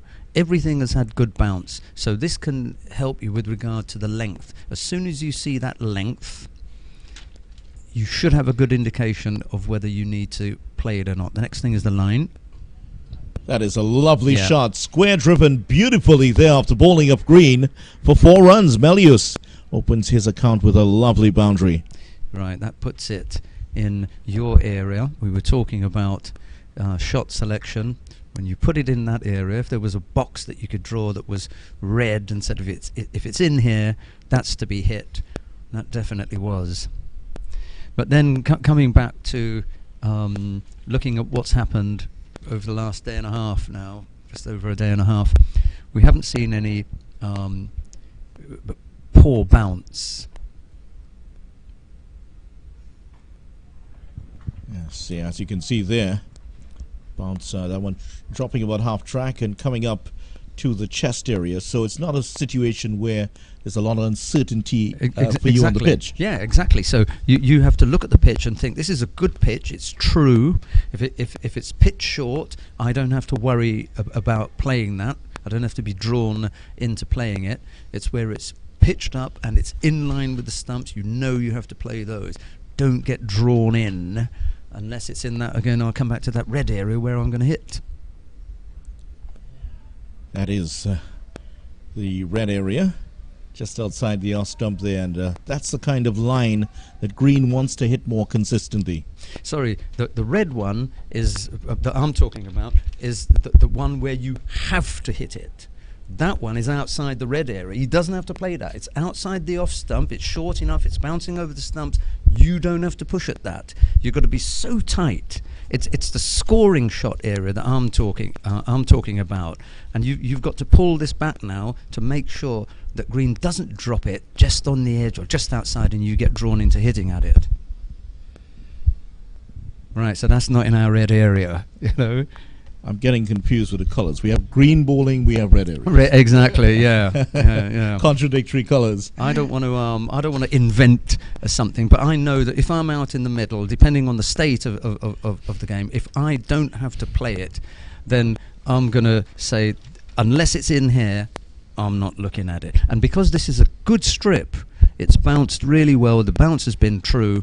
If it's short, and unless it comes into that zone where I'm going to pull or cut, I'm not going for it. A clever bowler is going to be able to put it around the area and draw you in. Dev Smith's not going to get caught like that. He's too good a batsman to be drawn into playing at balls that he should not play at. But as you say, Melius is a little bit younger. He's played a different style of cricket, whereas Dev Smith, for his whole career, has been built on playing around this kind of game. He should know just how to deal with this situation. Gordon getting this one to shape away from him. Of course, he was dismissed in the first innings by Gordon, getting one that just held its line and knocked out the off stump after seeing a few going away. And you did make the point in the first innings, which seems like yesterday. Oh, in fact, it was yesterday. You made the point that he hadn't seen enough deliveries from him to make that sort of leave. He's left that one away again. That's going away from him. And sometimes... So Gordon cleaned him up yesterday, did he? Yes, he did. Right, okay. And it was the same... Did you have some faint memories of that? Was it the same end? It was, wasn't it? The same end, in fact.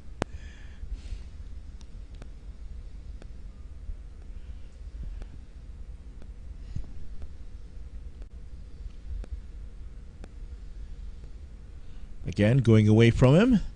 Any time now we're going to see that one coming in. But we're looking at one of the great batsmen in terms of first-class cricket in the West Indies. Back in that 2003-2004 series, 1,014 runs. Something that he has done twice in regional first class. Also 2017-2018, 1,095 runs. One of the great batsmen in the history of first-class cricket. Boy, has he piled on some runs over the years. His page on windiescricket.com, check it out sometime if you get the chance, is very, very long.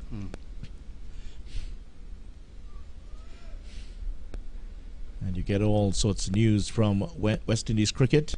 14,761 runs for Devon Smith in first-class cricket.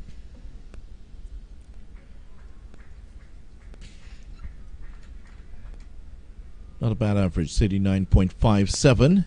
You would have felt that he could have maybe gotten that up a bit higher. 5 without loss here. Last ball of the third over coming up. I don't know if you just saw that little walk down the track by the umpire.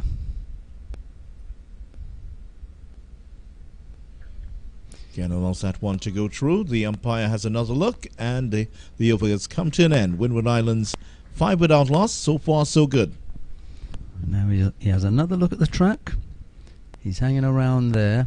He wants the skipper to see what he's looking at, so that the skipper can have a word with the bowler and just say, hey, I've seen the umpire looking at this, just watch that. Because the minute you begin talking to the player, the next step up is a warning. And you don't want to do that. You just want to make him aware that you've had a look. He even went to stand there and he put his foot on the spot where Gordon had been landing during the follow-through.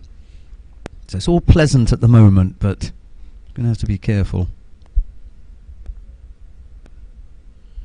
Green, nice shape on that one. A bit too far outside the off stump, and you can see just behind the stumps there are those markings that the umpires use.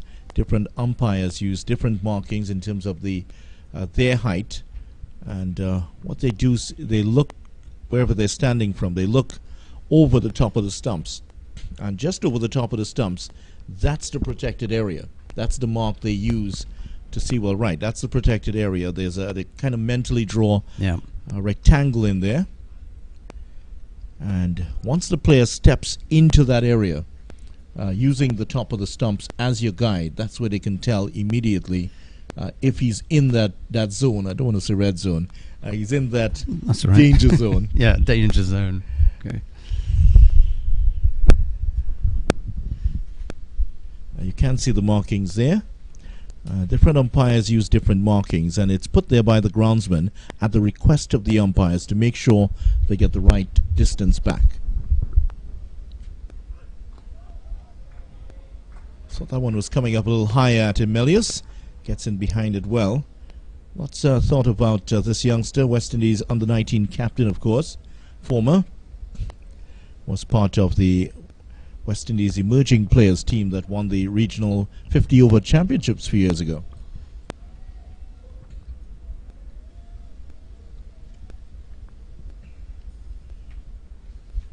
One of a contingent of players from St. Lucia in this team, including Akeem Auguste, Manny Melius, and Larry Edwards. 2 balls to go in the over here. Umpire Ramdani, who switched over, says. You can see how many balls have been left by both batsmen.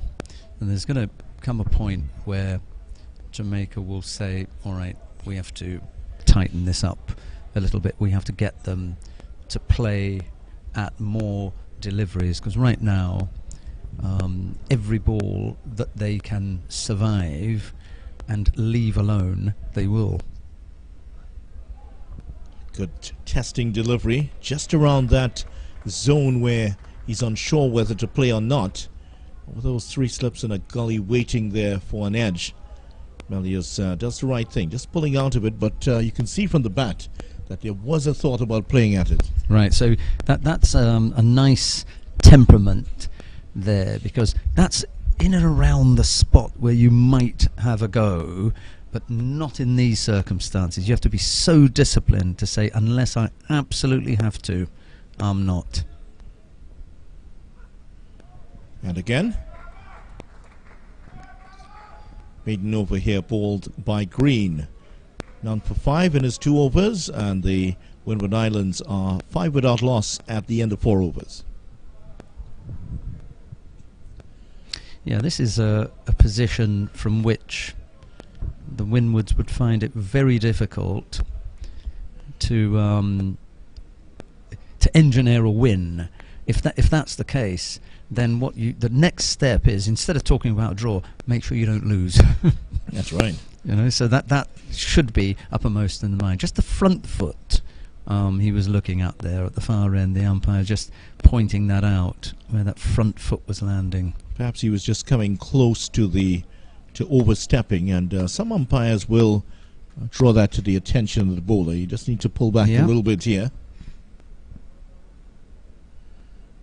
Still swinging away and allowing that to go through. Some don't, but umpire Ramdani, one of those who are, sometimes if you were possibly a bowler in your career, or whatever your cricket career was, you might have a look at that. A little bit more sympathy towards the bowlers.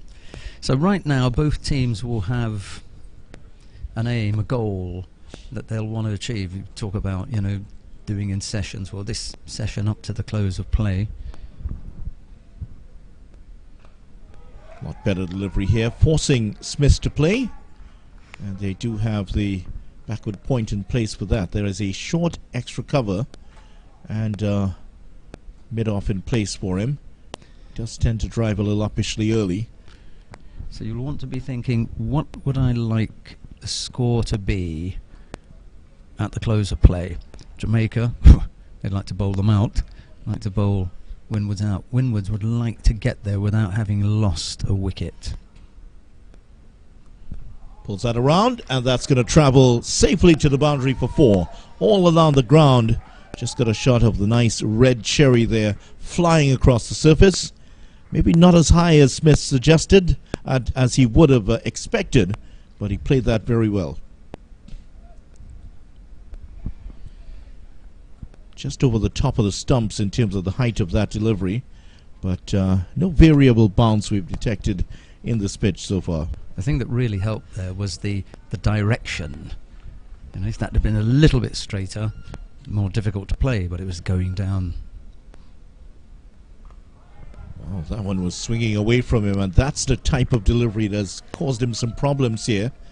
See, he's wondering whether I should play or should not, and he was sort of halfway through leaving the ball. That's right, you saw the angle of the bat wasn't quite the shot that he practiced. And as many of the batsmen do, they just go back to their mark, sort of mentally reset. Smith has done here.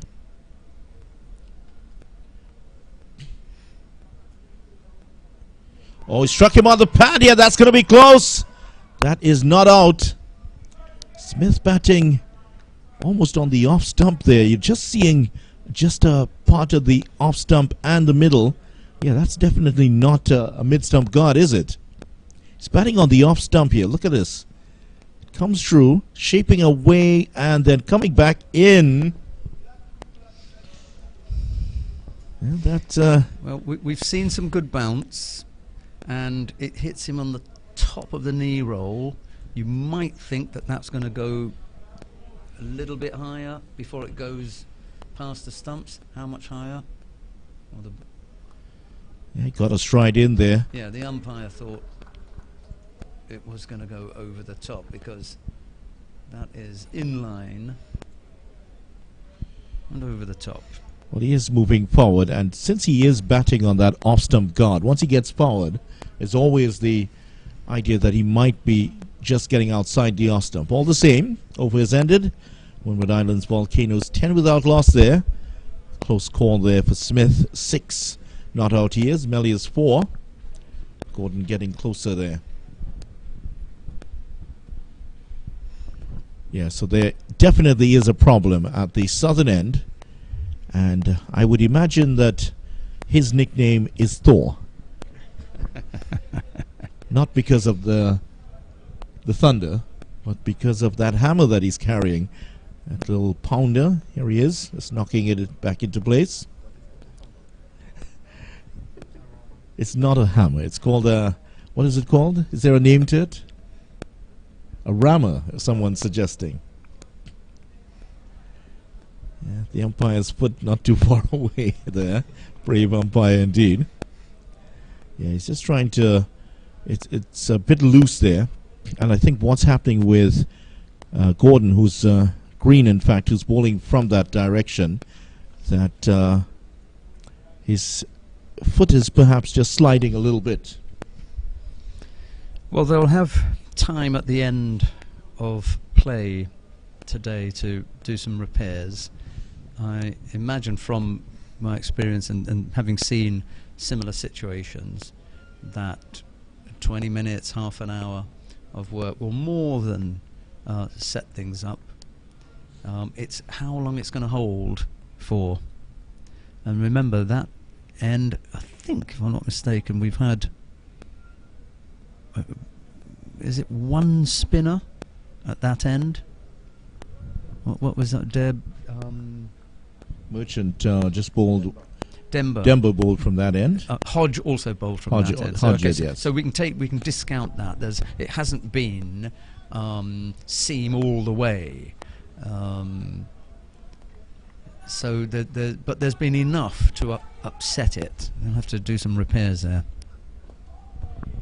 Good delivery here from Green, and first time in this innings he's bowling to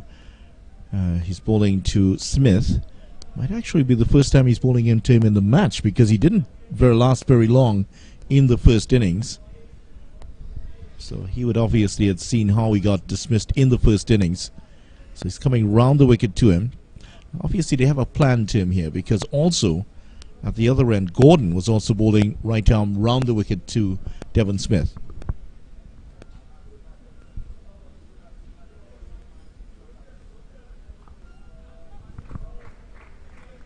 We'll get one here, Smith.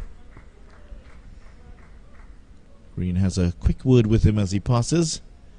Smith has been around for so long here. He's impervious to any kind of sledging like that. Yeah. And the other thing is you want to be careful with a man like Smith. You don't want to start sledging him and then you find out he's on 60 or 70. You know, you're going to look a bit silly. What were you saying earlier? That's what he might say. 219 first-class matches, 14,700 plus runs. Melius looking solid here. Hasn't quite got the feet going yet. Melius. Just want to be a little bit further forward and slightly more convincing with that solid forward defensive.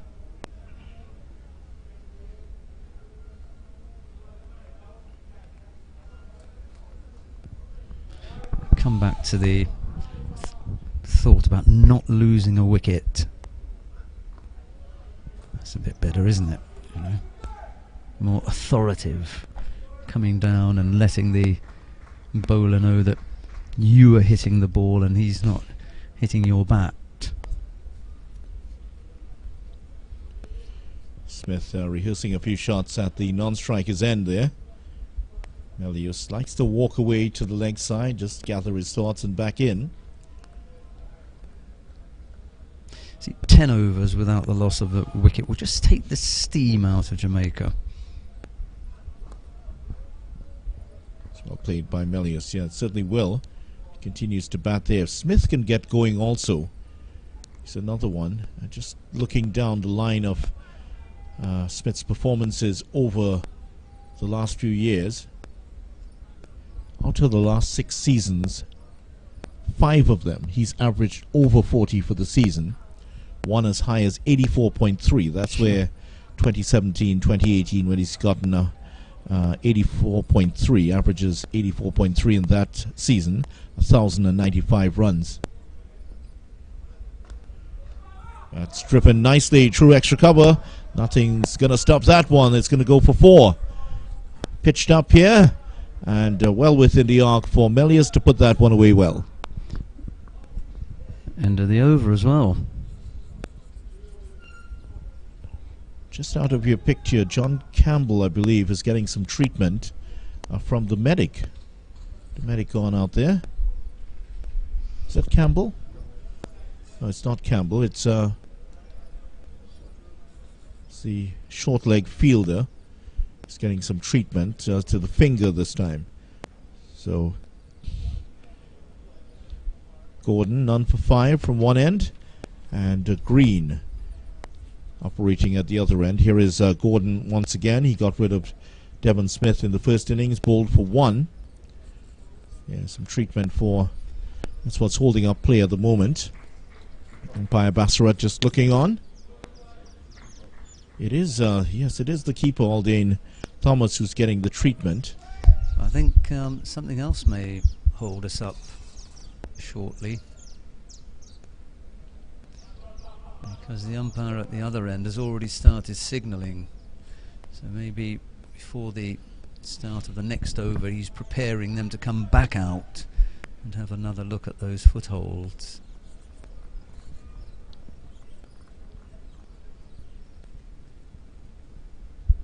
There's Gordon. 2 wide offside the off stump there.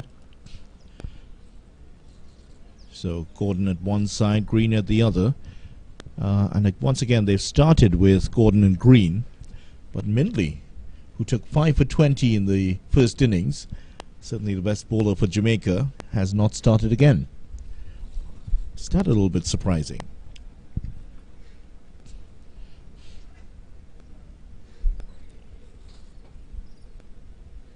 Now set to go outside the off stump. Just the hint of a little away movement for Gordon, and yeah, the umpire's gone and had another look. He certainly is. Yeah, he's taking a close look at it. That's the mark. You see where he was standing there? That's it. You notice that's just close to the top of the stump. So that's the mark that the umpire uses.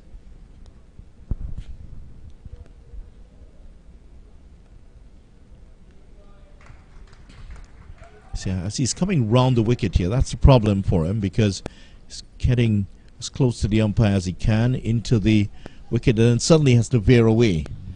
So that's been the problem for Gordon here.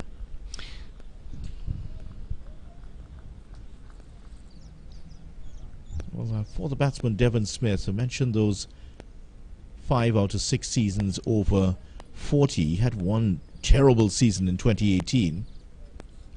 Oh, that was pitched up, and that is, given the treatment, stroked through extra cover for 4. Smith into double figures. Full and wide. Got hold of that one. He saw it early as well. Oh, here we go. His eyes lit up. Put that away beautifully. He is 40. But a few seasons ago, they were writing obituaries about his career back in 2018. 5 matches he played and only averaged 18.55, 61 runs, 167 runs for the season. Straight out the fielder this time. Who was it that said, "News of my demise is premature"? Yeah, certainly. Or something along those lines. Well, after that, he came out of that 2018 season, averaged 43 the next year, 46 the year after that. Now it's a little bit of a trough again here for him.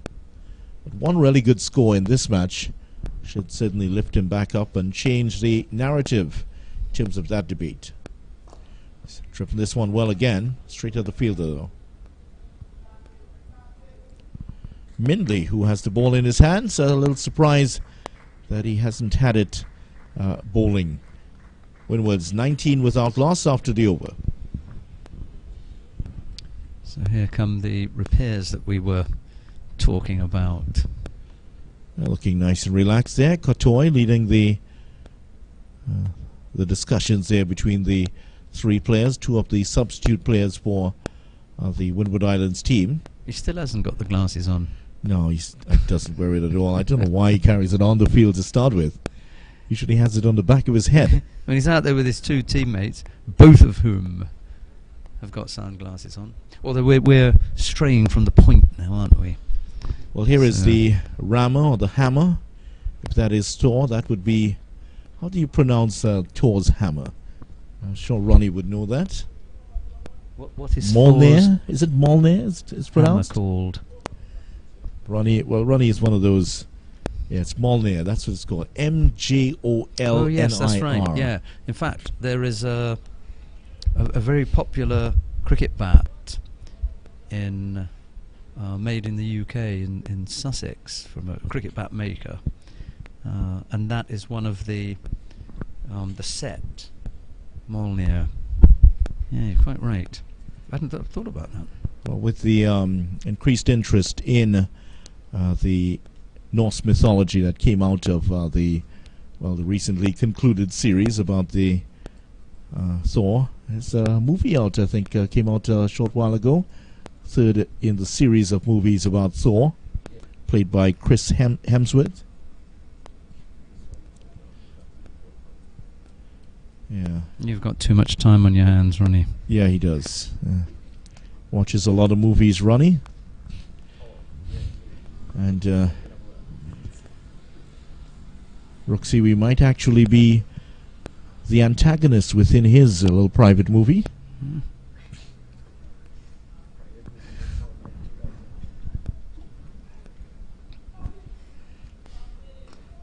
Nicely driven, straight out to the fielder. Melius 8 of 21.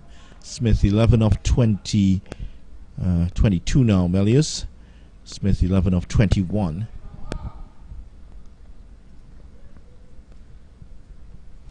There you go. There is the article. Look. The Newberry Molnir. There you go. It's quite pricey, though. Well, it depends what currency that's in. Is that Australia? No, I think that. Edged and caught. Oh, he dropped it. In and out. Should have taken that at Palmer at third slip. He's put there for the reason. Just playing away from his body. And that should have been the first wicket. Melius survives, though. And this is what happens. Thought about playing, and in the process of trying to leave the ball, guided it straight to the third slip, and it was shelled there by the fielder. Blackwood with the full teapot out right next to him. We'll get one after that, so he survives, Melius. We've all seen it, haven't we? We've probably all done it at some stage. Well, in fact, Ronnie's doing it right now, sitting next to you there. Yeah.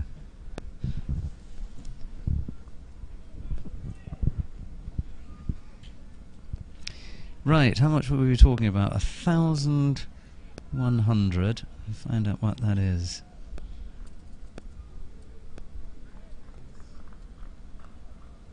There you go. $2,000 odd. TT for a cricket bat. That's not bad. That's not bad. But that's if we've got the right currency. So I just want to make sure. Switching over here, the fielder for... Very. Left-hander comes back on. Melius surviving drop chance at third slip. And that line is really troubling him. He's shown it up a couple of times whether he should play or not.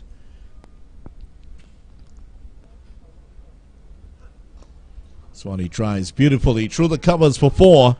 Once it's in that sort of area, he's very strong in that particular shot and plays that very well. Just outside of that, though, a little more uncertain whether he should play. Here's the shot once again. Yeah, just elegant shot there from young Kimani Melius. Right, as you get more and more settled, I don't want to go on too much about this red area, but let's call it the hitting zone, your hitting zone. Your hitting zone gets bigger and bigger as your eye gets in and you get more confident. So earlier on, he may have left that one alone. But he's hit a few now, he feels better, he's faced 25 balls, okay, it's there, let's get that one away. Nice shot. It's really up to the bowler to put some uncertainty in the mind of the batsman and sort of shrink that zone once again. Yes. And for that one, a little bit chancy here. Back to green. Not an entirely convincing shot.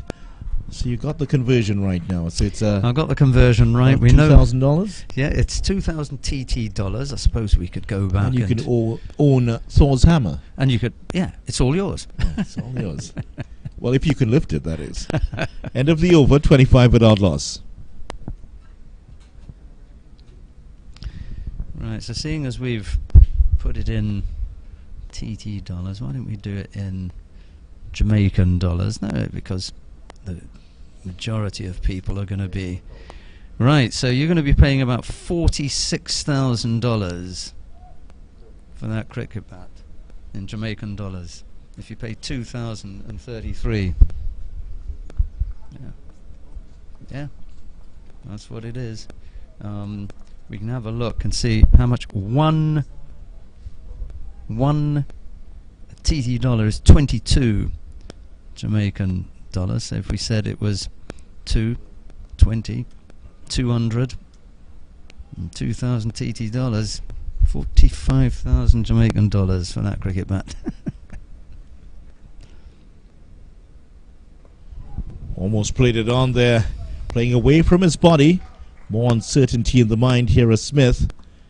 That is that delivery that's swinging away from him, troubling him.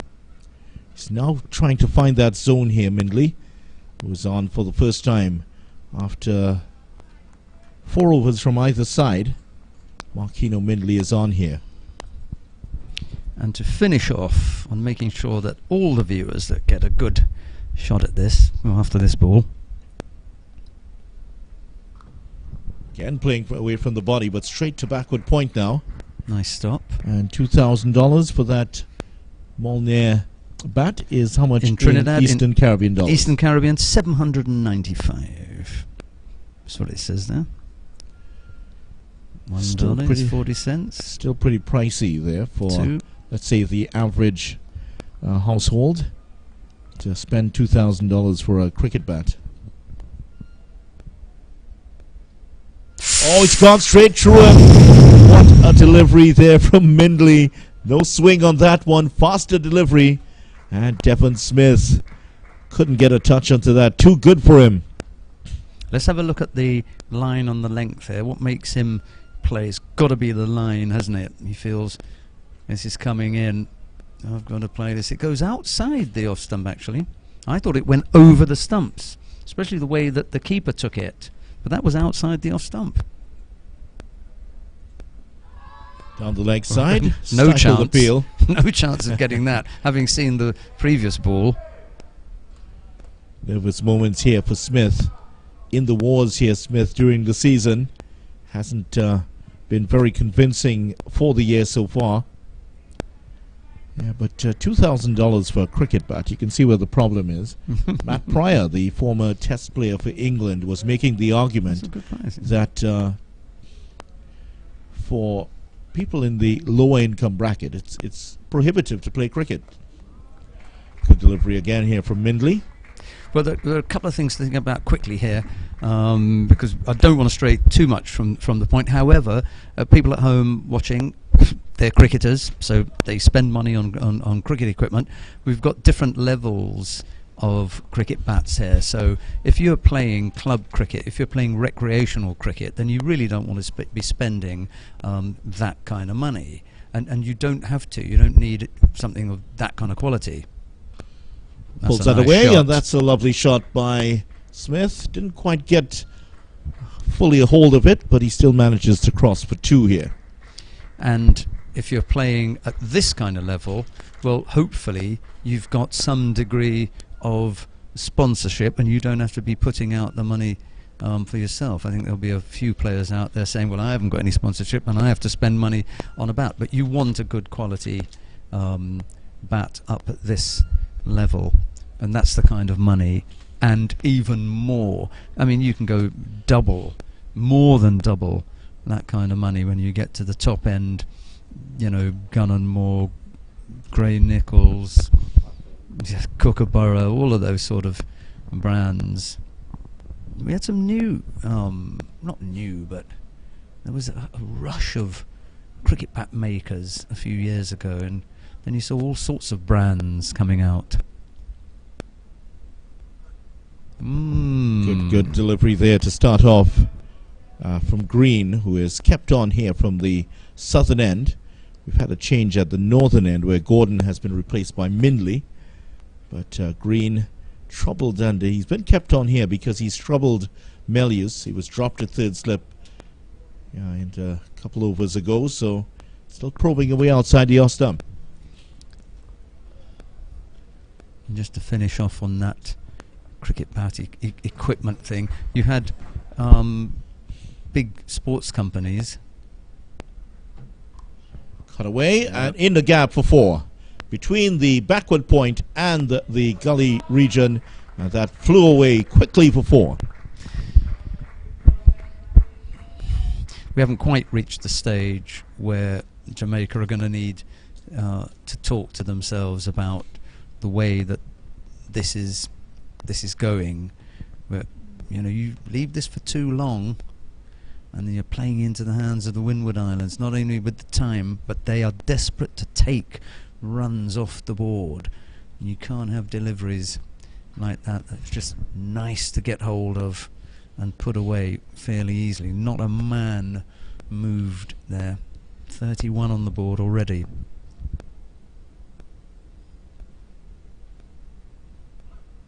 Edged and caught at first slip.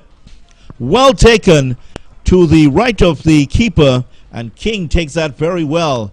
Well, he got 100 earlier, and now Melius has gone for 17. Got a let off earlier, but not this time. Brandon King in fine form with the bat, and the hands are taking that one very well. Right, so the question here is, do I need to play at this ball? We're going to see the replay again. We know something about the bounce. Do I need to play at this? No. And he has a push at it. 31 for 1. Zemelius is gone, and he is out in the 10th over. So with just about 18 minutes to go to the first water break here, the youngster, 21-year-old out of St. Lucia, has to go back. His involvement with the bat in this match has ended. Windward Islands still trail by 178 runs before they make Jamaica bat again, and they've lost their first wicket. Well, it would be upset at pushing hard at a delivery that was short, had exactly the same kind of bounce that we've seen yesterday, today, and just that line as well. You have to be so disciplined and know that line. I don't need to play at this. Well, they would have been hoping to get through the first hour without loss, and he got through the first 40 minutes before the wicket of Melius went there. He's out for 13. Smith is still on 13, and the captain Hodge, who got second top score in the innings, he's out there. 23 he had in the first innings. Looked pretty good before he was out, caught by King off Mindley for 23. Well, Mindley's now come into his spell. He'll be bowling a second over afterwards, so he will relish the chance of bowling at Hodge. And you know, when you get a batsman out in the first innings, you always fancy your chances of getting him again.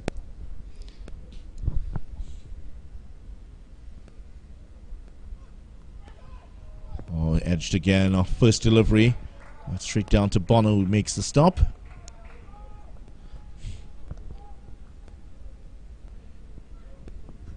Great Fred Truman was always There were stories about him walking into the opposition dressing room and looking around and saying, well, I see at least 5 wickets in here. Well, if you can back it up, then walk in. Yeah, he did in fact do it very well. Yes, a lot of stories about Truman, and another one, you know, in the old days they would have this gate that the batsman would walk through, and there was a guy who would open the gate and allow you in. Truman would be standing close by and he'd tell the gateman, leave it open, he's coming back soon.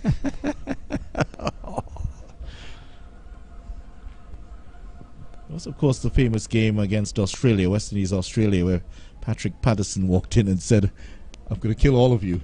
And he didn't, but he got a lot of them out. And that was because Steve Waugh had the temerity to bowl a bouncer at Patrick Patterson.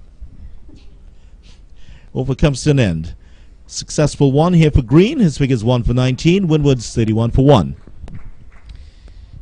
Right, I'm not really one for predictions. I like to talk about the state of the game and what could happen, and this may be a possibility, or this scenario could unfold. But with one down, and how many overs have we got left?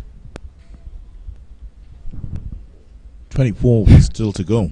Right, so if you're 3 down by close of play, you really have got an absolute mountain to climb. So the most important thing here is to keep wickets intact. Oh, he's gone straight through him again here. That was even closer. Where did that pass? Just to the right of the stumps, I think. The last one was just outside the off stump, wasn't it? We thought it went over the stumps, but on the replay it was outside. What about this one? Again, just outside. You get the feeling that it's gone right over the top of middle stump, but it's actually gone past the outside of off just stump. Outside, not very far. This one on the line of the stumps, flicked away. There's a fielder coming around. I don't think he's going to get there. That's 4 runs. Leroy Lugg was just lumbering after that one, and he's not going to get there for 4. So boundary here for Smith, 17 he has. I'll tell you what, if I'm Mindley, I'm talking to the fitness coach. I'm saying, Lug, come on, you've got to stop that.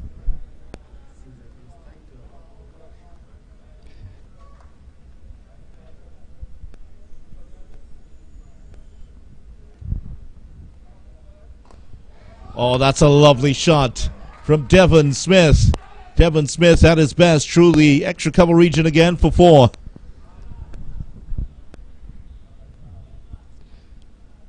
You know, Minley is the first bowler that I've seen walking back to his mark with real anger. You know, he's gone for 4 when he feels that he shouldn't have. That should have been cut off. And then the very next ball, he's been clattered through the offside. So there's some real passion out here now. Let's see what he does here.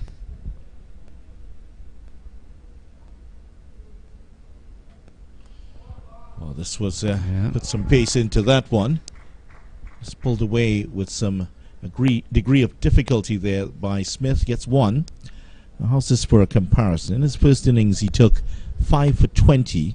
He's already conceded 11 runs here, so that would be why he's a little bit grumpy here.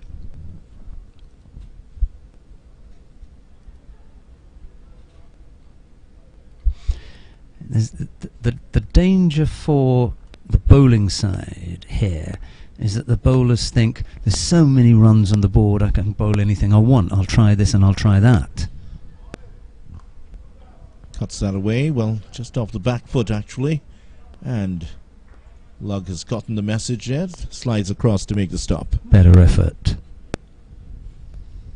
Just to update you on what's happening around in this WIC West Indies Championship round 3. Trinidad and Tobago recovering slightly here. Joshua De Silva, 59 not out, following up on that 100 against what team? England. During that win by the West Indies over England in the third winning test innings, match. winning innings, yeah. On the leg side, and he's on 59. Brian Charles has gone for 25. Anderson Phillip has just come to the crease, 1 of 10. TNT 130 for 7 with Leeward Islands 357. End of the over here, 41 for 1.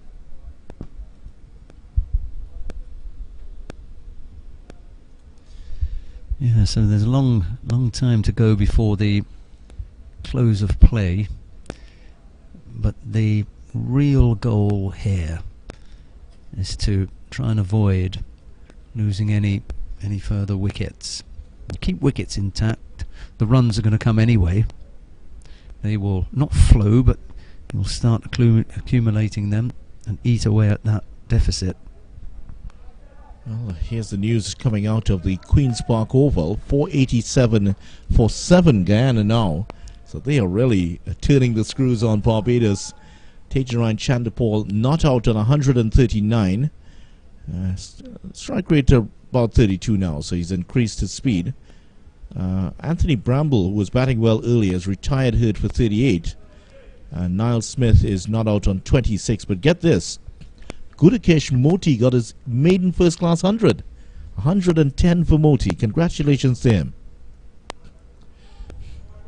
Defended here by Hodge. So, and here's the details of Moti's innings. 110 of 118 balls, 12 fours and 4 sixes. Oh, he was motoring. He certainly was. That is a fine effort there by Gudakesh Moti. And Tejan Chandapal, very much the rock that the innings was built around. That's a very interesting scoreline. Let's see how Barbados will deal with that. 487 for 7, and Guyana almost batting out 2 days. May not need to bat again.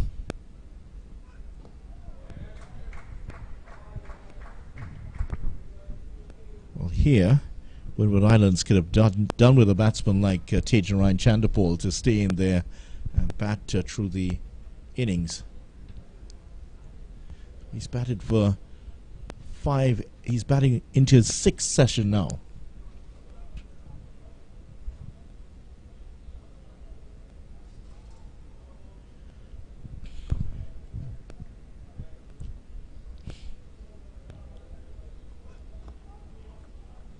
Solidly behind that again. So Tejan Chandapal has faced 431 deliveries. That is almost 72 overs by himself he's faced over these 2 days. The man enjoys his craft. It was said that his father could bat in a stadium if there was a nuclear holocaust going on outside. That's how much he loved batting.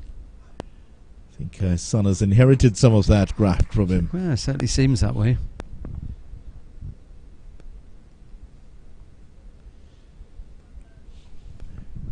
Well, at Brian Lara Cricket Academy, how the Windward Islands would love to end up the day's play with just 1 wicket lost. Melly is the only one to go so far for 13.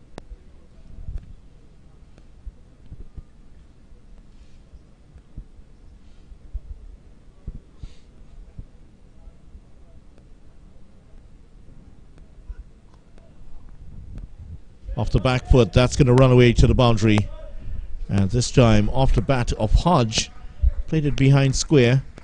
Maybe coming to him a bit faster than he expected there from Green. All the same, the over comes to an end. The Windward Islands, 45 for 1. Yeah, nicely guided down there, wasn't it? Saw where the gap was and put it right there. 45 for 1 of 12 overs. We can look at how they were in their first innings, how long it took to get to 45, and what they were like after 12 overs with wickets. Midley continues here, and talking about fast bowlers, more problems for England. Jofra Archer ruled out of the summer after suffering a back stress fracture, latest in a series of injuries for him. In particular, the back.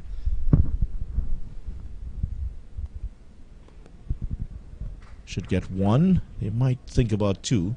Smith decides to go against it. He last played for England in March 2021 and really had a hope to make his comeback from a long-term elbow injury for Sussex in the T20 Blast next week, in fact. But the ECB has confirmed earlier today that he has been ruled out for the rest of the season after being diagnosed with a back problem. He's only 27, 3 bouts of surgery already in the past 14 months.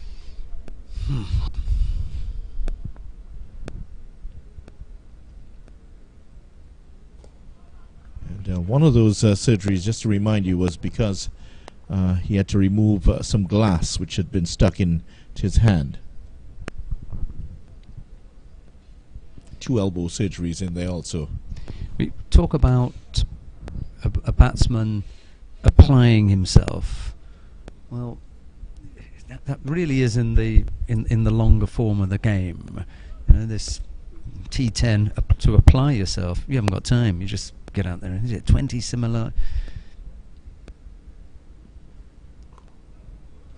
50 over. All right. You begin to talk in terms of applying yourself for a slightly longer innings, but when you look at the 4-day game right now, to apply yourself to the task at hand, which is to keep your wicket intact, wait for the 1 or 2 balls per over that you know you're going to get at this level, where you have a good chance of scoring off, and then press on from there.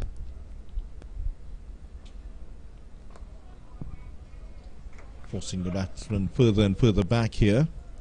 My question is, sorry, how many maidens have you seen?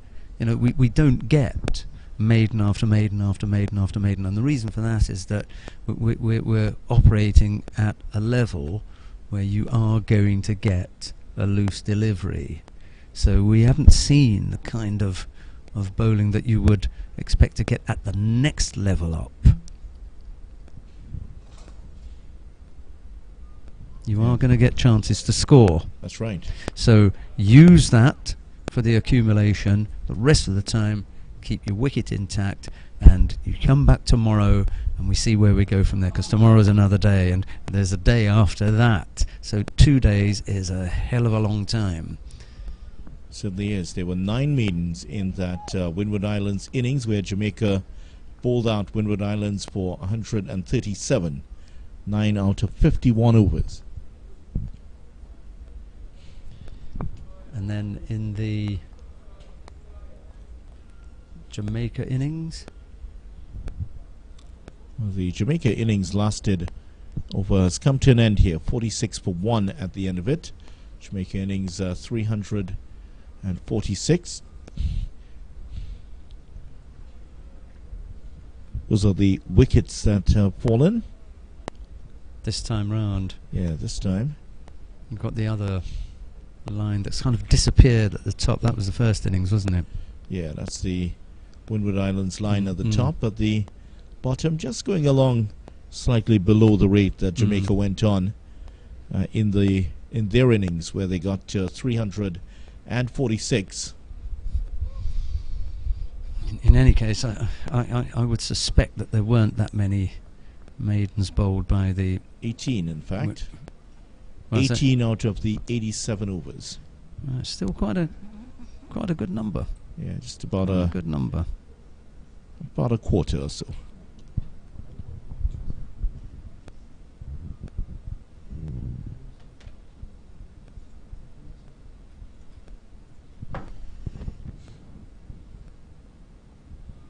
And no coincidence, the bowler that had the best bowling figures had the most maidens. Josh Thomas for the Windward Islands, 7 maidens, taking 3 for 56.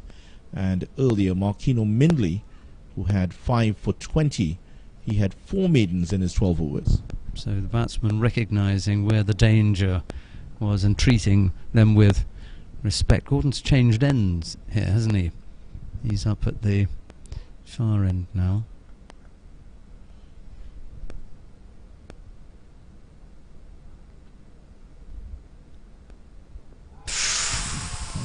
Ambitious appeal.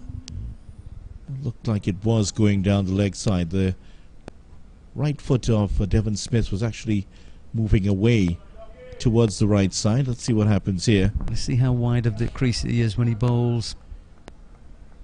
Yeah, that line is... Yeah. Well, that struck him outside of the leg stump from He the still start. had a shout. Yeah.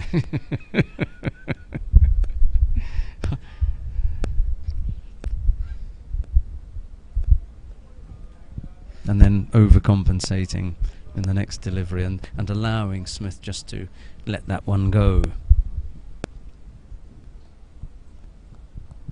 Setting up himself here for a big innings, Devon Smith. Yeah, I'm glad you said that, Viddy, because I'm just beginning to think, you know, he might fancy this. We were talking about the 2 goals, your own personal thing and the team. Right now, he might be having ideas about, hey, I can do a good job for myself here as well. Yeah, that's well taken down the leg side by Thomas. That was not a very easy take, because not only was it going down the leg side, he would have lost sight of it as it went past the batsman, but it wasn't in the air also. It was along the ground. Did well to make that stop.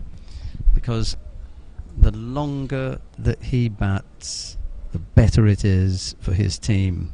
He can bat for as long as he likes. I bet the coach is thinking, whatever you do, don't get out. 5th ball of Gordon's over. Just about that time where you see the break for water. Might have that after the over. If we do in fact get another one. But you see what I mean? That the frustration would be just unbearable for Jamaica if all of a sudden Smith was to plant himself there and look immovable. Another appeal, that one clearly going down the leg side and turned down by the umpire. End of the over, 46 for 1. We will have... And it was a maiden. And another maiden here for Gordon. So we'll have another over.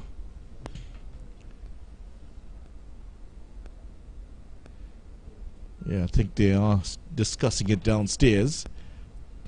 Third umpire is Lyndon Rajkumar today. I think he's just looking at his watch. And the reason I bring up about the lengthy innings is that we saw just how gut-wrenching it was for the Windward Islands when they had those 2 partnerships against them. You know, the heads really dropped and the score just seemed to not race away, but every time you looked, it was just too much. It was just too much to bear. You know, you could see the game getting away from them, and the 2 scores there, the one that said how much the Jamaicans were piling up, and then how big the deficit was as it grew and it grew and it grew. And it grew a lot faster during those 2 partnerships for the 8th and the 9th wicket. That's where the game went away from the Windward Islands. Cuts that away, and that is good well stop. fielded by Lugg. Tell the physio to hold his hand at the moment. Oh, not yet. There's nothing wrong with him. It was a good stop, but it's in his zone, isn't it? You know, you put it in that area, because he picked up one earlier on that was really good, and I thought, oh, that's a good stop. That's a good stop too. You hit it left or right of him. He's got to put a chase on. We'll see. We'll see. There'll be another chance. We won't make judgment yet. One bounce to Bonner, who again gets behind it to make the stop. The jury's still out on crowd. Lugg, sorry. Tough crowd. Yeah, definitely. Misfields 1 of 3 deliveries, Yep. and you are calling for the physio. Absolutely. He's got the double teapot going on though. Look, he's still not happy.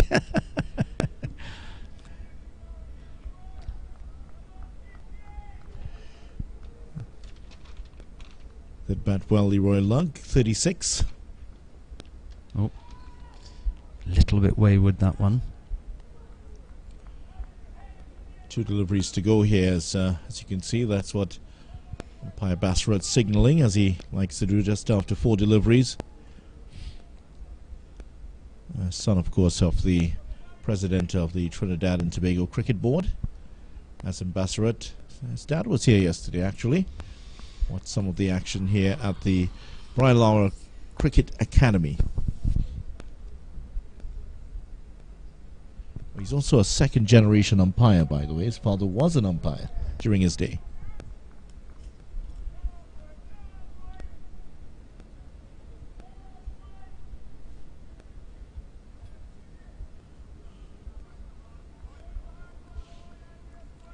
So 46 for 1 ball to go.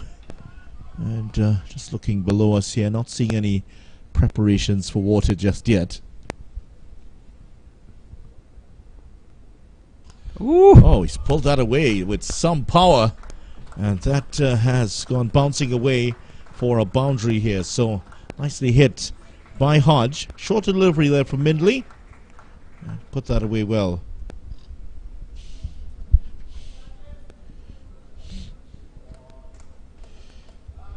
'50's up. Yeah, the 50 up for the Windward Islands. I think we might be going on for a little bit longer here.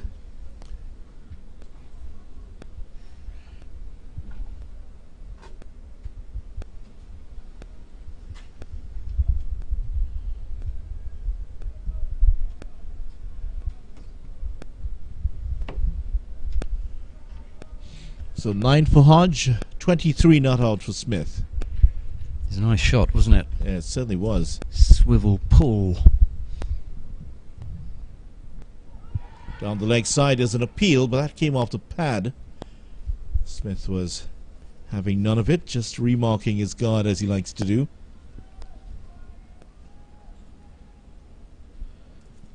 Talk about how batsmen relax at the crease. Smith just loves to remark that guard. He does it over and over. It's a little bit of a ritual that he has. Senior pro, been around for a while, heard it all. Now he pulls this one around, but there's a fielder that will get across it. Mindley decides to underarm it into the keeper. May have something to do with the sun there beginning to get into the eyes of the keeper, because he was indicating he didn't want it up in the air. Yeah. And also when Smith was batting, he had the collar up, so the sun at the back of his neck. Yes, I should employ that sometimes. I've made that mistake. It's going to be another one. Hodge has done a little wrong since he's come in. 10 of 22 now. And Smith has had his problems, especially to Mindley coming round the wicket to him. So they, all the way through here, they've come round the wicket to Smith. So they've obviously, this is the tactic they're going to work on all the way through. Was part of the West Indies test side for a period. Nice looking on drive. But he came undone against Pakistan in that 2011 series when Mohammad Hafiz got him out, I think, something like 5 times in a row. I didn't seem to have a clue how to deal with Hafiz.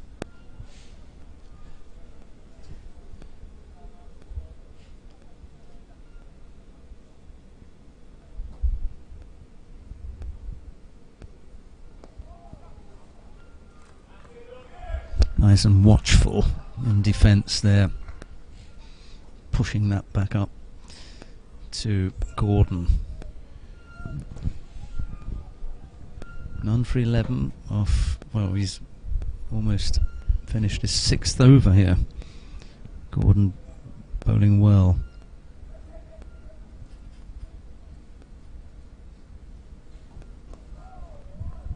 Pushes that, picks up 1.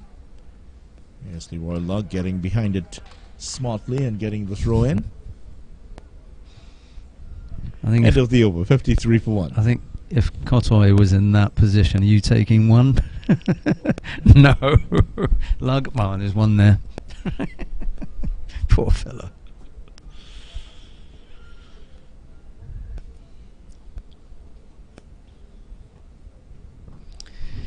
For those at home who are more accustomed to a bit more tempo in the game, I think it can be a little bit frustrating if the cricket that you've been brought up on is, you know, one-day games and 2020. But for me, this is the real test of character here. There are so many different things that you've got to look at, and even in a passage of play like this, all right, there's still so much in it. Anyway, we've got the card up, so I'll let you have a quick look at that. Yeah, Jamaica 346 in reply to the Windward Islands, 137. Attempting to cut that one. 209 run lead there. Windward Islands 53 for 1, just a wicket of Melius out for 17. And this is the final session of the second day of play. So still 2 days to go. So long time here for the Windward Islands to bat. Time is not a problem. Right, so there was a 209 run lead. The lead now is 156. They lost 1 wicket in bringing that down. Oh, that one swung in there. Going down the leg side there, no appeal from anyone. So my point here is you want to make your wickets of real value. That's what that you want. You make them absolutely have to pay for every wicket.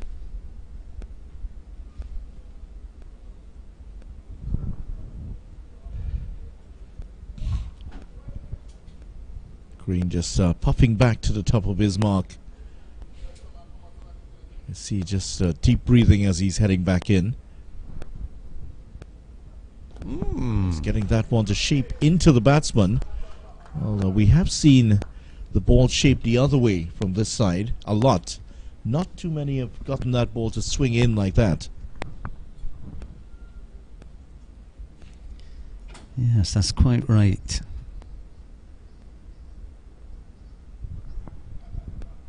The crosswind here from left to right, the more natural shape is to get the ball going the other way. Edged that, and that's gone high over the slips and down for 4. King just chases this down to retrieve off the shoulder of the bat. Yeah, you have to ride your luck. Does he have to play? That's always my question here. Well, he does actually, because of the line that Green has got. It's just angling into him, and he's not absolutely certain.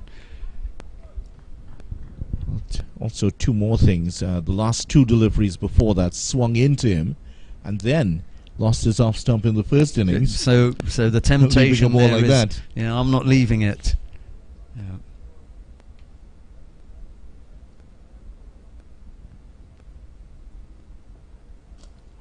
Well, that one kept really low, but he still managed to pull it away. Tell you what, I don't think that was above the stumps at all for that pull shot.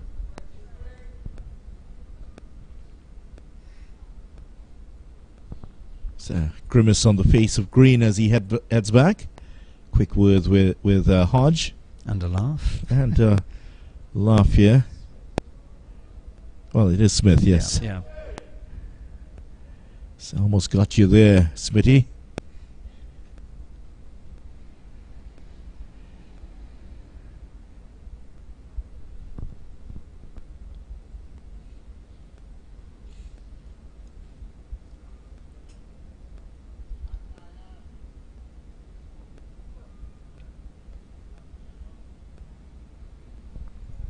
End of Green's 7th over, 1 for 28 his figures, 58 for 1, 17 overs so far in the Windward Islands innings.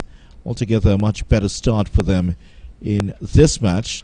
Just by comparison, within the 18th over of their first innings, they had already lost 4 wickets for 51 runs. So a lot better start for them. Yeah, you just have to make sure that you have value for your wickets. Stay for as long as you can.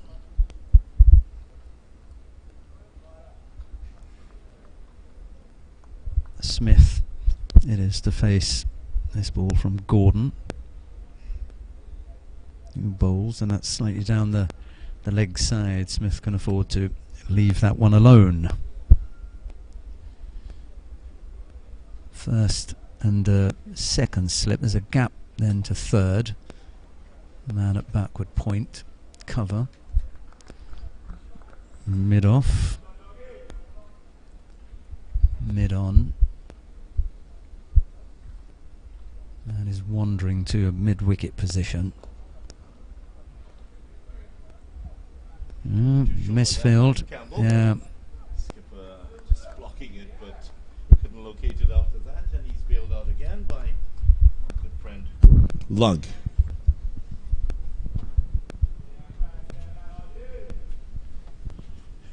I don't know what you're talking about, getting the physio for Lug. This is 5 or 6 times now, and he's just had one ordinary moment. Yeah, it only takes one. It's the one that you remember.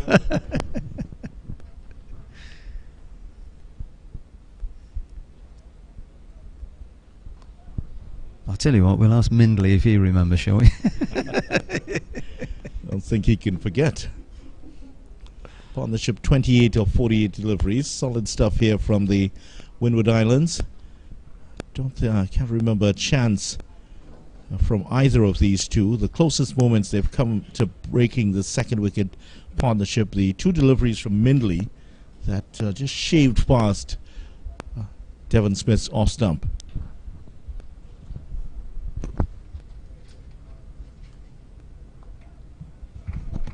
You want to come back for another? Good running. The moment that was tucked off the hip there, they looked for a second, and it was well run. Yeah, it certainly was.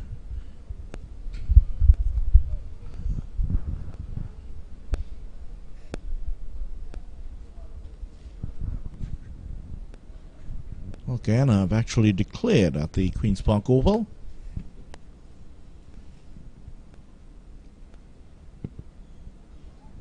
On the leg side here, Craig Brathwaite, 8 of 6 deliveries. Shane Mosley, yet to score. Barbados 8 without loss. Guyana 490 for 7 declared at the Queen's Park Oval. So they've taken a possible hour or so to get a crack at Barbados here. Yeah, well, you know my thinking on having a go at the opposition. Get at them as quickly as you can.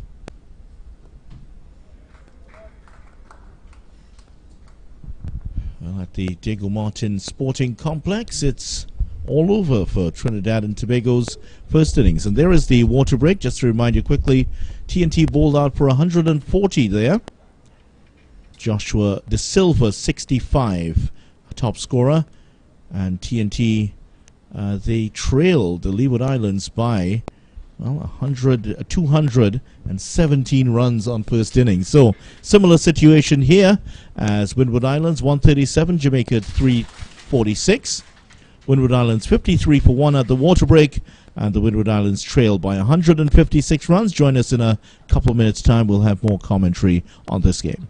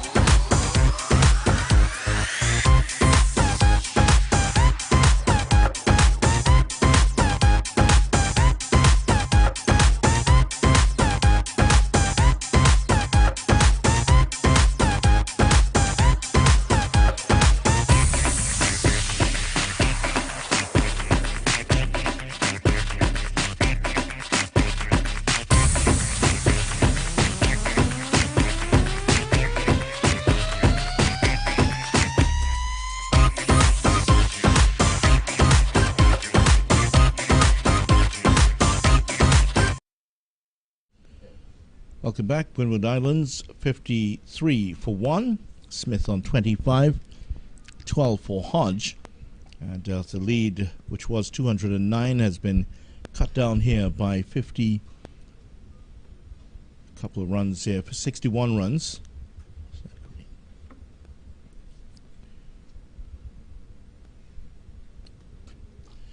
Smith getting into the pull shot. And Leroy Lugg is out there. He likes that, doesn't he, that pull shot? He plays it well. It, pulled one that was about the height of the stump earlier. And it doesn't have to get up much for him to get in that position and to play it. Yeah. I'd like to see it outside the off stump and higher before I start risking that shot, but he's quite comfortable with it. Might see the spinners coming up in a little bit. This one's cut away by Hodge and straight to Lugg again, who does the fielding. Beautifully fielded.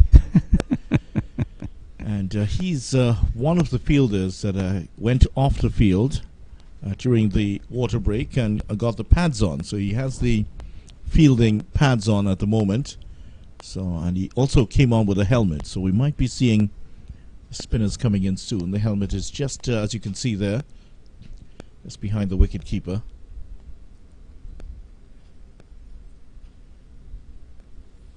Oh. Fuller delivery. Trying to look for some swing here, but none was forthcoming to Hodge. So Green is 8th over now. He's been switched round. So 4 from the other side, 4 here.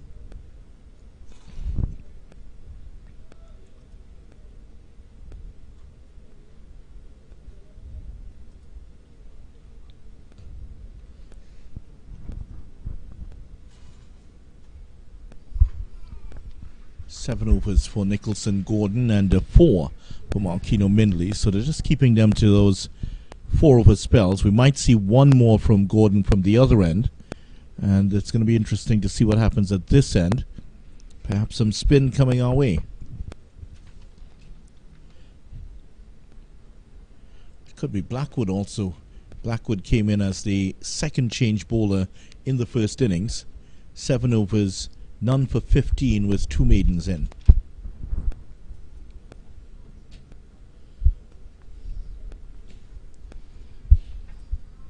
Strayed down the leg side there, didn't he?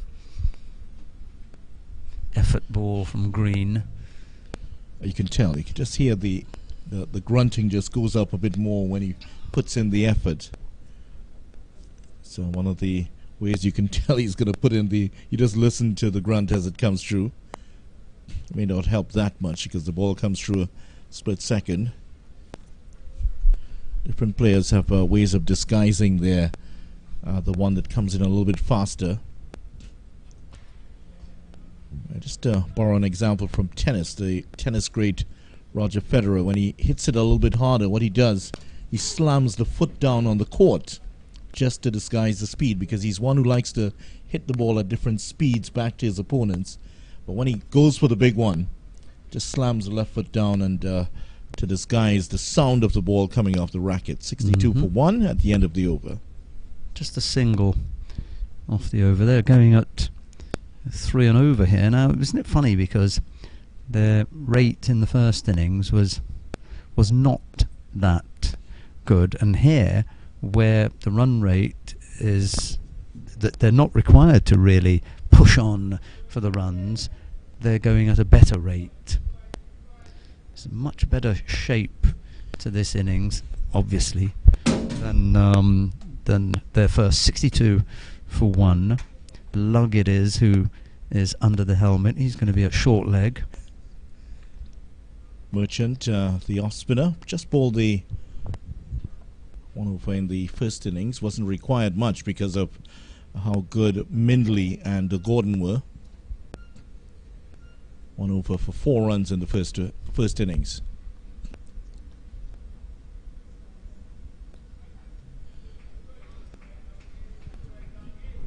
Came off the pad there, close to Lugg. You can see he's wearing the pads to protect the shin area. Obviously, he would be wearing the box he has on the big helmets. Yeah. It's turning away from the left-hander. Just focusing on a line maybe from outside the off stump, just about middle stump to the off stump or so, and just trying to turn it away from him. Obviously, one of the ways he can score with the offside field as it is turn it on the leg side. That's why lug is there, for that sort of the bat pad chance.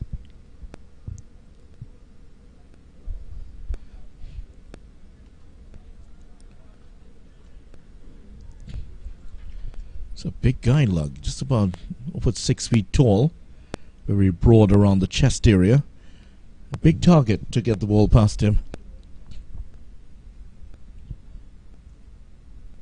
Intimidating to have the big man so close.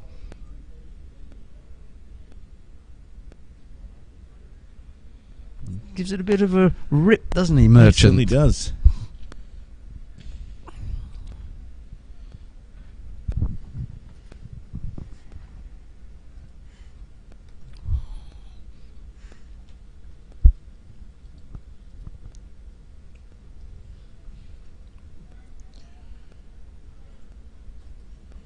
Certainly does give it a rip, Merchant.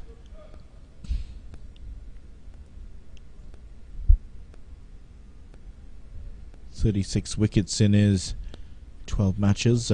Tidy sum for him.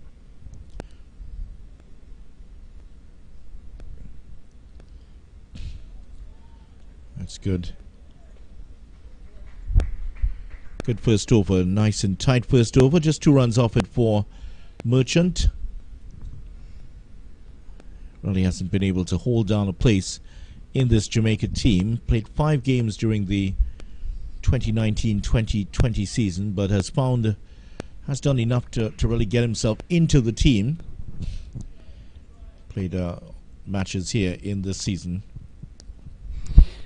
Right, so for me at this stage, I would, after that drinks break, there isn't going to be another one now, so this is the last sort of session here, because you try to work it through here, look at the scoreboard, look at how many overs are left, try and be here at the end. That's a roll for Green, so this would be his 5th in this spell. 1 for 29, so maybe the last roll of the dice here for Green. Might see Mindley coming back on after. Yeah, if you rotate them with 5 or 6 spells, then I think that's probably enough. You have to be really a workhorse to be able to come to, do 8 in this kind of heat. Just pulling out there, Green.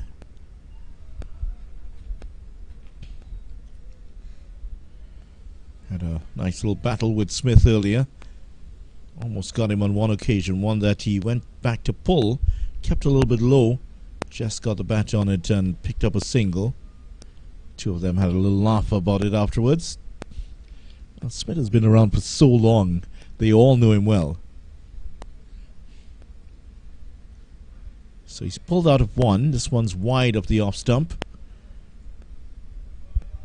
So maybe signs that he's starting to tire here a little bit, Green. Yeah, you can see just around the neck area is really glistening with perspiration. Mouth is open as he tries to draw in as much breath as possible.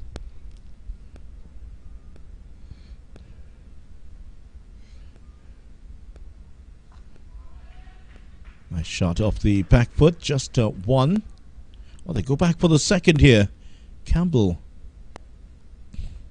couldn't prevent them from coming back for 2. Well, you talk about him looking tired. What about Courtney Walsh? He always looked like he was in some sort of discomfort, and then he'd turn out with a 15 over spell. Yeah, that was a workhorse. They could really carry a heavy workload. One of the great servants of West Indies cricket, world record holder at one time, Courtney Walsh. Off the pad, appeals only from first and second slip. Never the best indicators for an LBW, that pair. Even worse, a square leg. Oh, yeah.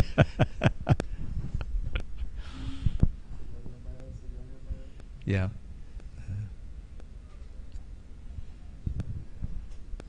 Ready.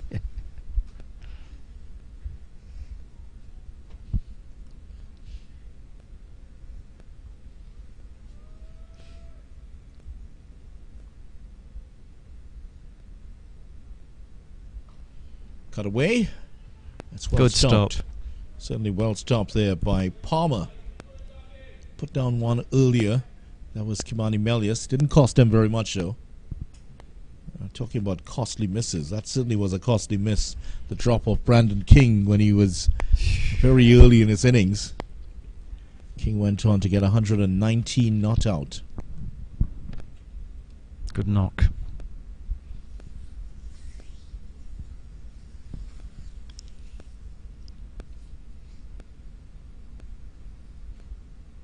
Oh, he's had shit and caught at second slip. As easy as you like. And that is what Blackwood can do. He is easy. Just swallows that one up.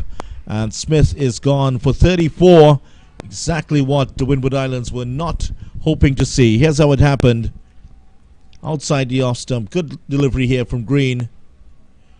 And maybe didn't need to play at that one. And just losing his focus here. And Green celebrates his wicket.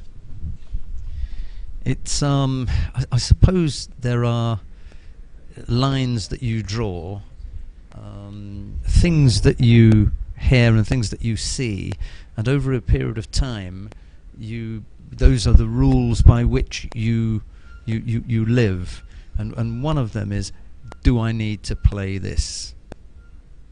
He gets drawn into that shot because he's seen a few coming into him. Coming in. This doesn't. And it's not really in a danger area. We haven't seen anything come off the pitch. It comes from an angle. So that angle has gone past the outside, they've gone past the off stump on a couple of occasions, and we've both gone, ooh, that was close, that was close. This one is not in that danger area, but he still has a push at and gets the outside edge. So what's happened is the deliveries that led up to that earlier on have drawn him into playing this. And even though he's gone on, what is he, 30 odd? 37. Right. Okay, they'll look at they'll look at the scoreboard, and the danger man for them, the one who could play a long innings, and I'm not talking about the end of the day, I'm talking about into lunch and tea tomorrow. That's what you really wanted to be looking about. Kill it dead. End of game. If you can't get me by, and I'm here by tea tomorrow, game over. Merchant continues. Alec Athenes has come to the wicket. He's at the non-striker's end. And Alec Athenes didn't do too much in the first innings, just 6 before he was caught by Thomas off Mindley. Batted very well in the first part of this tournament in the first 2 games. 250s in there.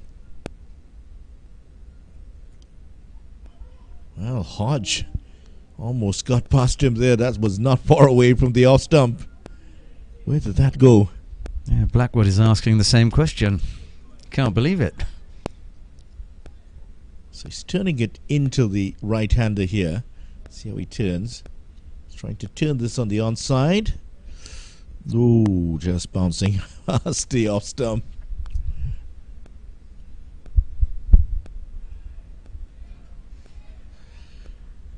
Close call there for Hodge. Nervous moments here for the Windward Islands. And it is 1 wicket.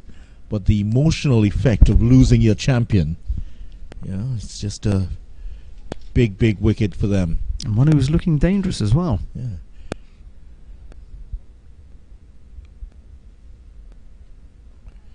Flicked away. Just 1 bounce to him. But it wasn't a drop catch by any means. Past lug.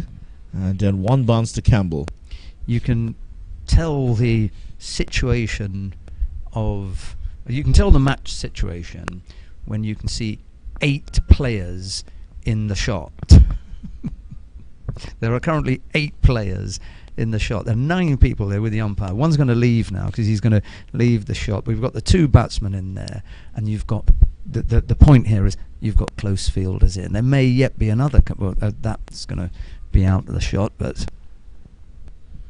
you've got all these close fielders around the bat, and he's only just out of the shot. Very short mid-wicket in place now, just behind Lug.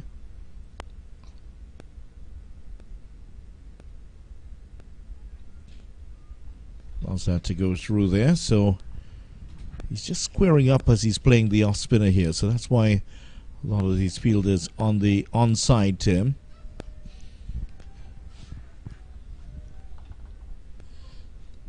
Lug just in front of square.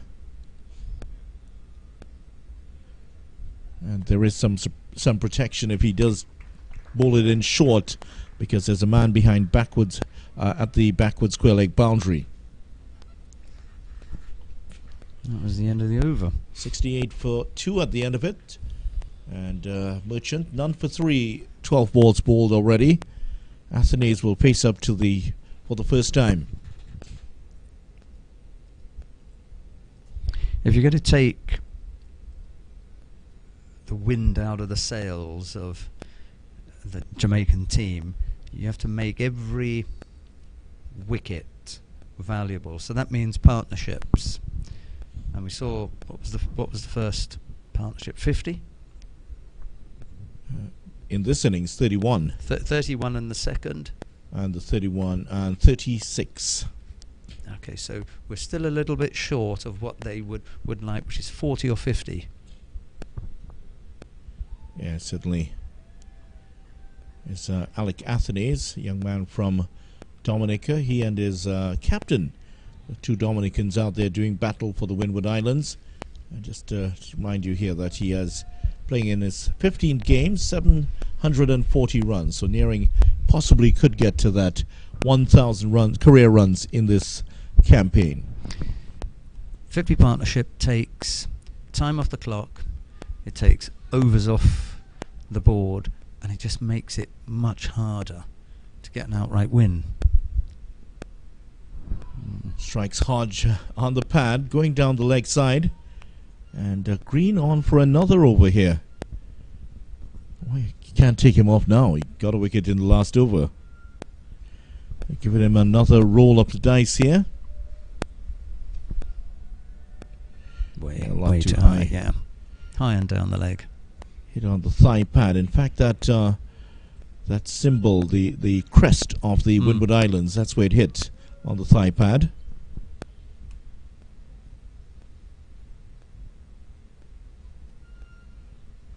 Sometimes people like to talk about adding 2 wickets to the scorecard, and then you get a true picture of what it looks like. Well, there's another thing that you can do, and you can say, right, I'm not going to add 2 wickets. What I'm going to do is add 50 runs. Let's say if we didn't lose a wicket and we had this 50-run partnership, the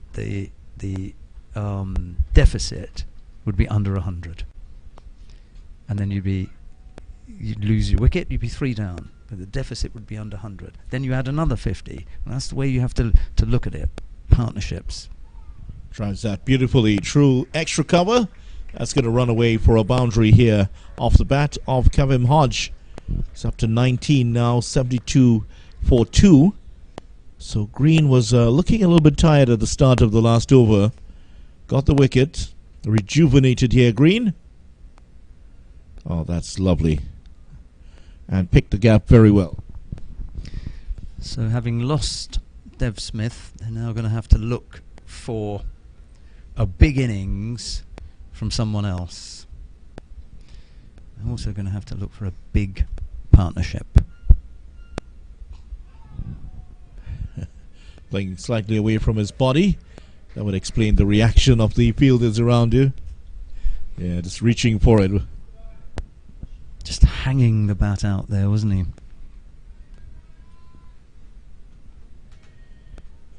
Just 1 to go in the over here for Green. I'm not sure if we might see him on for another over. Could see Mindley from this end, but Merchant's I'm sure gonna bowl out the rest of the evening. He's been tidy at the start of his spell.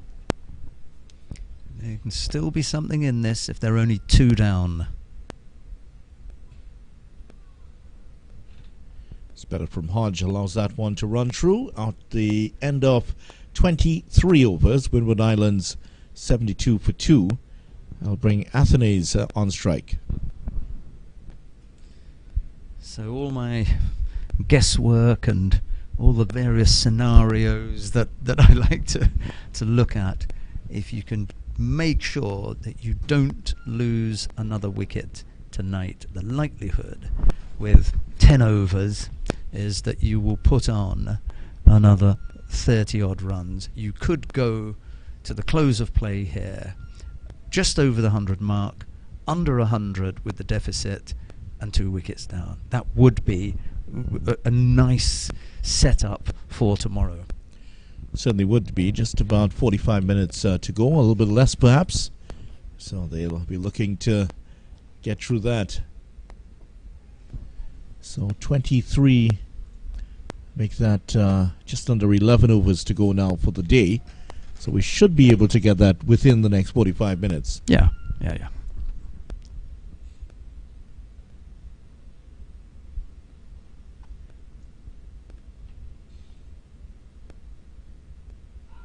Oh, Athenaeus hurried into that one. 2 shots perhaps in his mind at the same time.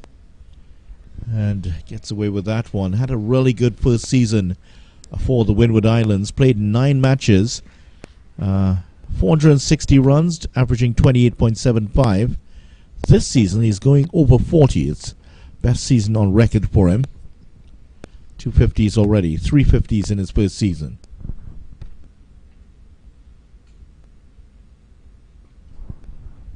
Yeah, he's one of those who uses his feet well. First innings when he came out, he started to play a lot of shots at the start, then went into a shell. Played a lot of talk going on here. He's telling him where he should have put that ball. He said, if you'd stayed here, you could have swept that. There's nobody back here.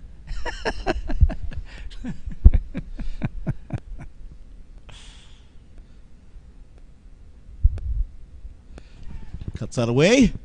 And past the fielder. And running away for a boundary. A little bit uppishly there.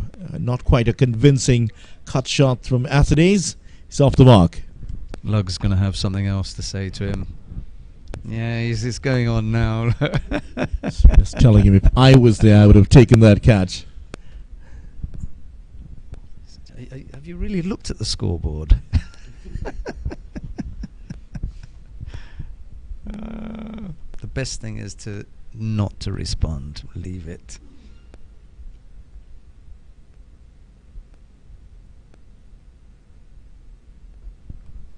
Tries that. This man out there. Straight to him.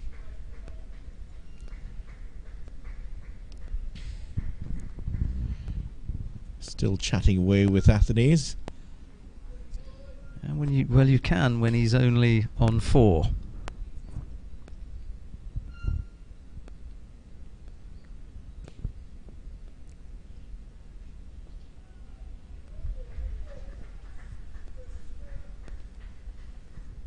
End of the over.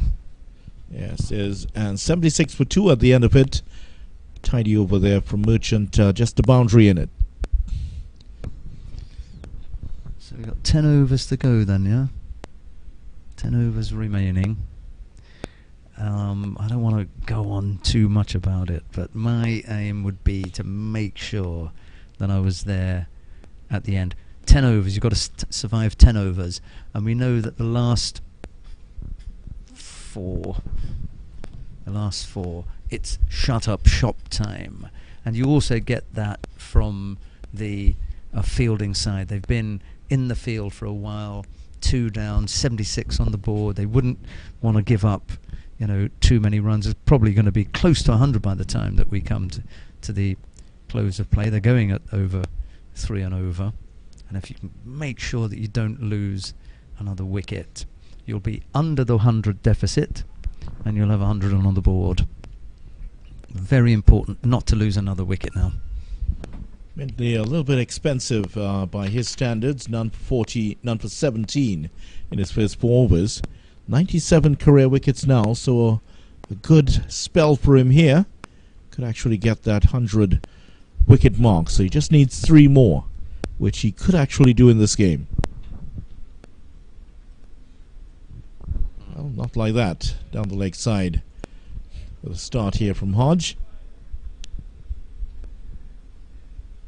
As the not-out batsman earlier today came in, and as the night watchman got to 5 before he got a really good delivery from McSween, cleaned him up.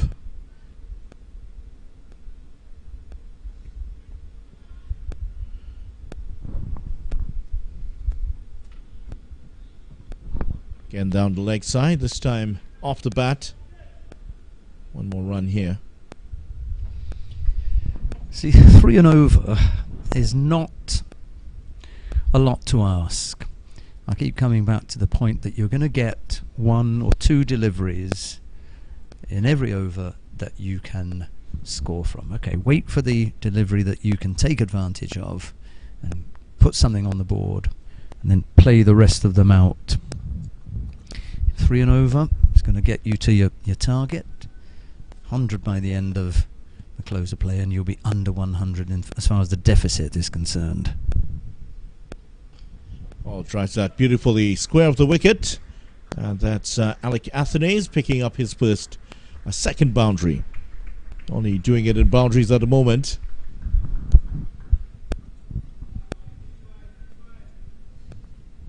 So 81 for 1, Athanaze on 8, Hodge on 20. Nice looking shot there from Athanaze.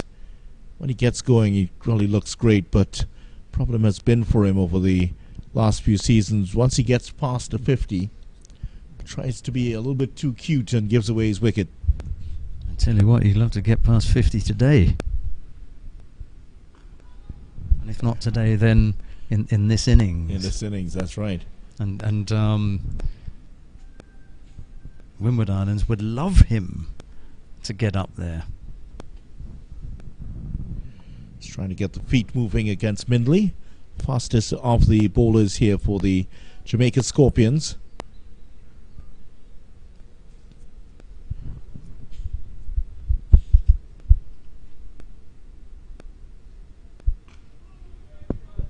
Good delivery. Yeah. A little bit surprisingly, Leeward Islands have decided to bat again, despite bowling out Trinidad and Tobago for a low score. Bowled out TNT for 140, and they've decided to bat again. So they're 5 without loss. They scored 357. Probably just want to make sure they don't lose the game after you start out the season poorly. 1 win and 1 loss for them. Ooh, that one wasn't sure if that was going to move away or come in. Played away from his body and survives. End of the over. First of a new spell from Marquino Mindley. 81 for 2. See, what would be annoying in the field? Oh, there's the table. Let's have a look at the table.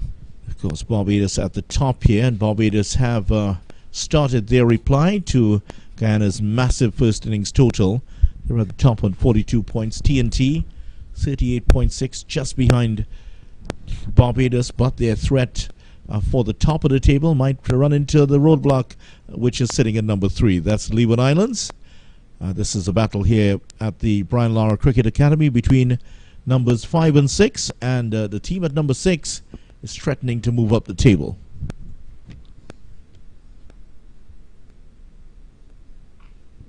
Ooh, that was against the body of Lug. Took one for the team there, Lug. I told you you'd need the physio. Just just an apology there from Hodge. Asks Lug if he's okay. He says yes. I'm all right. Doesn't flinch at all, does he, Lug? Not yet. Might be a different story later on. He's gone again. Out of the way this time. There's a field out there, just one. Oddly enough, Lug is not looking at Hodge, he's looking at Merchant, who just bowled another short one. Have I done you something? I mean, you know.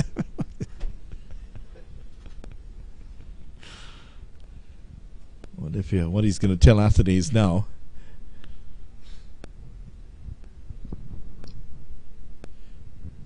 Look for something full now.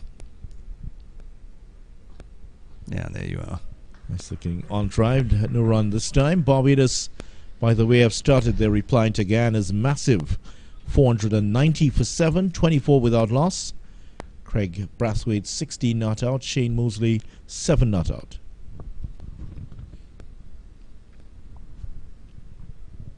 Just remind you, Tajarine Chandapol 140 not out.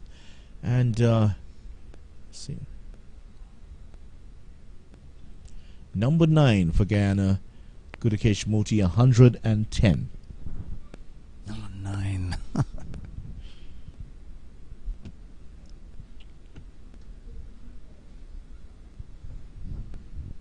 That one sat up a little bit there, but Athens just defending out on the offside. That's a wonderful innings by Gudakesh Moti, the left-hander, who really shaped up well in that game. You could see that he has some batting talent, but this certainly should cement his place.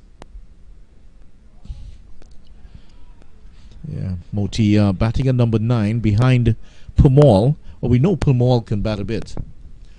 Kimo Paul actually went in ahead of him. End of the over here, 82 for 2. But just to remind you of Moti's stats, 110 of 118 deliveries, 12 fours and 4 sixes. Right, from the Jamaica point of view then, you're going to be looking up at the scoreboard, 2 wickets down. You want that 3rd wicket. You want another wicket before the close of play. Completely opposite for Windward Islands. You don't want to lose a wicket, and you've got 82 on the board. You want it to tick over past that 100 mark. You're not going to go much beyond the, under the 100 deficit. But that would also be a milestone. Still straying down the leg side here. Mindley picked off once again by Hodge. 22nd run for him. Yeah, this spell, the last over, a lot of deliveries going down the leg side from Mindley. Hasn't quite hit his the line of length that he wants in this short spell. So those are the milestones for Windward Islands. Get over the 100, get below the 100 deficit, and don't lose a wicket.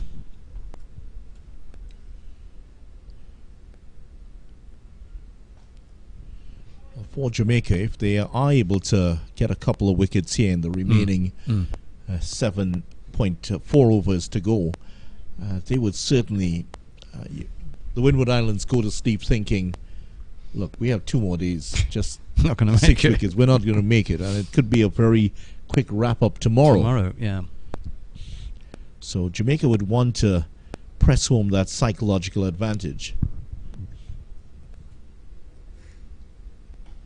But if they are able to bat out the remaining overs and they get to that mark, 100 and something for 2, yeah, things are looking a little better. Yeah. You come back tomorrow, you start fresh, you keep that partnership going, and remember, because it's top order batsmen we're talking about, you've got the other top order batsmen to follow, and then we come to your favourite, the middle order or lower middle order. It's a long way to go.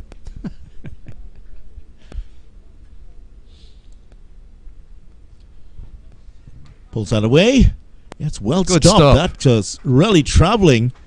Got his hand down to it well. Saved 3 runs there. That's Merchant down there.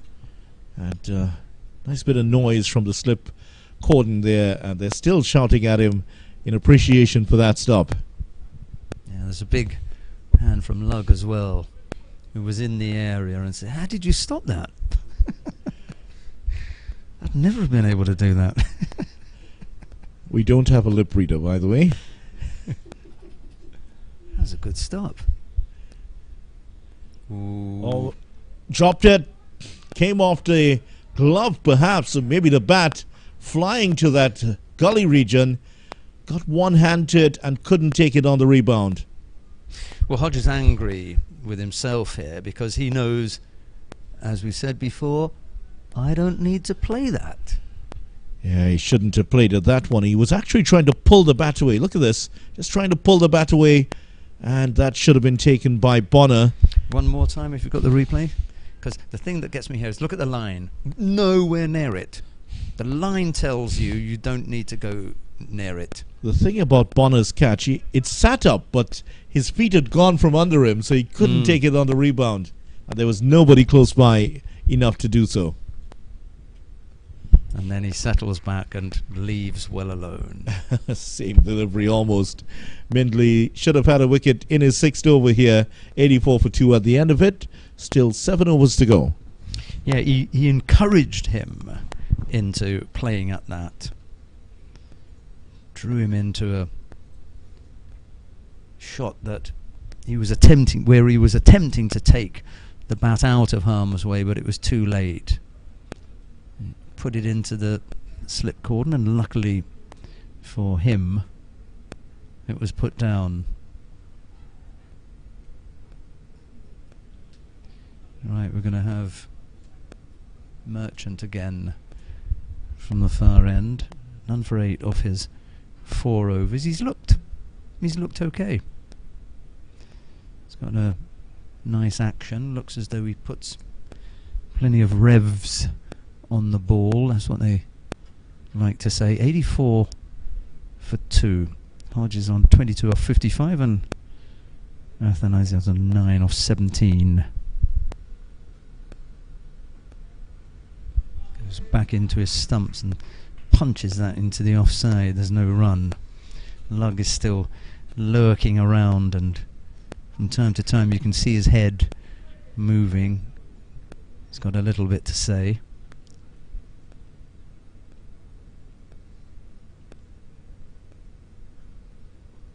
Merchant again giving that a rip, but Athanasius forward to defend into the offside, and there's no run.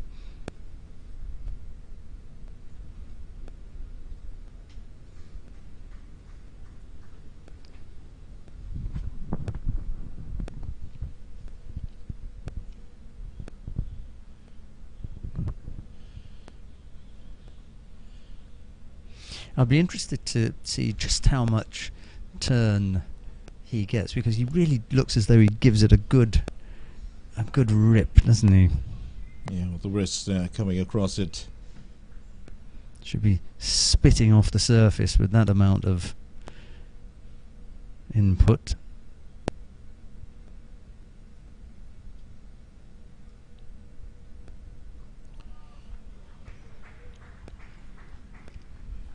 Do you get the feel of, closing things down, shutting up shop? We've still got 6.2 overs left to go, a little bit early. Yeah, the employees are walking out, getting their hands on the shutters right now. 6.2 overs still to go. Yeah, well, nothing being shut up here by Athanase. The ball is there to be hit. He's going to put it away. Short and wide. Cut that away well, square of the wicket. And as I've said, over the last couple of days, you know that we're at a level where 1 or 2 balls are going to be there. Wait for the mad one. Don't try and invent something. Look to see where your scoring opportunity comes and take advantage of it. It's coming.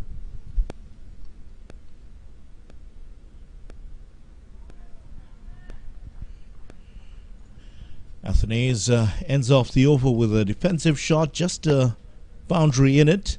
88 for 2 Windward Islands. So if you're looking at that 100 for 2, just 12 runs away now, but still 6 overs to go. So outside of that shot, current run rate 3.14. There was about 2.5 and over in the earlier part of the inning. So they have slowed down a little bit here. But they have to contend with Mindley, who is 2 overs into his second spell. 21 of 46, the partnership. And the wickets to go. Devon Smith caught Blackwood bowled green for 34, and Kimani Melius caught King bowled green for 13.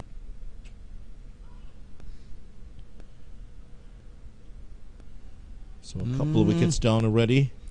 and both of them are playing away from their body. So Jamaica has been fairly well disciplined here in terms of getting that ball in that channel.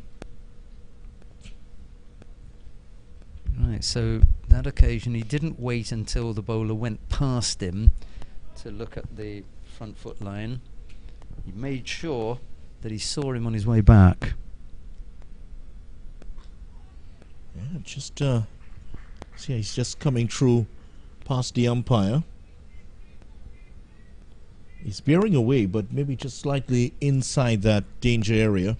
I think it was the front foot that he was putting down there and showing him he's just on the line here. Anything over that, and he's going to have to no ball him, yeah.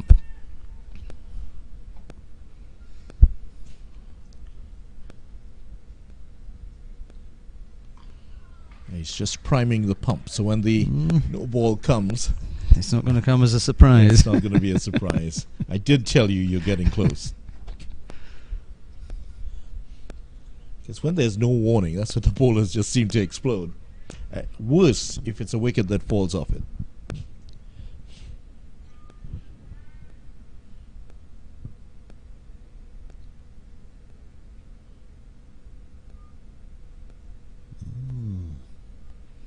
It's right on there, isn't it?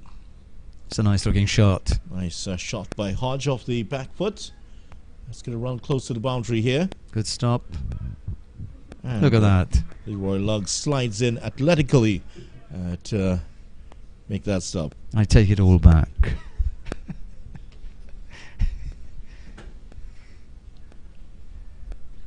He's got 5 or 6 in the plus column. Saved a couple of runs. Maybe more. Just that one big blot earlier on. And he's worn a couple, so top sold here. Oh, that's hit him on the back of the helmet here. Mindley just sort of and a no ball. Ran into that. It is a no ball, so he was telling him about it. And he's hit him in the back of the helmet here. So the medic will have to come on, and they will have to do the concussion test immediately. Here's what happened. Here he is, trying to play the pull shot. Got it big on him. Whoa, that cracked into the right side of the helmet. Looked pretty nasty from here. Good bouncer from Mindley.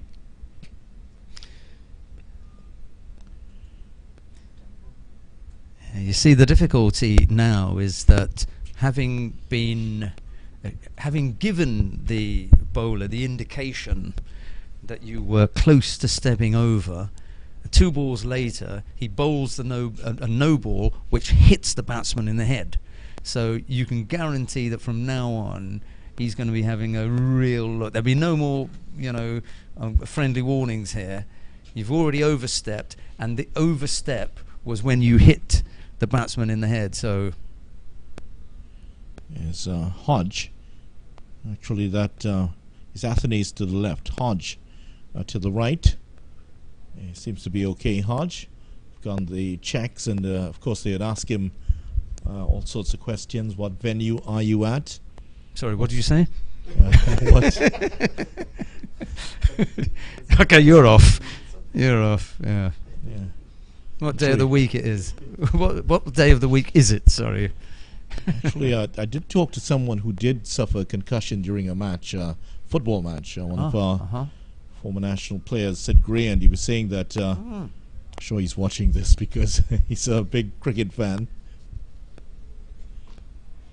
And, solidly behind that one. They asked him what stadium he was at, and he didn't know. Oh, okay. Yeah, in that case, yeah. Certainly is a short. It might sound like a silly question. No, absolutely. If you have a concussion, you can't answer anything. Yeah. Yeah. Yeah. I've been talking about scores and length of time that you bat, and I said, that's not me, that's not me, that's not me. Unfortunately, the concussion was me.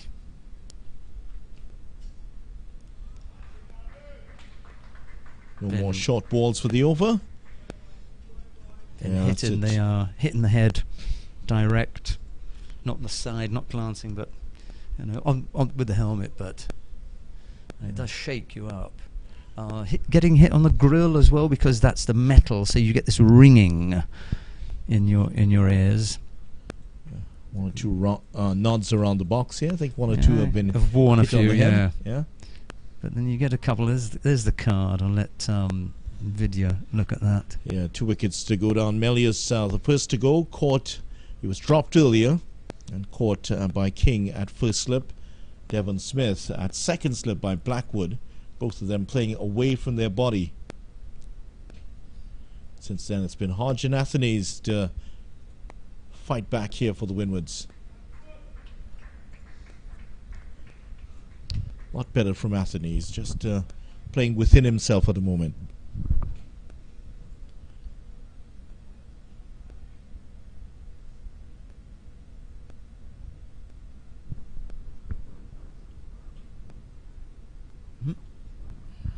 Yeah, he has this little flourish that I've seen with a few of the batsmen. After he plays a defensive shot, just does a little wipe with the blade in front of him.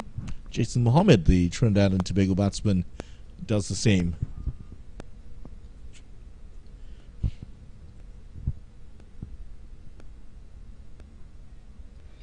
We had the pleasure of seeing Jason Mohammed play not that long ago, a few weeks ago, in the Chief Secretary's Bago T10 Blast. It's at the Sid Gray Stadium, and good friend Sid Gray was there. He was there for every match, in fact. Loves his cricket. Off the back foot, that should be one.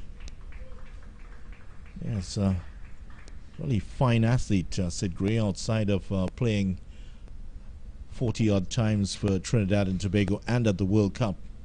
Also ran at Carifta for TNT. All round. And played some cricket also. Was in the reckoning for a place in the national youth team. All-rounder. Hodge is on strike now.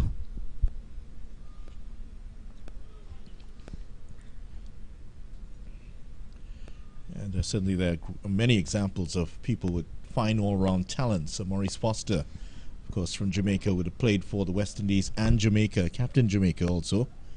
Was a very, very good table tennis player. I believe it's 2 times that he won the Caribbean title. End of the over, 92 for 2. Right, so we're getting, well, we're already into that close of play feel here. Windward Islands looking to shut up shop and go in at the end of day 2, only 2 wickets down. That's the aim here. We spoke about that quite a while ago now. 12-13 overs out. We were talking about getting over the 100 mark, getting the deficit under 100 and remaining with only 2 wickets down. We're just a few overs away from the close of play.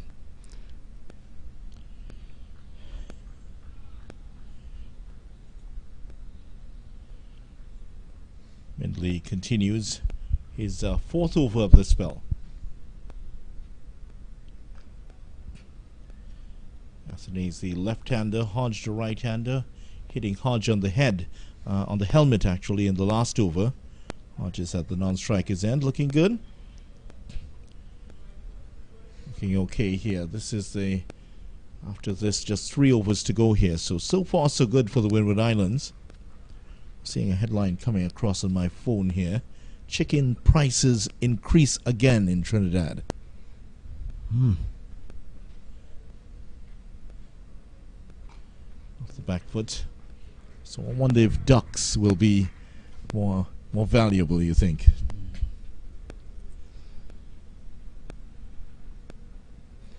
Yeah, dining out at your favourite chicken eatery is becoming quite expensive, and at one stage I understand that they were charging for tomato ketchup, weren't they? That's been turned around. There was uproar.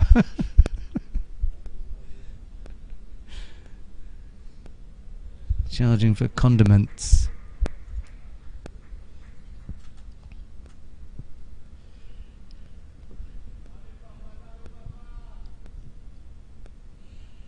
So far so good here for the Windward Islands since the loss of Devon Smith. 67 for 2 at that point. So they've gone along well here.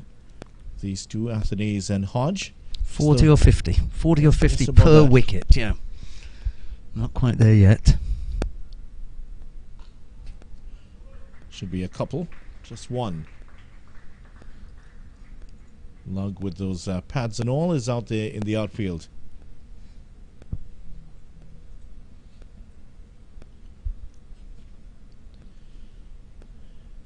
Partnership 26 of 59 deliveries, so halfway there to your target of 50. Of course, after that they'd want to reevaluate and look for another 50. Absolutely.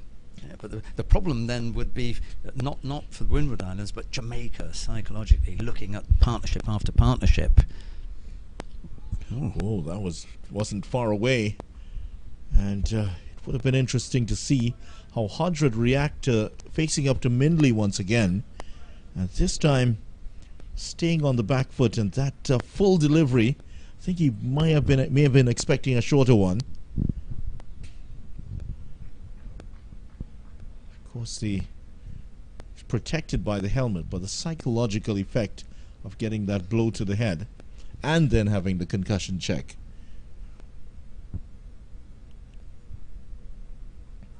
Again on the back foot. Nope. That was very, very close again. He's survives this over, chesting 2 deliveries here from Mindley. That's what happened. Umpire was unmoved. Starts off Inside edge. Inside edge, that's why. Between the legs. Big one. End of the over, 93 for 2. So just 3 overs, 18 balls here for the Windward Islands to survive, and possibly 2 from the spinner. Yeah, and you can see how as we got further and further into or closer and closer to the close of play, that run rate just began to slow down. They were a little bit more conservative, and it also got into their heads, hey, we need to shut this up and come back tomorrow. Yeah, 38 runs in the last coming up to 45 minutes now.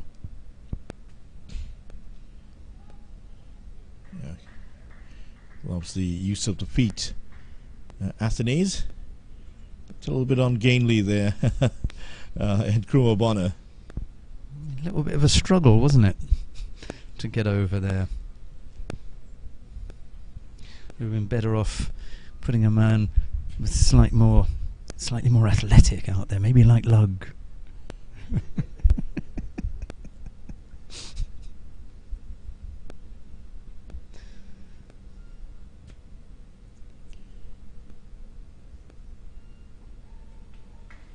Faster one homing in on that off stump. Yeah, Hodge certainly unsettled, and interesting to see how he handles the next over, which presumably will be from Mindley. We got 8 in the shot now.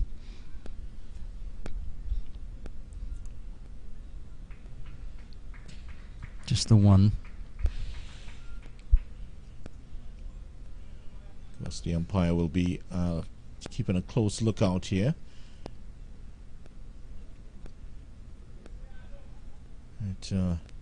On the leg side, at least for Hodge, there are 2 players behind square.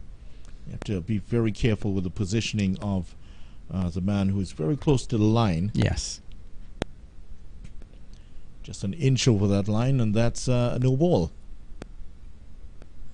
Not on this occasion, just 1 player behind square on the leg side.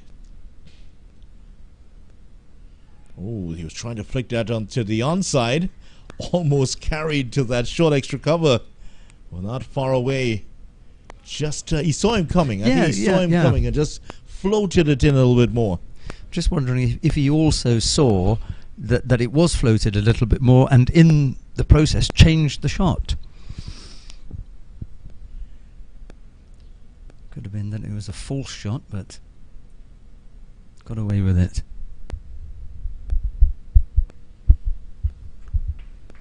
back foot rock solid there from Hodge. Looking far more comfortable against the spinner, but it's going to be a real battle for him in the next over. I think Athenes should volunteer to just pace that one out.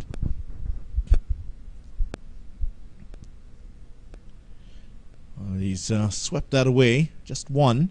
Field out there. Yeah. End of the over. Well, he does take the single, so he will have to face up to Mindley, who is coming in again. Four off the over, without ever looking as though they were chasing the runs. They come. Just keep collecting them. 97. They're not going to go under the 100 with the deficit, but they should pass the 100 mark. They should pass the 100 mark in the next, what is it, 12 balls then. Would have been nice to get the third part. Well, it's not going to be Mindley. Triple. Apparently, it's going to be Nkrumah Bono's coming in. Well, with the light fading, perhaps decided to go for a little bit of a surprise tack. I would have kept Mindley on to have another over at him. I mean, after all, it's going to be the break. That's going to be his last over of the day. I'm not entirely against the idea of someone completely different, because the batsman would have been set and thinking, oh, I've got to, face Mindley. Yeah, he does bowl a little bit of leg break, but he hasn't bowled for quite a while. That's okay, because I can remember the last time he bowled. You never know what the batsman is going to do. He's going to think, hang on a minute, I didn't prepare for this. I wasn't thinking Bono was going to bowl. Tries that, past the man at backward point. That's gone for 4. And there's the 100. There is the 100 up for the Windward Islands, so the target has been achieved here. You've set out the target for them, and they've done it. Nice square drive there by Hodge. He's into the 30s now. So one of the 3 things that I was talking about earlier has been achieved. They've gone over the 100. It's always nice. 100 on the board, 101 for 2. Can't lose a wicket, and I don't think you're going to bring it under 100, the deficit, but it'd be pretty close. Bono does have a wicket at test level, just one. Who was that then? I wonder who he... I have to check and find out who that was. He got. Unfortunate guy. Yeah. Side the off stump. Well, he hasn't bowled for... Well, he did bowl a couple of overs, in first-class cricket, so... Yeah, he did bowl in the test matches. That's where he bowled. Oh, did that hit bat first? Nah. Or was it pad first? They're thinking it is pad first. And that's what you were talking about, this surprise tactic of using Nkrumah Bono. Let's see where that hit first here. Is it bat first or pad first? Here comes the pad. Well, it was pad first, but bat first. Okay, bat first. Let's take a look at that again. And yeah, so here it is coming in. He's just going to slow it down a little bit. Yeah, bat first. Bat first. Well spotted by umpire Basrat. Well spotted by Ronnie Vikram Das. And yeah, Ronnie deserves a small amount of credit, but the umpire saw it from his natural sight. It was pad onto bat and then onto bat again. So that is the end of the over, just a boundary in the over. And 1-1 for 4. And again, without looking as though they were searching for it, one bad ball, 4. This should be the last over of the day here. Yeah. As we approach 5:21 in the afternoon here at the Brian Lara Cricket Academy. The lead is down to 108 now. It was 209, so at least one of those targets knocked off here for the loss of 2 wickets. And it will be Athenes to face up to Merchant. Oh, hits it back to him, and there he goes. There's the celebration, and there is the wicket for Merchant. They survived the bowling at the other end, and now Merchant has done the trick here. Comes down the track and chips it straight back to the bowler, and as easy as you like, he goes for 17.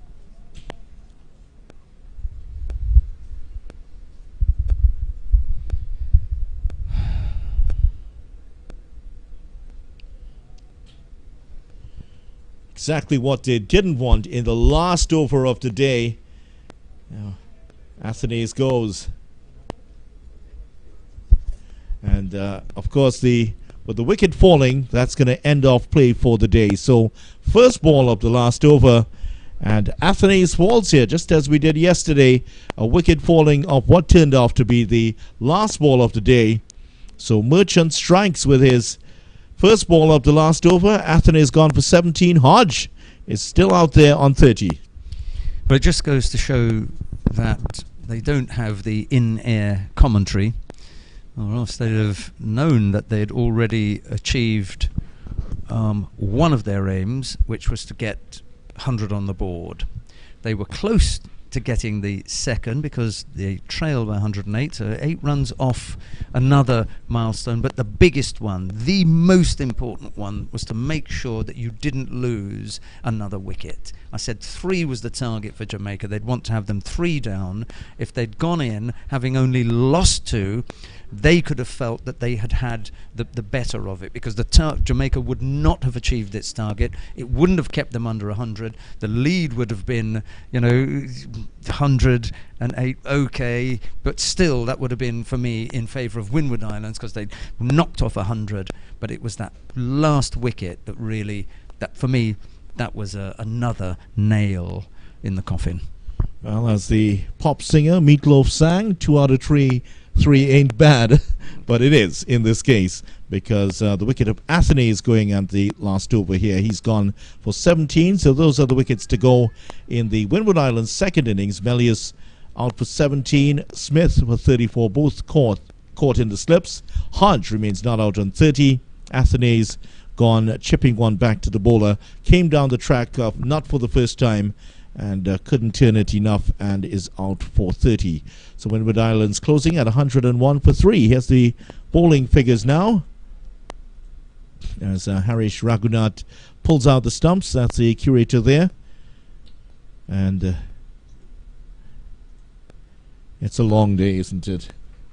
It's been a very long day. And 2 wickets for Green. Again, pulling out, getting a couple of wickets here. Well, it was Gordon that got the wickets in the first innings. Green chipping in with 2 here. 1 for Merchant at the end. And at the end of play, the Windward Islands Volcanoes in trouble. 101 for 3. And they still trail by a further 108 runs. That's the summary. Match summary. Windward's all out for 137. Jamaica 346 today.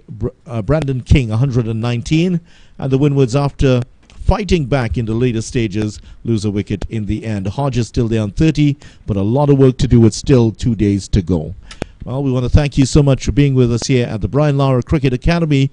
Day 3 of this West Indies Championship match on tomorrow. We certainly hope that you will stay with us for that. On behalf of Sheldon Rooks and the rest of the crew here, it's Vidya Ramphal saying goodbye from the Brian Lara Cricket Academy in South Trinidad.